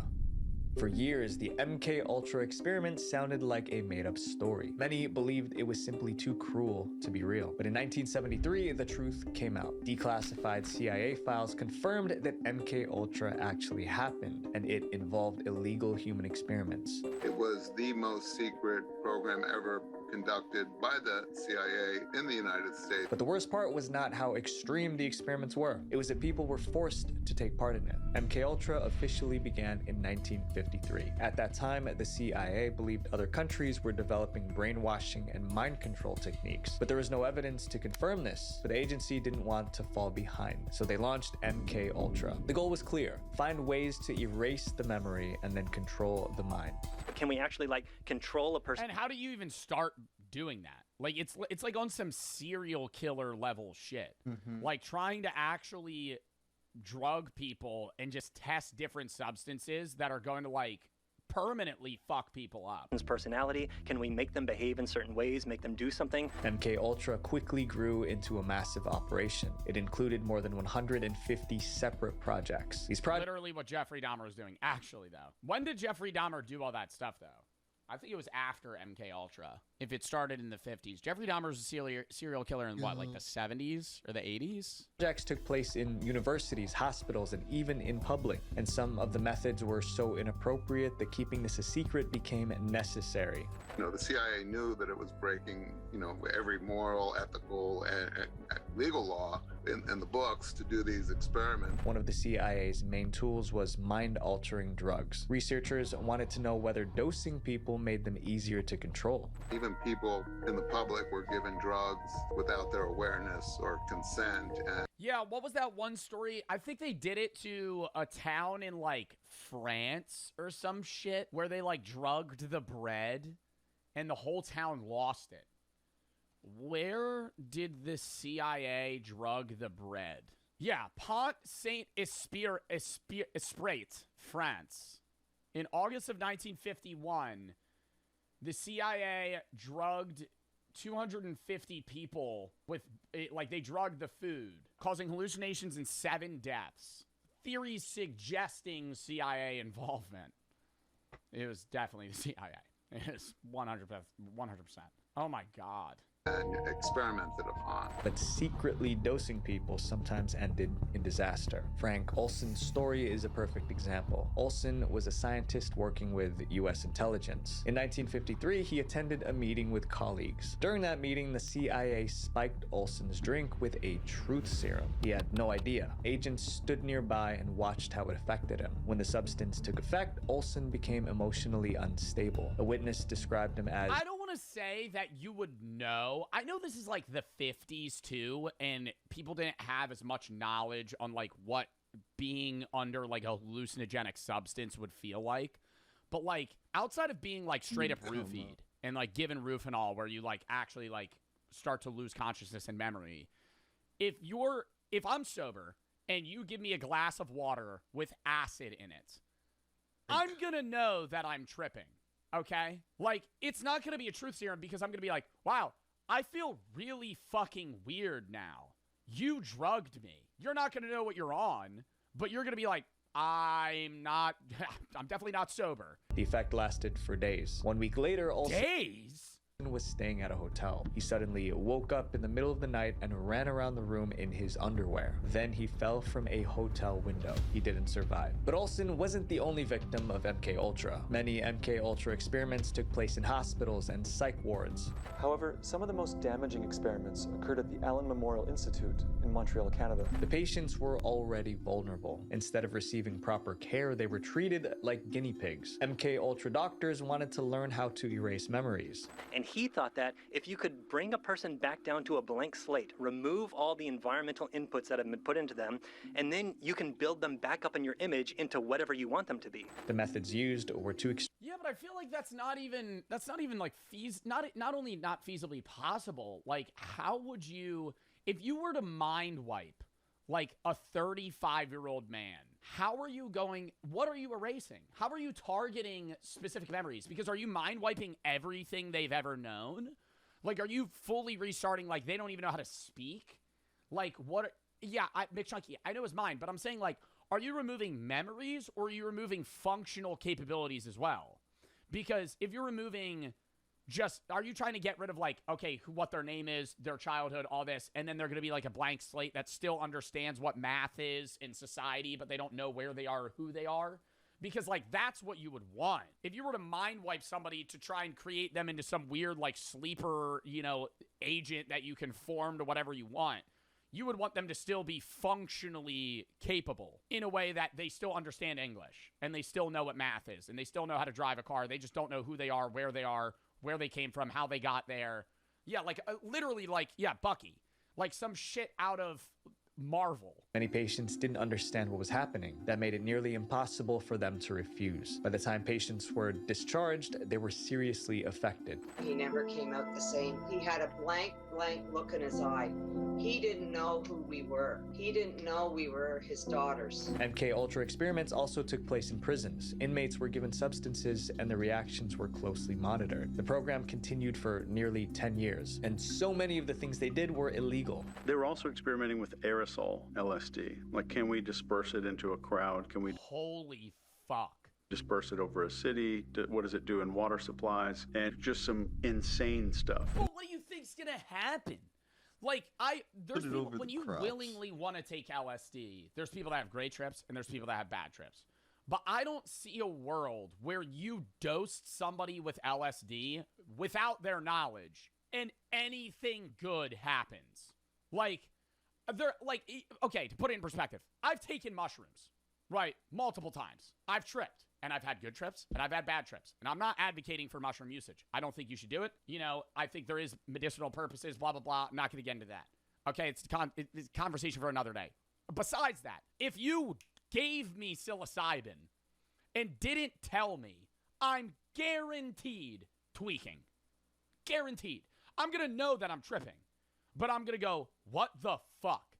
Like, because you're just going to be in such a bad mindset. 1963, the CIA officially ended MK Ultra. This was the explanation recorded inside the CIA director's office. His office reported, the concepts involved in manipulating human behavior are found by many people, both within and outside the agency, to be distasteful and unethical. After the program ended, the CIA director ordered most MK Ultra files destroyed. The goal was to keep the experiments hidden, but that plan failed a few years. Have you tried dipahydramine? Isn't that like Benadryl?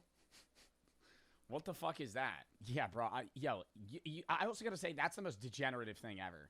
Motherfuckers that take like 20 Benadryl and then see the hat, man. That's dying. That's dying. Years after it ended, Bro called it by its medical term. Have you ever taken Benadryl? Yeah, I've taken Benadryl, not in high doses. a reporter found out. Don't. Kratom? I've taken Kratom. I have a whole video on all the fucking things I've done. about the program and blew the whistle. In 1974, Seymour Hersh exposed the MKUltra program when he wrote about it for the New York Times.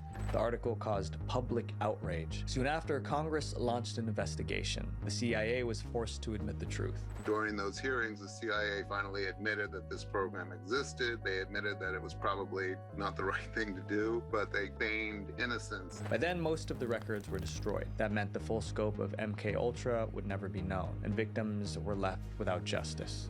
Up next is an experiment that intentionally instilled fear in people. The Landis Facial Expression Experiment.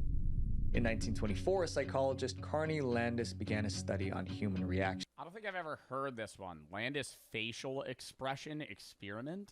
He wanted to know if everyone makes the same face when they feel the same emotion, like fear, disgust, and so on. I mean, it was a reasonable question, but in trying to find the answer, Landis created one of the most horrifying experiments ever, and those who suffered most were his test subjects. Landis recruited young college students for the study. On paper, the plan was simple. He was going to trigger emotions like disgust and joy and capture them on camera.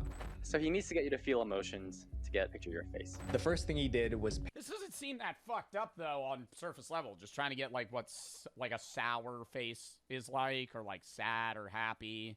Like, how does this go bad? Like, he starts, like, hurting people? Paint thick black lines across each volunteer's face. He said the markings would help track facial expressions in photos. Next, he mounted a camera on the wall. It was positioned to capture everything. At this point, it still looked like a normal psychology study, but things were about to get dark. Landis wanted to see the face people made when they felt uncomfortable. To trigger that reaction, he showed volunteers a set of unsettling images. Then he shows you medical photos of people with horrendous skin conditions. The volunteers were clearly distressed, and the camera recorded every reaction. Next, Landis moved on to fear.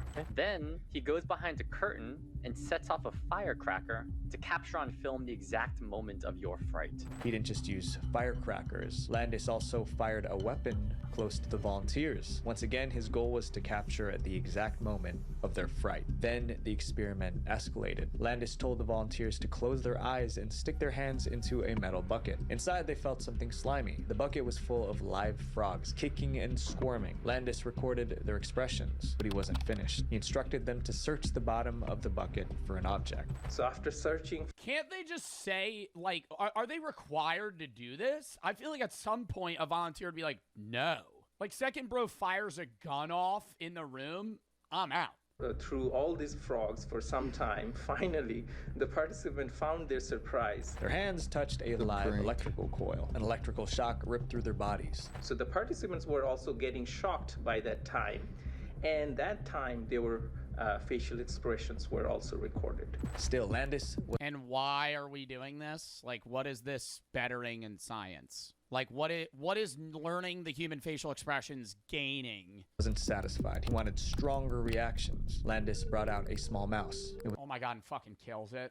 Was alive. Then he ordered each volunteer to end the mouse. And if they didn't, he would do it for them in front of them while they watched. Almost everyone asked Landis if he was joking. They quickly realized he wasn't. Landis wanted to take a photo of their faces as they carried out the act. Many volunteers refused at first, but Landis pressured them. One by one, most of them gave in. About 1/3 refused to do it themselves, but Landis didn't let them off the hook. Landis did it himself. He made them watch. The camera clicked again and again. The experiment was over. Now it was time to assess the results. After triggering all of these emotions, Landis reviewed the photos, and he found no clear pattern. There was no typical facial expression for any emotion. Fear, disgust, and shock looked different from person to person. In fact, you had to fucking kill a mouse in front of people and electrocute them and shoot a gun near them to figure that one out?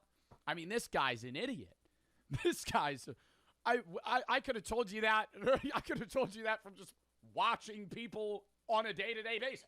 Yeah, what smiling looks like for some people is different for others. Smiling was the most common reaction even during unpleasant experiences. When Landis published his findings, many people criticized how the volunteers were treated. The part involving the mouse caused the most outrage. That's why today, the Landis facial expression experiment is remembered for its cruelty, not its science.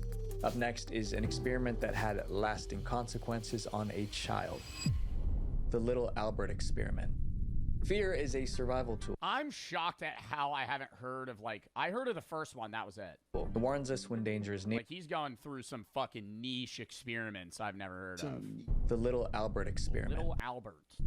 Fear is a survival tool. It warns us when danger is near. But for decades, psychologists argued about where fear comes from. Are we born with it, or does the world teach us what to fear? In 1920, two researchers decided to stop debating and find out for themselves. They wanted to train someone to fear something specific, even if that thing was harmless. Before the experiment could begin, they ran into a major issue. They couldn't use adults. Adults already have memories and life experiences, so they know what's scary and what isn't. The researchers needed someone with no sense of what could be scary. Ideally, they needed a baby. The researchers eventually found a baby in the hospital where they worked. It is weird how, like, young infants don't fear, like, scary masks because they still don't have a full recognition of what, like, a normal human looks like. And then after a while, right, like when they're like 3 or 4 or whatever, like clown masks and shit are terrifying. The baby's real name was never recorded. In the study, he was called Albert B. Albert was only 9 months old. The researchers planned to teach him fear. To do this, they used a method called classical conditioning. Here's the concept. If you pair something harmless with something frightening, the brain may link the two. If you repeat that pairing enough times, the brain learns a new rule. This object means danger. The researchers decided to test this idea on little Albert. They began by showing him a white lab rat. Albert showed no fear. He tried to touch the rat. Next, they showed him a rabbit, a dog, and a monkey. None of the animals frightened him. First,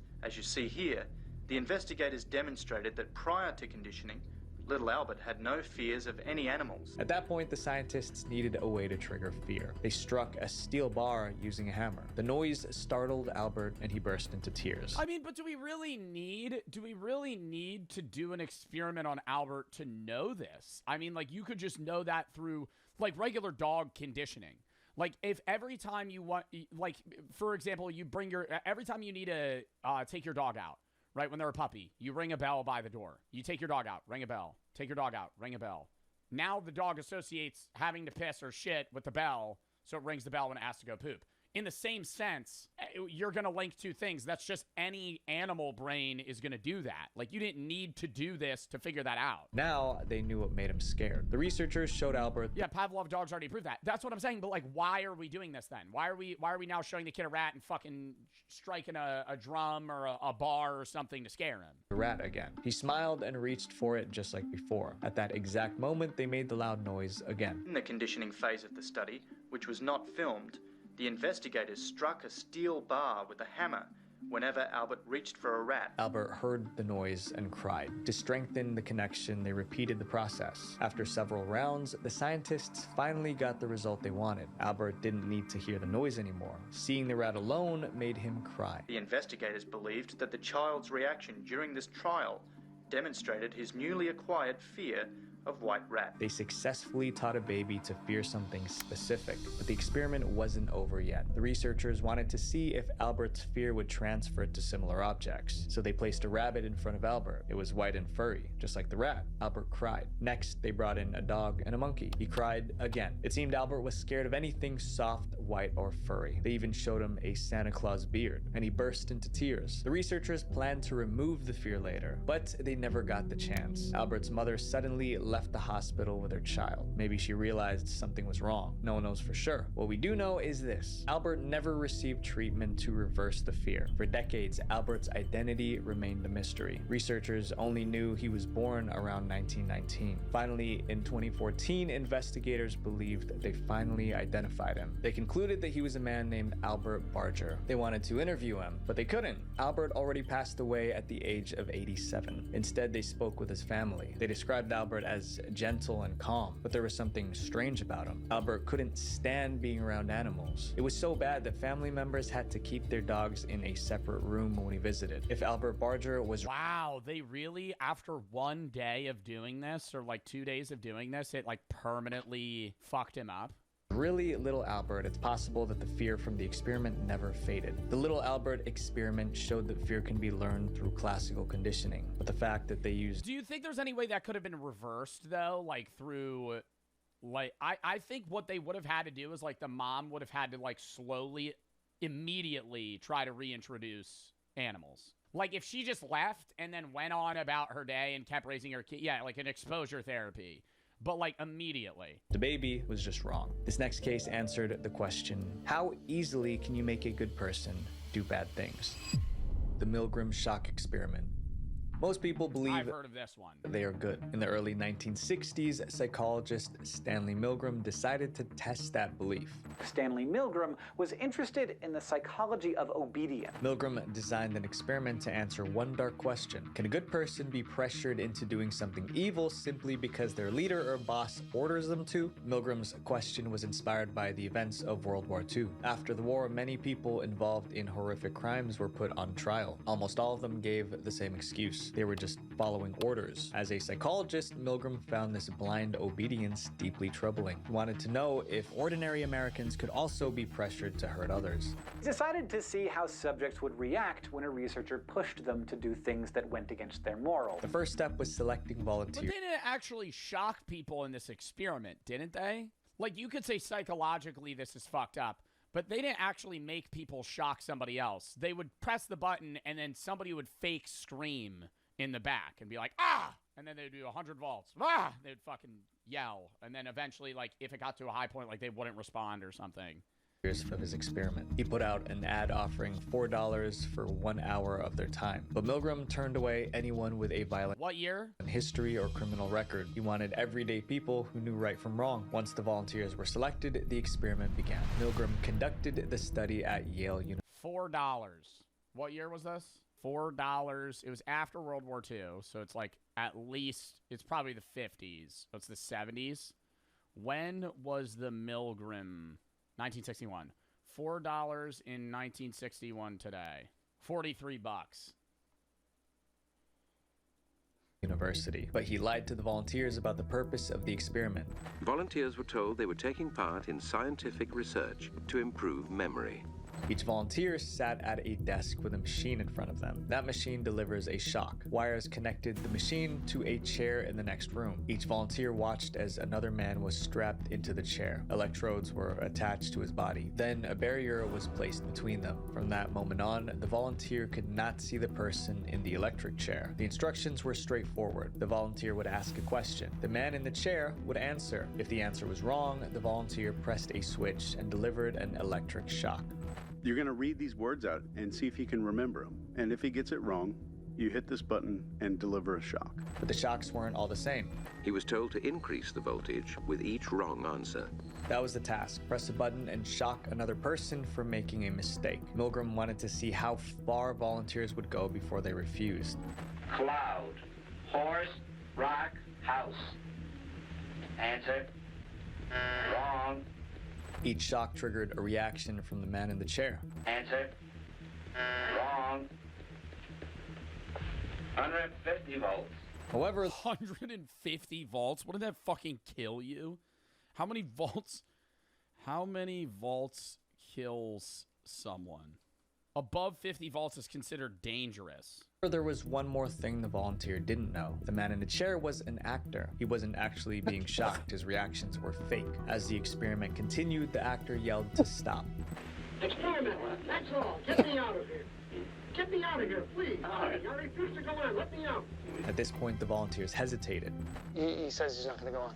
Please continue. He says he doesn't want to go on. We must continue. But the researchers insisted they continue. The experiment requires you continue, teacher. Please continue. And most volunteers did. They felt they were doing something wrong, but they kept pushing the button. So the guy keeps getting it wrong. Around 250 volts, he's screaming. Some volunteers strongly protested. No, I'm not going to kill that man today. I mean, who's going to take the responsibility if anything happens to that gentleman? I'm responsible for anything that happens here. Continue, please. Eventually, the man in the other room went silent. I think something's happened to that fellow in there. I don't get no answer. Oh my god, dude. You know how scary that is? You do the last shock and he just has no fucking response? At that point, the experiment ended. And now you just think he killed somebody? Milgram published the results in 1963. 2/3 of volunteers were prepared to administer a potentially fatal electric shock when encouraged to do so.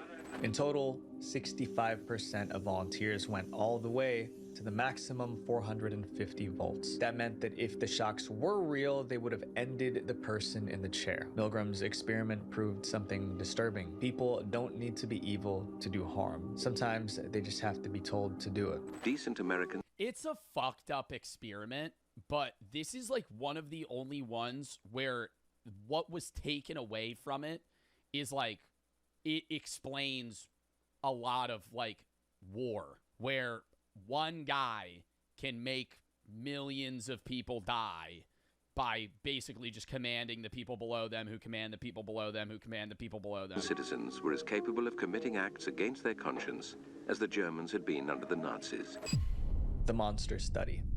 What could make an experiment so disturbing that people called it the monster study? The study was created by Wendell Johnson. He was a respected professor at the University of Iowa. Despite his success, he lived with a deep personal struggle. Johnson stuttered a lot. Stuttering is a speech impediment that disrupts the normal flow of speaking. Back in the 1930s, doctors believed stuttering was caused by a biological defect. In other words, stutterers were simply born that way. But Johnson had a different theory based on his personal experience. You know what fascinates me is Tourette's. I've seen people with Tourette's. I've never actually met somebody with Tourette's.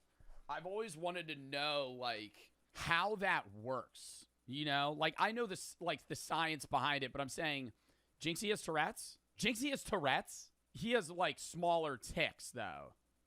Really? What, where he blinks? Yeah, like this? I thought he just does that. I'm more so talking about people with Tourette's that outburst physically. You know what I mean? Like people that curse, like they just have like things they say. Like usually they'll have like a set few that kind of just like outburst and then like maybe they change over time. I'm just like, how does that work? Like your brain just immediately triggers you to do it unconsciously. It makes more sense like with the eyes like blinking because it's like a physical just twitch almost versus something that's like verbally being like a vocal stim. Apparently, he had spoken normally his whole life until the age of about 5 or 6. I gotta ask Jinxie about that. 6, when a teacher told his Does he talk about that? Parents that he was starting to exhibit a bit of a stutter. That comment from his teacher was a trigger. Johnson became anxious about speaking. He coughs. Over time, he actually... I've never noticed. See, that's what's so... I've never... Like, and I've played games with him, and I watched Jinxie. I've just never... I've noticed the blinking, but I thought that's just him blinking. Developed a stutter. Looking back, he concluded that it was a self-fulfilling prophecy. Had he not been... Talk to Lacey about it. Does Lacey have Tourette's? So worried about not developing a stutter and so obsessed over his speech, he never would have become a stutterer. Well, yeah, okay, sorry. We're getting really sidetracked. The coughing I also didn't notice because when I've been playing with him recently, he had the flu. Johnson wanted to prove that stuttering was caused by negative feedback, not biology. To do this, he needed kids he could study without interference. In 1939, Johnson walked into an orphanage and told the staff a lie. He said he wanted to give the children speech therapy. The staff agreed, thinking Johnson was there to help. Johnson ran the study with his graduate student, Mary Tudor. Together, they selected 22 kids. Some were stutterers, others were not. The researchers divided them into 4 groups. The first group was made up of kids who already stuttered. The goal was to help them feel calm so that their stuttering stopped, so the researchers praised them all the time. Everyone in the second group was also a stutterer. In this case, the researchers wanted them to feel anxious so their stutter would worsen, therefore they were criticized constantly. The third group was full of children who spoke normally. They were praised and encouraged to keep speaking just the way they were. Then there was the final group. These children spoke perfectly before the Oh my god, and they wanted to give them a stutter? Study, but the researchers wanted to make them start stuttering. To achieve that, they were constantly criticized. They were accused of stuttering even when their words were clear. They were told, you must try to stop yourself immediately. Use your willpower. Do anything to keep from stuttering. Don't ever speak unless you can do it right. After that, the researchers... Holy shit. Recorded what happened to each group. The 2 groups that received negative feedback were deeply affected. The children who already stuttered became more anxious, and just like Johnson predicted, their stuttering got worse. But what about those the researchers were trying to turn into stutterers? Well, that didn't work. The criticism did not make them suddenly start stuttering. However, it shattered their self-confidence. Every child in this group began to struggle in school. Some of them refused to talk, even to their friends. One was so distressed that she ran away literally just giving people anxiety. from the orphanage. This clip sums it up well. The children who were given negative feedback became more withdrawn, self-conscious, and frustrated, whether or not they actually had a stutter to begin with. When Johnson shared the results with his colleagues, they were horrified. They warned him that publishing the study could destroy his career. According to reports, they were the ones who nicknamed it the monster study. Johnson never published the study. He hid the documents and hoped his actions would stay buried. The children also weren't debriefed after the project was over, and they just left? They didn't go, hey, you were a part of an experiment, by the way, to try and, like, somewhat mend the fucking anxiety that they gave them. They just left. They were just like, all right, well, we couldn't help you. There was no real follow-up on how they may have been affected by the study long-term. When Johnson passed away, he was praised as a respected professor. At that point, no one knew about the orphans, but that changed in 2001. A reporter uncovered records of the monster experiment. When the story became public, people were outraged. Some of the kids from the experiment were still alive. They were now in their 80s. Most claimed they struggled with anxiety and shame. The survivors sued the state of Iowa, which is where the study took place. In 2007, the state paid almost $1 million in compensation. There was no debate. The monster experiment should have never happened. This next experiment got so destructive it had to be stopped early. The Stanford prison experiment. Somebody said, wait, this happened to Jinxie. Bro, you're a dumbass. This happened in, like, the fucking 30s, bro. There was just a picture of kids in black and white from, like, almost 100 years ago. This experiment was designed to create an atmosphere of oppression. I'm sorry, that was rude. I was just a stupid... You know how they say there's no stupid questions? As a medical study, scientists wanted to understand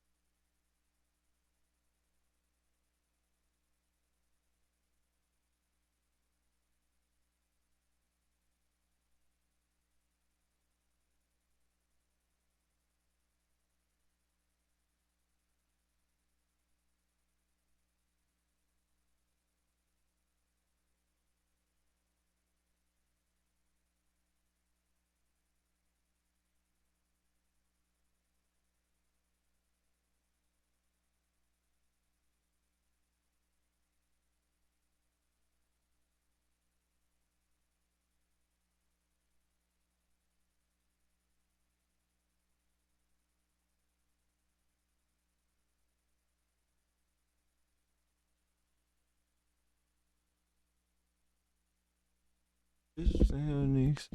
Love you, baby. I'm a porn star. Cold, watching this. I don't want to call. Probably on the face. Yeah, I put the spirit. You need.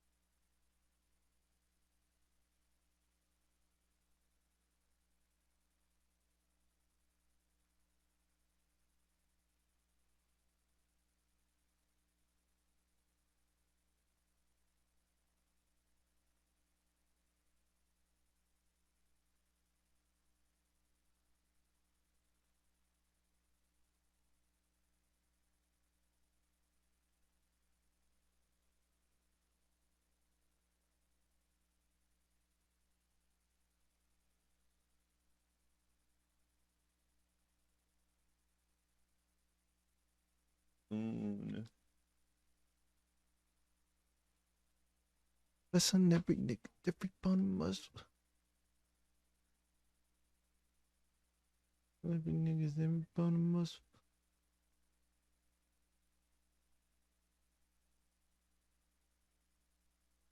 Never the game plan. Every with the state plan. We dance.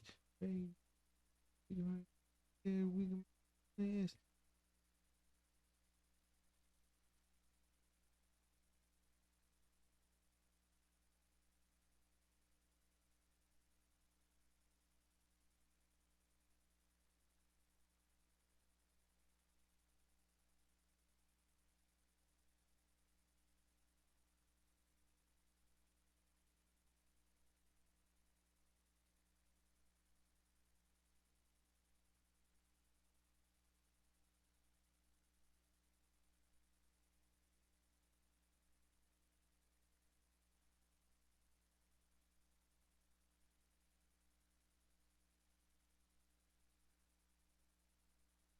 Brains.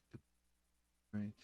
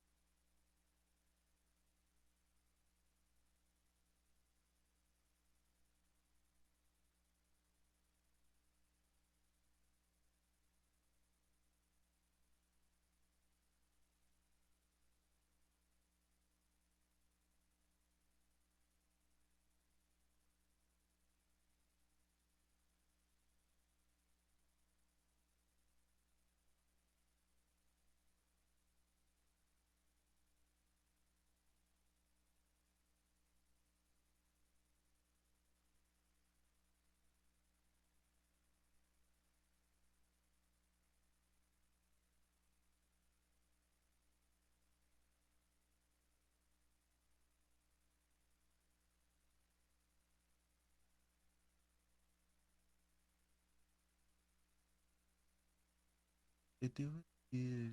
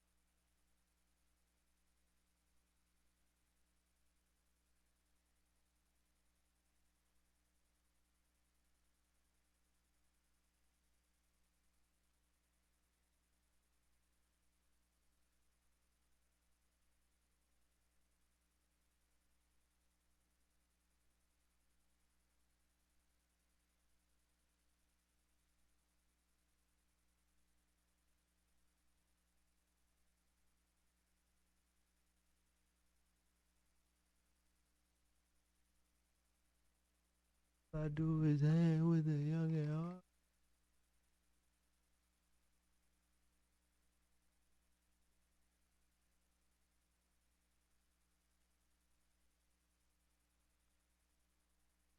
my number, girl, you need to call me. Learn the hard way. Let me rock your body. It's a leg and then I hit I can't.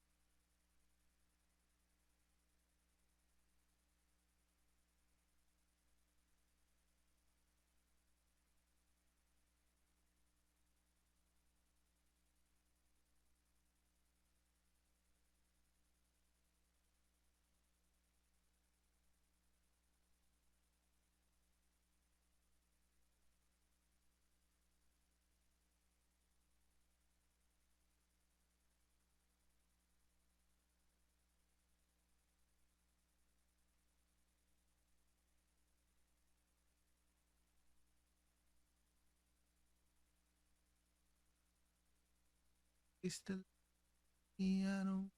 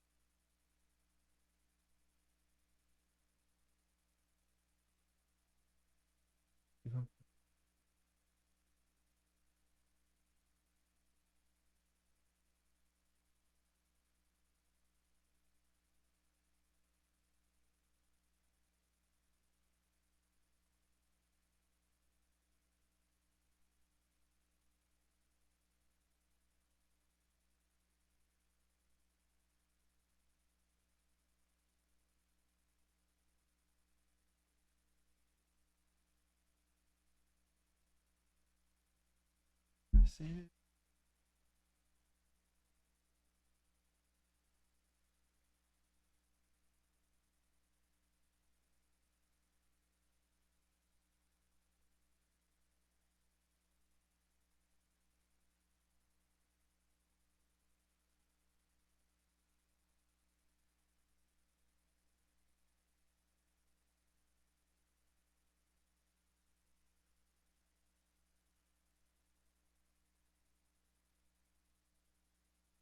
Really?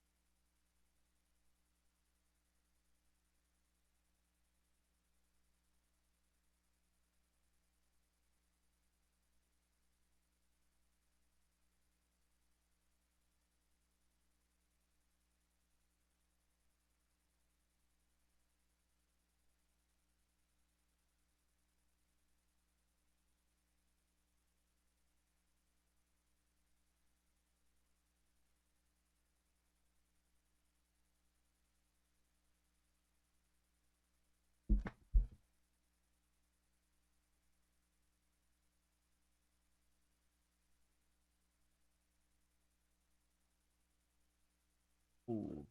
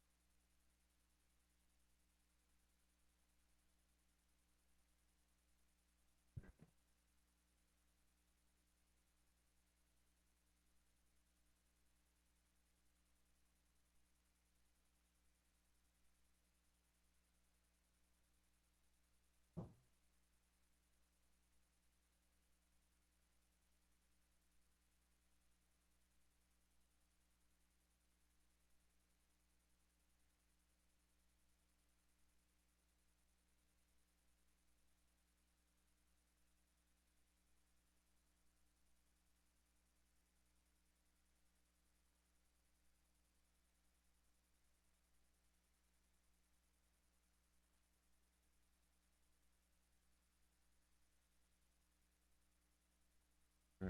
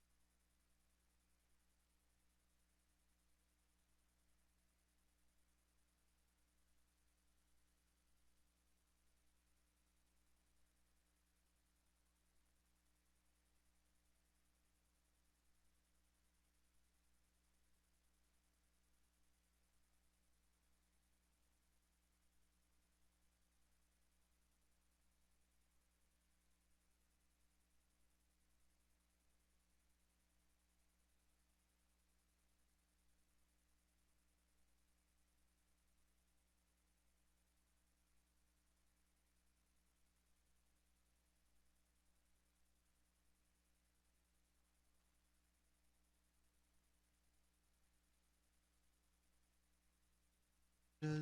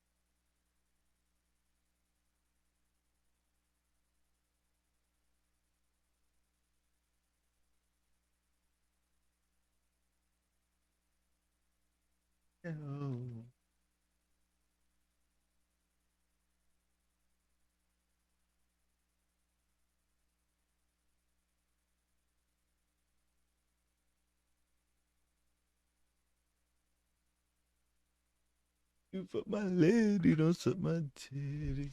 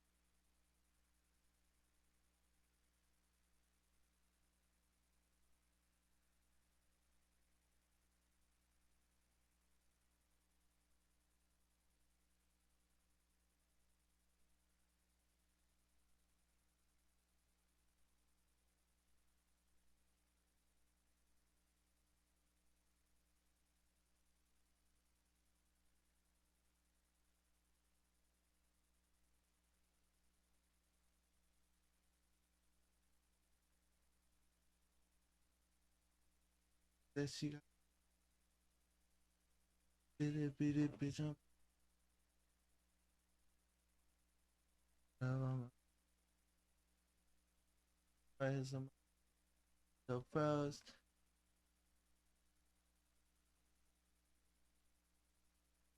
They low.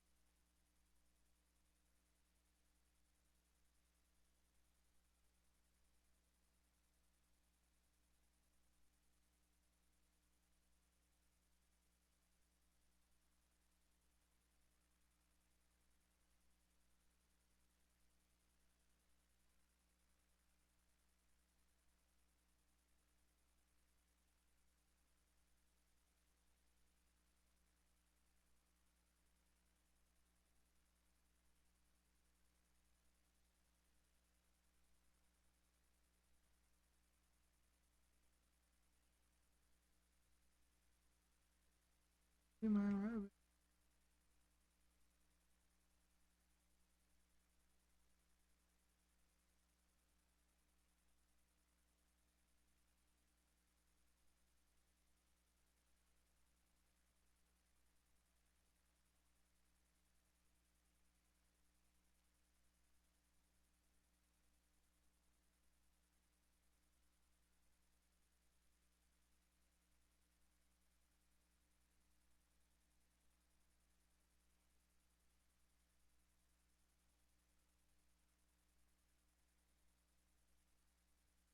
Oh.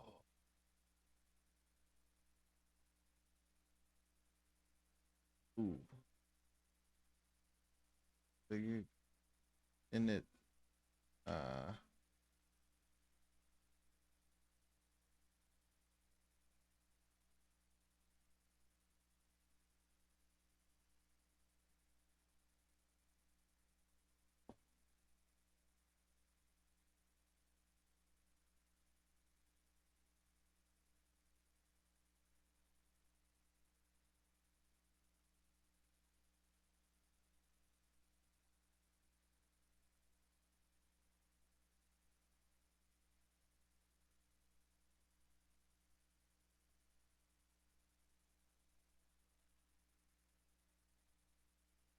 Be like little nothing, willing up. You can't be like willing up. Perfect.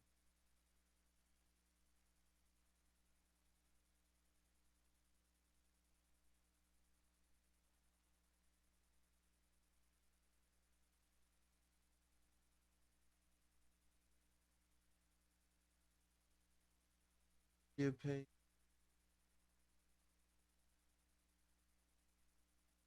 I want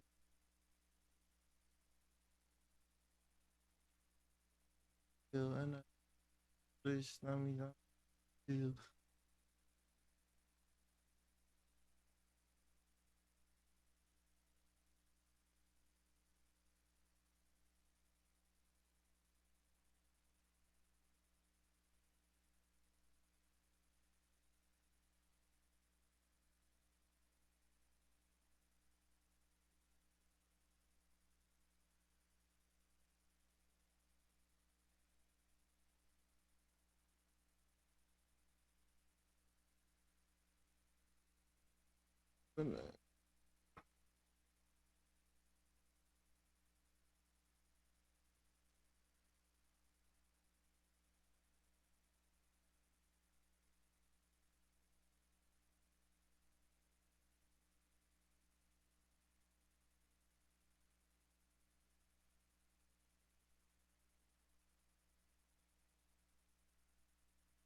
I love that bitch, I don't care about that hoe.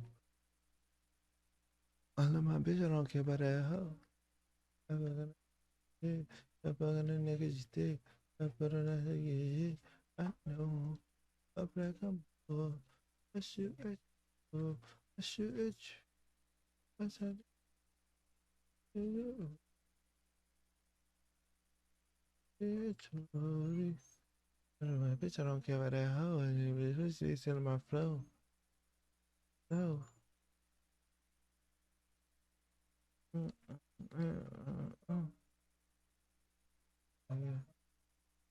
Happy, give me flowers.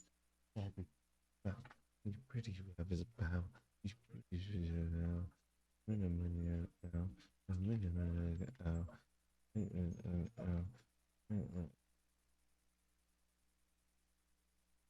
Get your house up. It can't be like a town. No, much. You did, you hide it.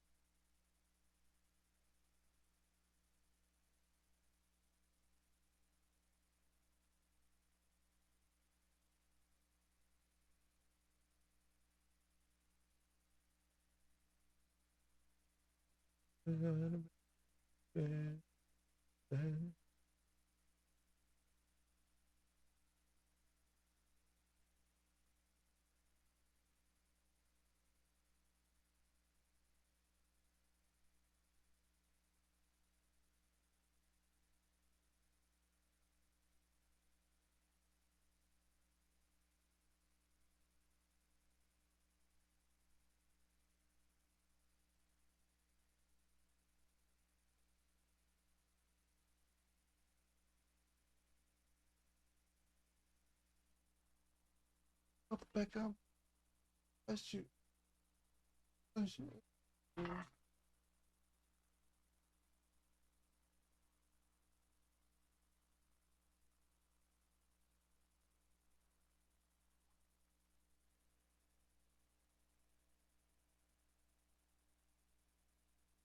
Lady. Happy,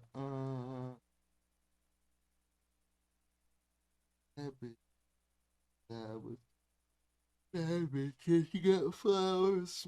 You're prettier.